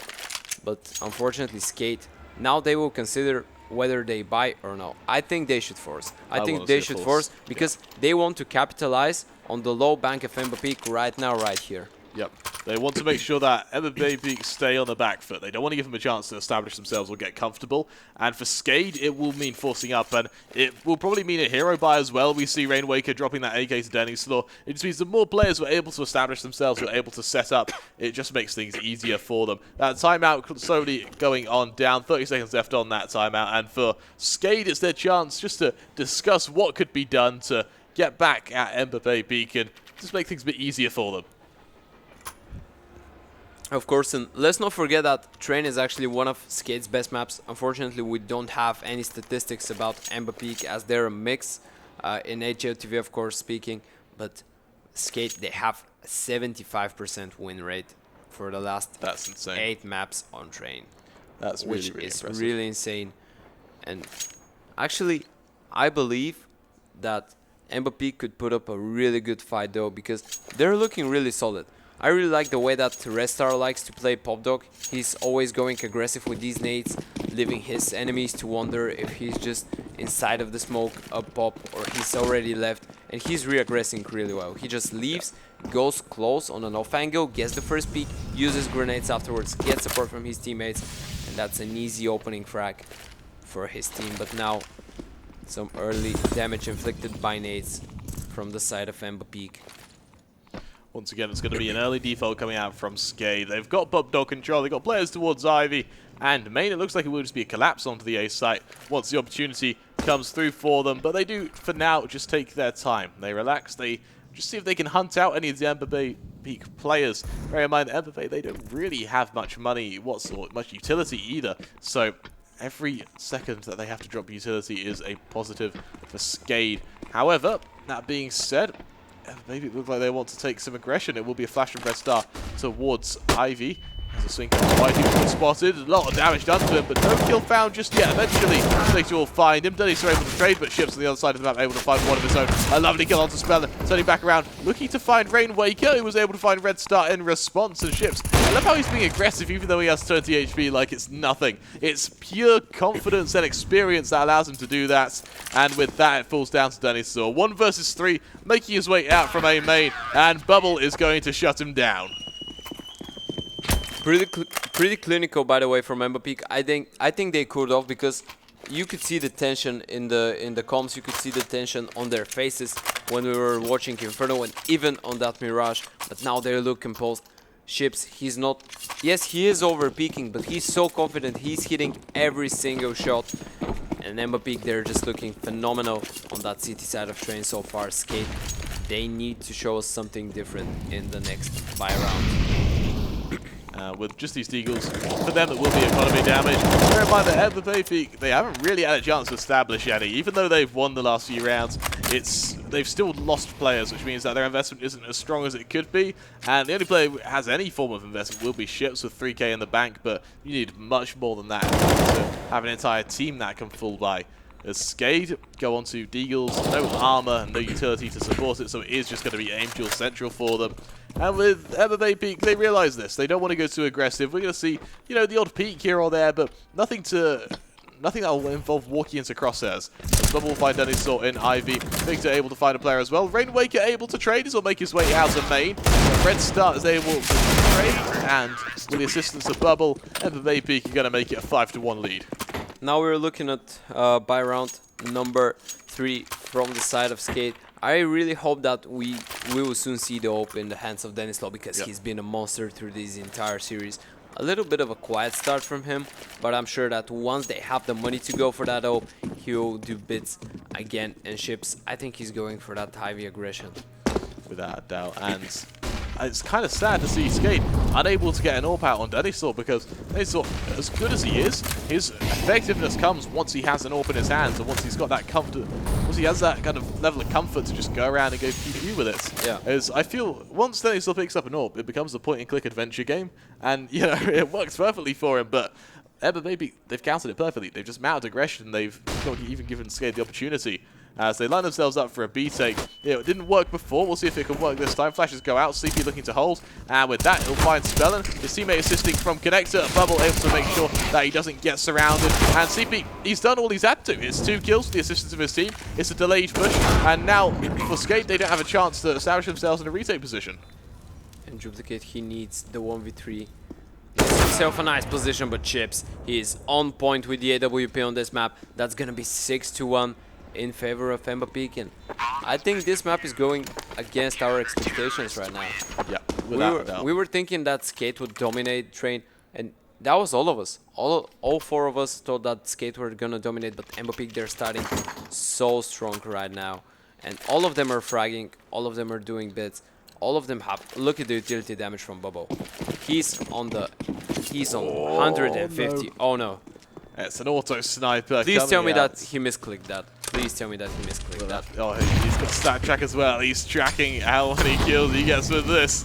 As for Skade, it is going to be, again, this default, but there is no way they expect the auto sniper from Bubble. This is the ultimate BM play, the ultimate confidence play to come out. The run booster comes across, they'll respond with a nade, landing not quite at their feet, so he won't do too much damage. But if players run through a smoke, that auto sniper is going to have a fun old time, the little rat-tat-tat, as it will just take some names and clear some heads. Spellin aggressing out, main is going to be able to find Victor, and there's no real response just yet. The auto sniper still hasn't been shown, so Bubble, it looks like he's hesitant to kind of spam through the smoke just so he can wait a moment, but with a well-timed flash, he might just swing wide with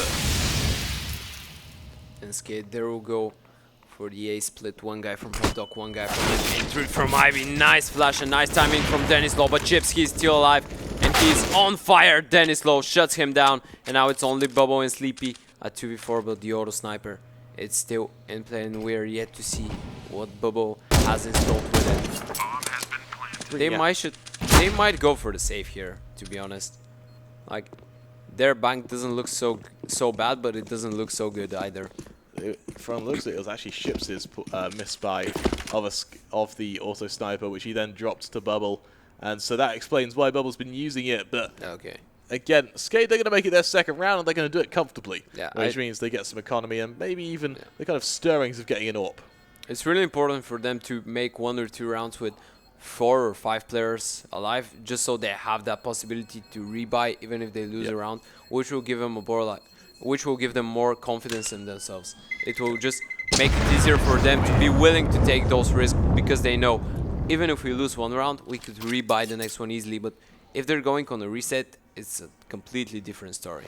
Yeah, without a doubt. We are going to see from Skade, it'll just be their chance to, or actually it's MBAPEEK who call a pause, and that'll be from Bubble. He'll take a moment to just relax, rest, recuperate, just take a moment to don't let Skade get any momentum. It keeps them calm. It means they don't get too stressed, and they don't let any momentum get built. As for Skade, they're going to be able to buy up fully. We've finally got the AWP in the hands of Denny Store, and this is where I really want to see him pop off. Yeah, pop off. Yeah, pop off. Yeah, he'll he's like in the it. crowd. He'll like it. Dennis Low, we expect a lot of him. He's been the force in his team for the entire series, and I can say for the entire tournament as well, with Rainwaker, of course, because both him and Rainwaker are just phenomenal through this entire tournament. On the other side, though, we have a Ships and a Victor that are just on fire through this entire series, and we know what both of them are capable of. Yeah, without a doubt. And for MBAPEEK, they're going to lead 6-2. If they can win this round, and if they can reset Skade in the round after, they're going to have a really, really strong start to this. But bear in mind, it is CT-sided. What would you say the par is for a CT-sided train? At halftime, at least. Like 9-6, 8-7. Oh, I think they should go at least for the 9-6 on the CT side. Oxygen, he's going to open early on. A lovely trade as well, as Spellin is able to find Victor, and MBAPEEK, they find themselves 2 men down. Gypsy's been insane with this ult, but can he do it again, and can he hold against every single man hunting him down? He's all alone. He has the help from Bubble, from Ivy, but Bubble falls down. Dennis Low with the immediate headshot with the ult. And now a 1v4 for Sleepy. He will try and save. And Skate, they will welcome it. I doubt they will go for the hunt. They shouldn't be going for it. Yeah. They can maybe send only 1 member, and that's what they've done. They will find Sleepy, 6-3, and the money on the side of MBAPEEK just looks ugly. We can see that Spellen as, like, he's in the mood. Spellen, I think he's like 60%. Is he the one whistling? What? Is he the one whistling? He doesn't whistle. Like, only Victor does it. Oh, it's Victor whistling, yeah. Yeah. Both of them are like 60%, 70% long. Yeah. That's impressive. Regardless, though, for Skade, we are going to see a full buy come out. For MBAPEEK, it's just going to be a bit of a slower one. We're going to see USPs here and there. They got back 7 on chips to maybe farm some cash. We'll see if he's able to as he aggresses up B. Oxygen going to lose his head. That is a lovely start as an upgrade for the AK, and he'll just back away with his teammates. For Skade, the response will just be an execution towards A. Swing goes wide. Red Star going to get utterly deleted by those flashbangs. With Victor hiding towards the site, we'll see if he's able to find anything. Chips fighting Spellen, the AK coming through prevalent. Has to look for more, finding Rainwaker as well, tapping down what he can as Sleepy finds Duplicate. It's all down to Denislaw, the lone man trapped towards E-Box, and just like that, this round has completely collapsed for Skade. Denislaw, let's not leave out of it. 1v3, but Bobo goes on top of the train. And this is an example of how one player could single-handedly win you around. There's the whistle. Look, and he does that with the hands. That's impressive. Yeah, it is. He can do it for a pretty long time. Yeah. But Chips, he single-handedly wins the round for his team. That's just an example of a player that has experience. He's just classy. That's it. Yeah, without a doubt. MBAPEEK, they lead 7-3, and it's their chance to maybe extend it a bit further, considering Skade, their buy is only down to, well, this. They have nothing left in terms of economy, so they lose this, it will go down to pistols here and there. So for MBAPEEK, this round pretty much counts as double. And with Bubble opening it up against Duplicate, this is everything they could want. It's going to be A-main control being established by Red Star, looking for more. As Spellen able to find one, and it's kills either way, falling down to Denislaw, the lone man, and it's missing the initial shot. It's going to be a kill going in favor of Red Star and MBAPEEK. Just like that, it's just a very quick round, but regardless, we find an 8-3 lead for them. I love it how proactive MBAPEEK are on the city side. Like they're always going for that middle control, always going for aggression. We saw even Ships when he bought the Max 7, every single player was on equal. He just pushed B, got the kill. There's the mistake though from Skade. In the moment that he gets the kill, I believe that they should either just group up and play towards B or group up and play towards A. They took so much time. They didn't play on time, and yeah, thank you, Victor. They played too late for me. They gave Ships the opportunity to rotate. They knew that the AK was on B, so they just needed one guy to stay and hold Pop Dog in order for Ships not to have a chance to peek and push, and just the others demolish the USPs on side, and there wouldn't be any problem. But Skate now with a pretty big misplay in my opinion, going on an 8-3 deficit. They need to go huge now. We need Denislaw to go huge if they want to come back in this half.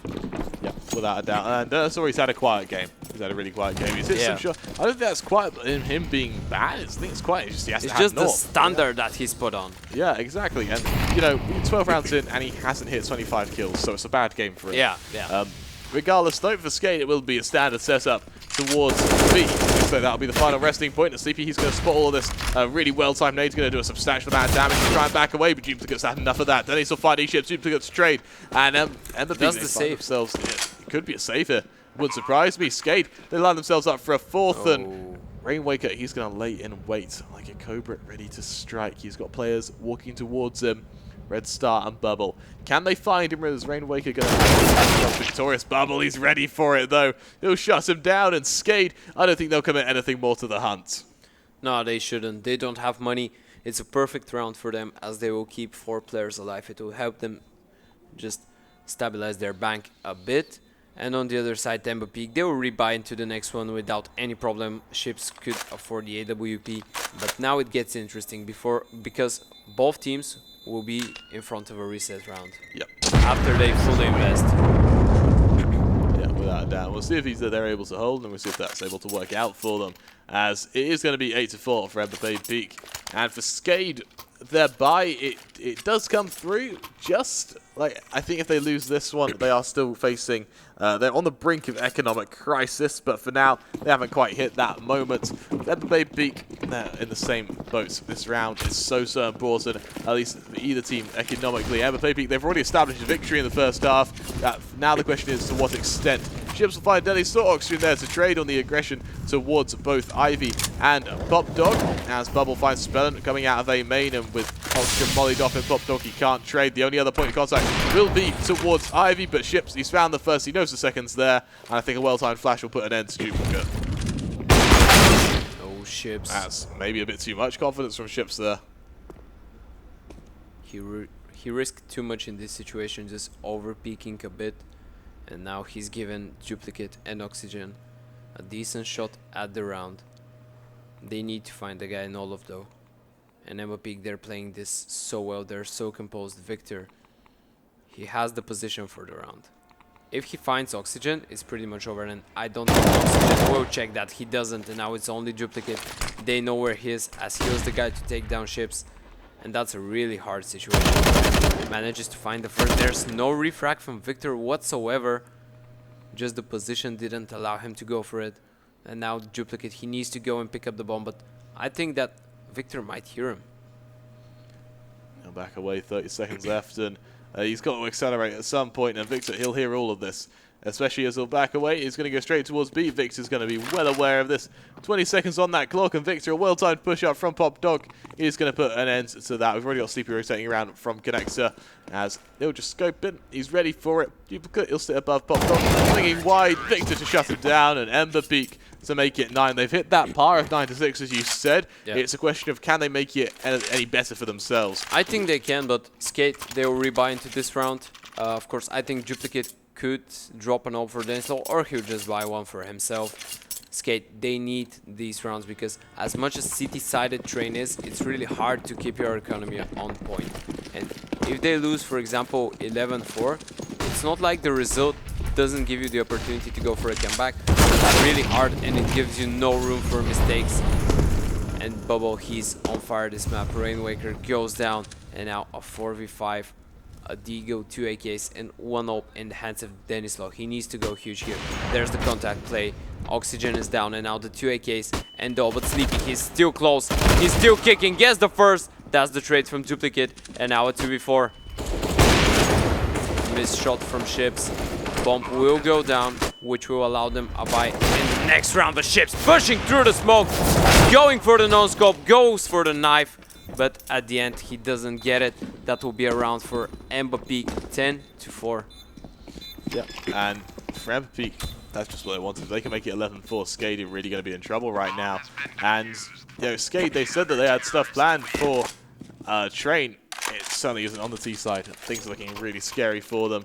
And, of course, they're being scary when Ships is popping off. He's going 19-7. It's just a formidable game for him. He's just going Denislo mode. He has. He's going Denislo mode. He's got that orb and he's just been unstoppable since then. Can we take a look at the utility damage, please, production? Because I really want to see how much that's come into effect here. As of now, we are going to see what looks like a fairly standard push combat from Skade. Fairly heavy commitment towards the upper Ships that we scoped on in. Looking to find that early pick towards the ramp, and question is, are they going to walk into him? It looks like they will, as he'll spot the first jumping on up, and that may be a bit too confident. Gypsy was jumping, he'll be caught off guard now, as this very, very fast, but Sleepy is able to find one Oxygen there to trade, and I love that from Skade, to not throw those smokes until the very last minute so they can take the gun duels, as Oxygen's able to find Bubble, so he comes back away. Red Star just trying to find Oxygen through the smoke, unable to do so for now, as Victor from behind going to fall to Spellin, and Red Star finds himself alone. 1 versus 4, trying to catch out the odd member, but it's going to be so difficult for him. He finds Oxygen, he finds Spellin. Suddenly this looks doable. He's got 1 more to find. Bearing in mind that being Rainwaker, you know the Duplicate is. Unfortunately, Rainwaker's able to find him. Skade, they make it a 5th, and it's 10-5 at the end of the half in favor of MBAPEEK. Now the thing is, MBAPEEK, they played a really well structured city side, and in the first round where Ships over-aggressed, like, I think it was the second actually. Yep. The 2 times Ships over-aggressed on this map, he just died, and he gave Skade a really decent chance at the round. The second one, they won, and I think that Bobo, he needs to speak about it with his team. Like MBAPEEK, they're going for such an aggressive playstyle that I think it might hold them. Without a doubt, and they need this best round. Skade need this best round. Yeah, they need it. They need it badly. Simply because I can't see them winning a CT side without getting orbs established. So they're going to need an economic basis as soon as humanly possible, because they just can't afford to do SMG buys. They can't afford to kind of do these poor buys with FAMASs because they just, it's not their strength. Their strength is with orbs. Once a double orb setup comes through from them, they're unstoppable, especially when Dinosaur's feeling it. Of course. It's just getting to that point, which is where MBAPEEK have been able to shut them down. Yeah, they surely need to win this pistol, and they need to win the force afterwards, because I doubted that MBAPEEK will do an equal and they're, for example, 10-6 in the lead. But let's look at the pistol first. There's the investment from MBAPEEK, smoke and a flash on the other side. One smoke, 3 flashes and an HE in duplicate. They as well have a defuse kit. And MBAPEEK, they're going towards that B side at the beginning. It's like a standard push towards B as well. Dinosaur will try and catch out the odd man while he can, but nothing found just yet. Well-placed nade. This could be perfect if thrown at the right moment by Duplicate. And it's all quiet for now. All quiet on the Western front as Duplicate ready to chuck that nade up from the ramp and catch out the odd member. As we just wait. He needs to throw it at the moment that the flashes and the smoke go. Yeah. When he sees them, he needs to throw the nade in the exact same moment. We'll have to see. There it That's goes. it. There's the moment. The nade. Ah, it waited too long. Waited too long. Did a bit of damage to Red Star and ships, but wasn't enough. The flashes are perfect, actually. Spill unable to find Red Star. Damage being done either way, but Sleepy's on the back line fighting Duplicate. Follow-up pushes coming through. Sleepy, he's doing such a good job, just being tenacious, just being up close to Burstal, fighting Dinosaur as well. That's the kit being dropped. He's looking for more, not quite finding the third of Speller's able to shut him down. 3 versus 3 for MBAPEEK, and unfortunately they don't have backline controls. They are still in trouble, especially with that smoke of Rainwaker able to be deployed at just the right moment. There it goes towards the site. Bubble, he's going to try and hide it. Rainwaker's shut him down. Noxious find another. It's all on ships. He finds one. Sparing to the smoke, looking for a second. Trying to find Rainwaker, doing the best he can. Rainwaker going to get knifed by ships. And as that bomb keeps on ticking on down. There's 5 seconds left. There is no time left whatsoever. Ships, just by staying alive, he's done all he's had to. With the knife out, he'll turn back around. Oxygen, there was no time. Just like that, MBAPEEK, they take the pistol round due to the heroics of ships. That was beautiful. That was unbelievable. That's just an example of how you can win a round only with your keyboard. Yep. Like, that was beautiful from ships. Really well played. And it was, I think it was unlucky because I'm not sure if the guy that was defusing, being Rainwaker, had the kit. Did he have a kit in him? Yeah, he did. That was like so that was really close. Yeah, that was about half a second left. That's huge for MBAPEEK, and that's terrifying for Skade because they needed the pistol. Now the Fuiku coming in, and MBAPEEK, we should be looking at a 12-5 score here on train. As the MAC-10s will just mob down Spell from the side. Skade, it's not impossible, but it's really hard. It just looks unlikely at this point. It's 12-5. They need to snowball.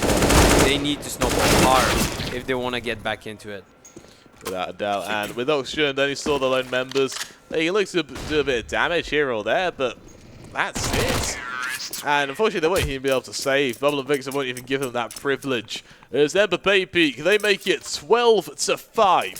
For Skade, they're going to go on to a full buy, at least maybe their chance to pull themselves back into this, but they could just be clutching at straws. MBAPEEK, they've been able to drop those MAC-10s. A pause comes through from Bubble, and I love that from MBAPEEK. They're not scared to go for these pauses. They're not afraid to just take a moment to stagnate any momentum. Exactly. What's important now for MBAPEEK is to do the best thing that they can to keep Skade's economy low. They shouldn't let Skade go for the AWP. They shouldn't let Skade go for the double AWP. They should just go for these fast splits right now. They'll keep 2 of the MAC-10s. I believe they can even get a third one and just search for the element of surprise. Maybe go for that fast A split with smokes outside. The 2 MAC-10s running towards Pop Dog, the others going out main with flashes. I believe we should see a fast play here from MBAPEEK, considering it's the first buy round for Skade as well. They need a fast play. They need a surprise. Yeah, without a doubt. And with MBAPEEK, they do lead 12-5, and you said it, they need a surprise. And My worry is that for Skade, they're running out of opportunities. They lose this, you know, MBAPEEK 13, they fail the Eco 14. They then run out of opportunities to make a mistake. For MBAPEEK, they're effectively 2 buys away from actually winning the game. Yep. And what scares me about this is they're still playing bonus. They've still got Mac 10s to just tear through and play quick. And on the topic of playing quick, it's early smokes out towards A. With that, Ships, he'll kickstart the round by finding Speller. That molly not quite going to land at Soundwave. Sorksoon's able to trade, but still what avail? These Mac 10s, they're ready for any further aggression. It does not come. It does in the shape of Sinister. As Oxygen finds CP Red Star there to trade. Then it's all now towards towards Pop Dog, sorry, not Ivy. He's going to be the man you need to watch out for. Rainwaker, he'll be there to support any push coming out from main, but for now, MBAPEEK, they take a moment to hover around. They take a moment to just take their time, just breathe, and see what they can do with the rest of the round. They've did their trades, and we've said that multiple times. When trades are going 1-for-1, when you have, for example, 3v3, 4v4 situations, it always favors the T side because CTs, they need to be separated and just cover a bigger place of the map. And Ts, they can just group up, play on refrag, but now Denislaw, if he peeks, he can get pretty decent timing here. MBAPEEK, though, they're waiting. They're waiting for contact towards B. They're just waiting for that Mac 10 of Bubble to make noise. And now he's going back to Pop Dog. That's gonna be the A split from them. Oh, that molly's perfect. Oh, Denisaur, by some miracle, he survives that still. And he gets the second as well. Bubble now the lone man. 1 versus 2 with Mac 10, and Denisaur, by some miracle, not only survives that, but he'll find 3. He'll bring Skade their 6th, and suddenly things look a bit more positive for them. Bear in mind, though, MBAPEEK, they were only on bonus, so they're going to go on to a full buy now. They're going to unleash the full wrath of their buy. Let's see what it can do. Do you know why I'm worried about MBAPEEK right now? Why? The monster is starting to wake up. Like Denislaw, in this situation, he shouldn't be allowed a single kill. He gets all 3, all alone. And now MBAPEEK, they're going out. Ships, though, he's spinning himself. Ooh. Ships with the second. Denislaw finally to shut him down. But now Duplicate, he has everything to do. He needs a multi-frag in this situation. He needs at least 2 to get the first. Doesn't get the second though, only tags him, and now a 2v3 retake required for Rainwaker and Denislaw. You know when before a volcano erupts, you have the kind of early tremors and the kind of gurgling before a volcano actually erupts? That's what I think is happening with Denisaur right now. He's showing this gurgling. He's not quite erupted just yet, but he's going to soon. And MBAPEEK, they need to close out the map before he does, or we're going to see just an explosion of talent that MBAPEEK might have issues challenging. Denisaur going to try and spam down Red Star as best he can, able to find him. Turning back around. Oh, that was quick. And Denislaw, he needs to go for the 4K clutch. He's in a 1v2, has a smoke, deploys it, but Sleepy with the immediate headshot and 13-6 in favor of MBAPEEK. Skade. Things are looking really bad for them. Yep, without a doubt. And Skade, they don't have any money either.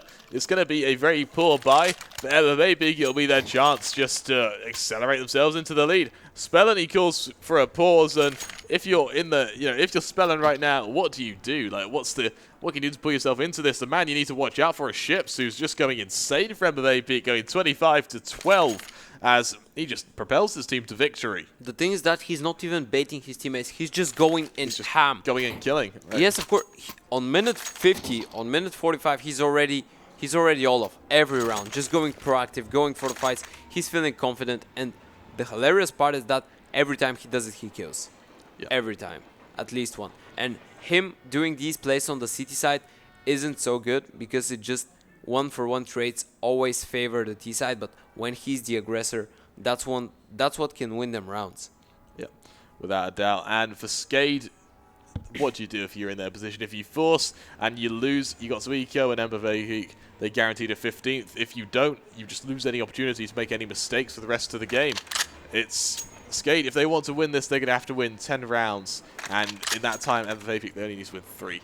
If I was on the place of Skade, I would eco now. I wouldn't force. I would let them get to that 14-round mark and then try to go for the comeback. And I think that's what they're going to do. We saw on Mirage as well, MBAPEEK, they gave Skade a 15th round simply so they could have a positive buy, and it worked out for them. So we're going to see the same here from Skade. We're going to see a bit of an eco come through. There's a bit of a flash, so maybe we'll see a push from B towards upper, and they might be able to catch out Sleepy as well right now. Be able to find first players going towards him. He's able to farm with Red Star. And, you know, I said there's an opportunity. No, there isn't one. MBAPEEK, they shut it down like that. We're going to see a 14th round, 14-6, they lead. And for Skade, they finally hit a buy that can support an AWP on Dennis Thor. Again, that volcano, it's brewing. It needs to go off right now. Otherwise, they won't even get a chance to see it. Exactly, dope. He needs to find his impact. And that's last chance. That's do or die for Skade for the entire tournament. That's for the trophy. They need to focus. But Bubble, he's already out on an entry. There's the refract from Oxygen. Spelling here will find chips. Finally shutting down the best performing player. Denislow with a nice shot towards Ivy. And this looks better and better for the side of Skade in round number 21. I'll tell you what, this looked a bit messy by MBAPEEK. They were just running out. They weren't really using flashes. They were just going for early contact. And to be honest, they can. They've got the money to do so. They were playing a bit of bonus for CP on that Mac 10, but I think they could have maybe waited a little bit, been a bit more disciplined with their pushes.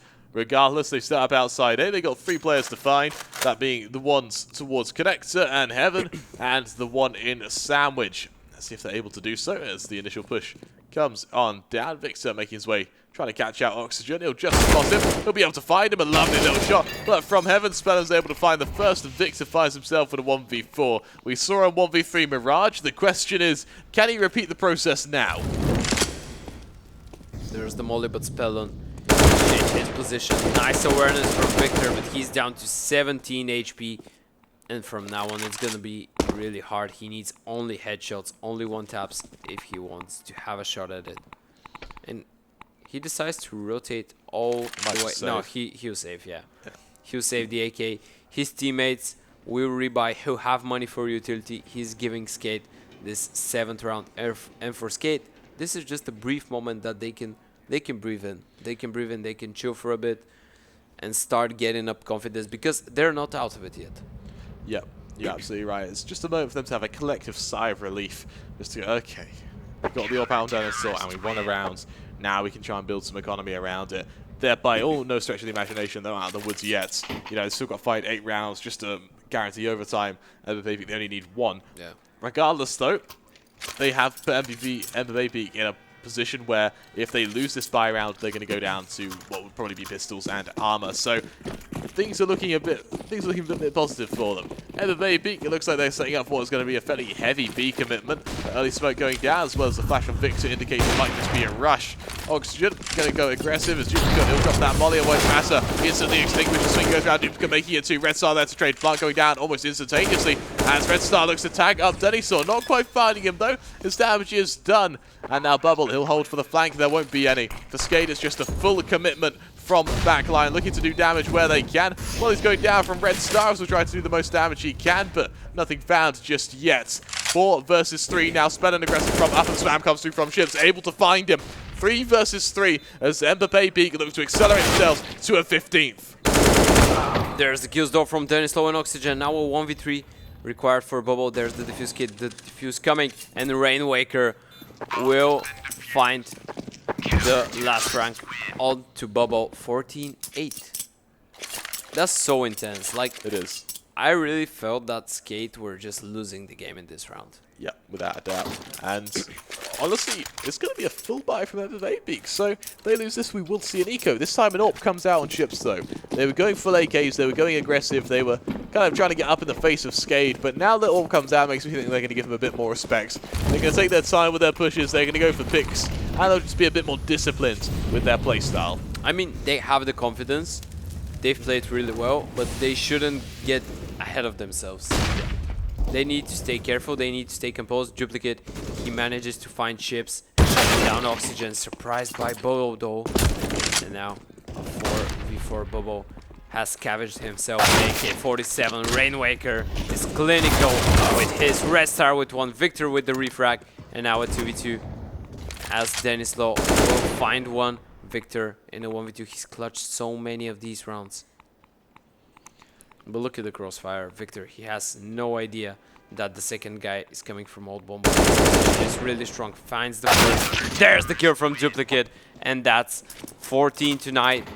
Skade, they managed to win another buy round and reset the economy of MBAPEEK. Yeah, that's a great little performance from MBAPEEK there.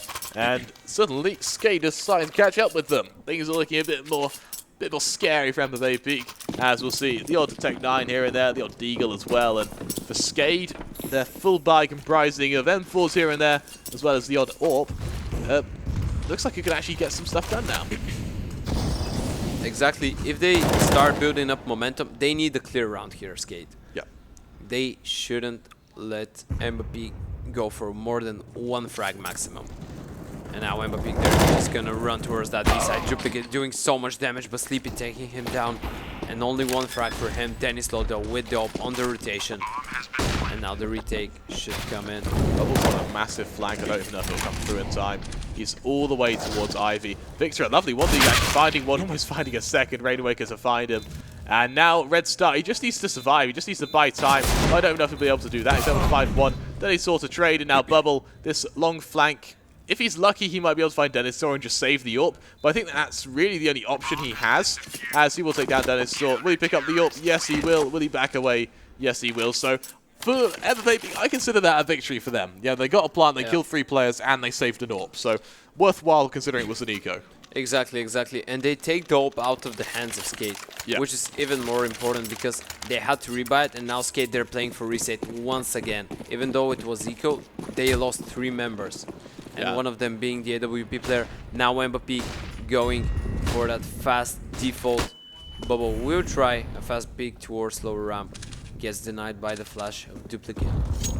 Yeah, and Chips will take a bit of damage. A bit of a nade for his woes as he tries to go aggressive out from main. Denislo, he's going to put an end to that though. He's finally stops that aggression from Ships, who's just got kill after kill from just running out from main.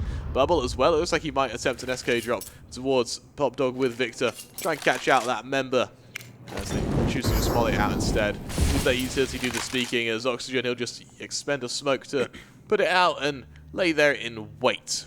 Duplicate as well, the only man towards B. He does have the assistance of Denislo, but he'll just rotate in towards Connector as he pleases. But MBAPEEK, it's just going to be a standard push out from main. Then he's still finding one, trying to jump on up, looking for one more Bubble there to trade. This time he's just able to find one. Victor able to trade again.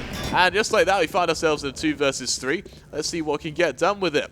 As Victor tries to go aggressive, swapping spell and doing damage where he can. Able to find him actually. Oxygen will aggress from main. Bubble as well, trying to get up close. And Burston with the bomb as well. 1 versus 2, swinging wide. Oxygen going to be the first player to watch out for. So he makes his way into Connector. Rainwaker the other as he'll make his way onto Oil. Let's see if Bubble can find either of these players. He'll back away. I don't think Rainwaker spotted him. As a now he did. Down. Now he did. He definitely did there. And Bubble's able to find him now. Numbers punched on in. 1 versus 1. Oxygen making his way forward, looking to catch out Bubble. The IGL of MBAPEEK. He'll switch to the AK. He'll back on away, and with that, he's got a molly as well. He's in a perfect position for this after plant scenario. First molly attempting to kind of force him back, but it won't matter. Once the initial plant comes through, the tap goes out, and a few shots ring out either side. Bubble, he'll hag down the first, looking to do damage where he can. Oxygen, he's just playing for time. 1 versus 1, doing damage as best as he can. It's almost a stalemate at this point. Bubble looking to swing wide. Oxygen going to find him. Is there enough time? Let's see. That bomb is going on down just enough, and Skade are going to win the round. That was scarily close, but they're just able to make it 11. Oxygen saving the AWP as well. That's going straight to Denislo, the man who is now starting to wake up. And MBAPEEK, suddenly this looks scary for them. That was actually a mad important clutch from Oxygen. It was the youngest player from Skade versus maybe the most experienced one from MBAPEEK, so we had a really nice duo here. We saw Bubble playing the timer really well, playing with his flash really well. At the end though, Denislo manages to take down the head of Red Star and Skade. They're looking so good on the city side recently. Yeah, without a doubt, they've just woken up. What were they? It was like 14-6 or 14-5, something like that. What was it? Yeah, 14-7 at one point. 14-7. Oh yeah, 14-7. And Skade, they've just woken up. As we're going to see again, Ship's able to open out on Oxygen. He's been able to get all the way out on A main. Finding Rainwaker as well, and suddenly this looks scary. Did he spot the player towards F? Yes, he did spell, and he's got to drop down, swinging towards center sight, and Ships is going to find him. That's a third kill for him. Looking for one more onto Denny. Sorry, I think he jumped up and spotted him. A fourth kill for him. On for the ace. Can he make it? As it all falls down to Duplicate. The lone man straps towards Old Bomb. Ships, he's hunting for him. He's ready for him. He knows he can get this ace. And ace he will. Off the back of an ace. MBAPEEK are going to make it 15 to 11. Wow. And the buy from Skade, it's utterly collapsed. There's the Eagles here and there, but it's nothing to compete with the AWPs and AKs of MBAPEEK. And it's in the exact moment where Skade were just starting to build up confidence, starting to just get the snowball effect going. Ships just shows that he's maybe the best player in the tournament. Yeah, without a doubt. As for this buy, it's going to be Skade making their way towards aggression on Ivy. Spellin, he's able to find Bubble early on. Oxygen going to take a bit of damage here and there, but for MBAPEEK, it's just going to be a push down towards B. Duplicate needs to find what he can. Ship's able to find the first Duplicate, trying to back on away. Ship's pressuring him down, but Duplicate's going to find him. The AKs are able to trade as it goes into a 3v3, and something that's actually a bit closer than I suspect Skade were expecting. As Rainwaker with the scout trying to do damage where he can. Victor finding Oxygen. 2 versus 3. Denny saw trading onto Victor. 2v2. Are Skade going to stay in this, or are they going to be eliminated? Rainwaker falls. Denny saw the last member. 1 versus 2. Making his way out from ramp. Trying to spam down CP. He's forced into a reload, and they're just... the players are so low. He can do this should he get the right spray control. Finding CP, taking him down. 1 versus 1 against Red Star. Tapping that bomb box. Red Star able to find him. And with that, MBAPEEK are your grand champions for the tournament. They take the BGE Elite Stara Zagora trophy, as well as the lion's share of $5,000. What a tournament, what a game, and what a finals we were able to experience. That was just wow from MBAPEEK and wow from Ships. Like, of course, props to Skade. They had a really decent run at the tournament. They started from losing their first map to this exact team being MBAPEEK. They came all the way back from the lower brackets to beating Fate on the semifinals in a pretty close fashion to the final, where they came back after a really tough loss, playing more than 10 hours of Counter-Strike, but at the end, just Ships didn't want them to have a chance. Yeah, without a doubt, that was just utterly insane CS from both sides. I'm so impressed by either side, and you know, we saw the AWP of Denny Store, we saw the AWP of Ships, both of which were so insane. And well, with that, you know, fair play to MBAPEEK. Congratulations to them. Commiserations to Skade, who unfortunately they fall in the final, and just every map there was insane to watch, insane to cast for us. I think we can officially back up what Niku said. MBAPEEK are the best Bulgarian mix I've ever seen. Likewise, really. That is just insane. Yeah. And I tell you what, when we saw that interview with Bubble a few minutes ago, oh, look at that, perfect.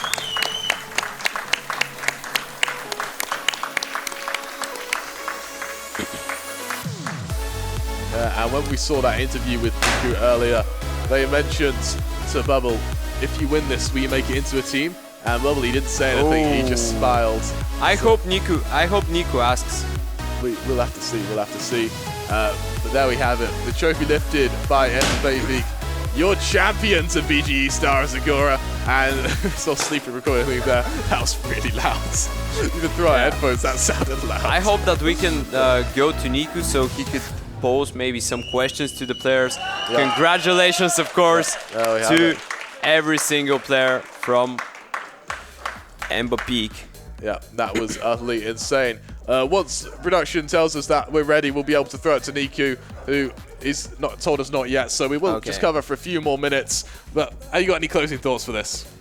I just want to thank everybody, really. It was a pleasure for me to cast with you, to cast with Jazz, with John. Yeah. I think we did our best. We did pretty decent job.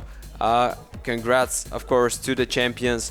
Thank you to every team and to every player and every single one of you guys that stayed at home or came here to say hi, to watch the tournament. We want to thank our amazing production crew as well. Production have been wizards. They really have. I think Marbe. Yeah, Marbe. Thank you. To name a few, yeah, it's just been insane for us. Marbe, Complex, the whole video editing team, all of them have just been absolutely awesome to work with. I've been honored and privileged to be here, really, to be able to come out to Bulgaria and cast such an amazing tournament, such insane teams. Yeah, it was pretty decent. It was my first like tournament casting in English as well. It was a brilliant experience. You did admirably. Brilliant experience. And any moment now, ladies and gentlemen, we will be ready to head towards the main stage where Niku will hear some final thoughts from the in-game leader of Skade, Spellen. We should be ready any moment now. Thank you again, everybody, for tuning in with us. It was our biggest pleasure. Yeah, likewise. And again, I'm just going to get a wee word from production if we're ready. Yeah. Yeah, now we got the thumbs up. We're going to throw it to our lovely and wonderful host of Niku. Goodbye. All right, guys, we're here on the main stage with Spellen. Unfortunately, you lost. And after so many overtimes in a dramatic way on Mirage. So if your mouse didn't jump in the last round, do you think that the match would have gone the other way? I don't know, like I believe they could clutch, but I cannot say what would have. You were gonna tie them. Yeah, but I don't know. It was unlucky. It was unlucky indeed. So did you underestimate them because they are a mix? No, of course not. They're great players and they beat us already on the first game. We knew they're strong. We respected them, and of course we had our chances, but we just didn't take it. Like we couldn't close it out. You couldn't close it out. All right. Well, a little bit of positivism. Did you enjoy your stay in Stara Zagora? Yeah, of course. It was a great tournament overall. The best Bulgarian tournament. Yeah, I never played a better tournament in Bulgaria. Oh, that's nice. A round of applause for Spellen, guys.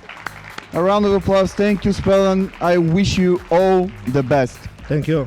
And I want to say, really, like, a big props to Ships. Like, he was insane. Like, he basically destroyed us alone. So, I mean, not alone, but, like, he was really hard to play against. So, really, props to Ships.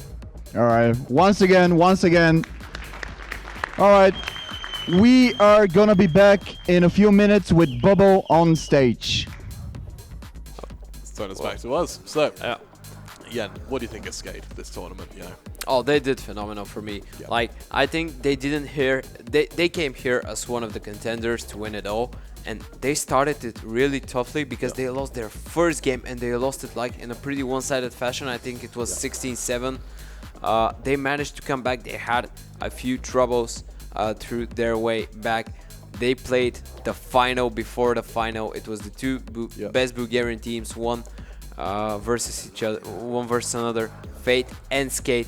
They lost the first map. They got demolished on the first map. They were down on the second so much, and they managed to come back. And I think 2 or 3 overtimes on this two, they managed to win the third map. They had a fantastic run. And props to every single Skade player. Props to single one played badly there. Of course, big props to Rainwaker and of course the Beast Denislaw. They did phenomenal job. Yeah, without a doubt. And yeah, commiserations to them. They every team deserved to do well there, and I'm impressed with the run they did. Exactly. And for MBAPEEK, I don't think there's much to say. Like they were just phenomenal. They were just phenomenal considering they're a mix, considering they aren't a real team, they're not practicing so much. They've played together, but they're just not a real team. They did bits. They really did bits. And ladies and gentlemen, we are ready. Are we ready? Okay, we are not ready. Yes, we are waiting for you, Marbe. We are not ready to go to the main stage for the interview with Bobo yet. But yeah, pretty much that's it. We just had amazing runs from everybody, and now we are ready to go to the main stage for an interview with, of course, the in-game leader of the winning team, Bobo. Alright guys, we are back on the main stage. I was speaking in Bulgarian because Victor, he just wants the cup on stage with Bobo. Bobo said no because he is humble, alright? So Bobo, congratulations on your win. Thank you very much. How do you feel? I mean, we're feeling great. All of us is happy. We did our best to win. You performed very well. Thank you. So were you expecting to go all the way and win the title?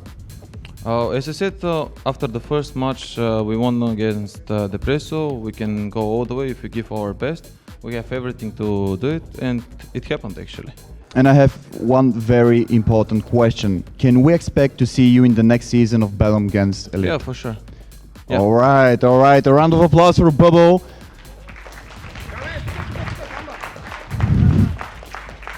And you gave a lesson to the best Bulgarian team, arguably, because they beat Fate just before that. What was your approach? I don't know if that was a lesson, but I think that they played really great. As far as you saw, that Chips went insane. Yeah. Like, he went totally crazy. He deserves the MVP on this tournament. All of us in the team played really good. They also played really good. I think small mistakes were the part to win the train. And yeah. That's it. Well, congratulations once more, guys. A round of applause for Bobo and, of course, Team MBAPEEK, right? That's the right way to say it. Yeah, that's it. Well,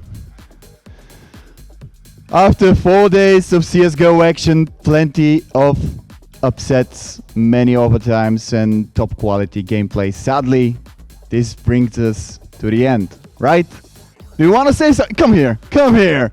Come here. I know that you want to say something. You can take it, right? Yeah, I just want to thank everyone who's watching the tournament, everyone who participated in this tournament, because without you guys, we wouldn't be able to do anything. I want to thank our team. You know, Castro, come on stage, come on. Come here. Come here. One very important thing, Konstantin. Where's our admin? Ladies, you come up here as well. No, you come up here. One very important thing. We would like to thank our partner, Stara Zagora Municipality, for the opportunity. So a round of applause for them. Thank you. This tournament wouldn't happen without them. So. Do you want to say something? Oh, come on, say something. You're behind the stage all the time, right? Production team, if you can, come down here as well. You know, Barbeto is top. Yeah. Right. So Morbeto really, just said this will be hard. Yeah. Without all these people, without the people who are up in the production room that you currently cannot see. Without. Shout out to Morbeto. Like not only not to just him, Morbeto, but to the he was entire team everywhere. You know, like. So even you know, we have observer up there. We have sound. We have lights. We have. A lot of people who are actually doing a lot of stuff to make this happen. And so, you know, without the audience and without the participants, we wouldn't have a tournament. And then without this team. Thank you. Thank you. And also a big thank you to all the teams that participated, because without you, this tournament wouldn't been like a thing. So once again, thank you for coming in these difficult times with COVID and everything else. Yeah, and let's hope that next year we're going to do 2 iterations of this tournament with the full venue and without COVID, because that was the main reason for teams to not appear and for audience to not be here tonight. All right, well, once again, well, that's a closure. Thank you for watching, and I'll see you in the next season of Belém against Elite. See you guys.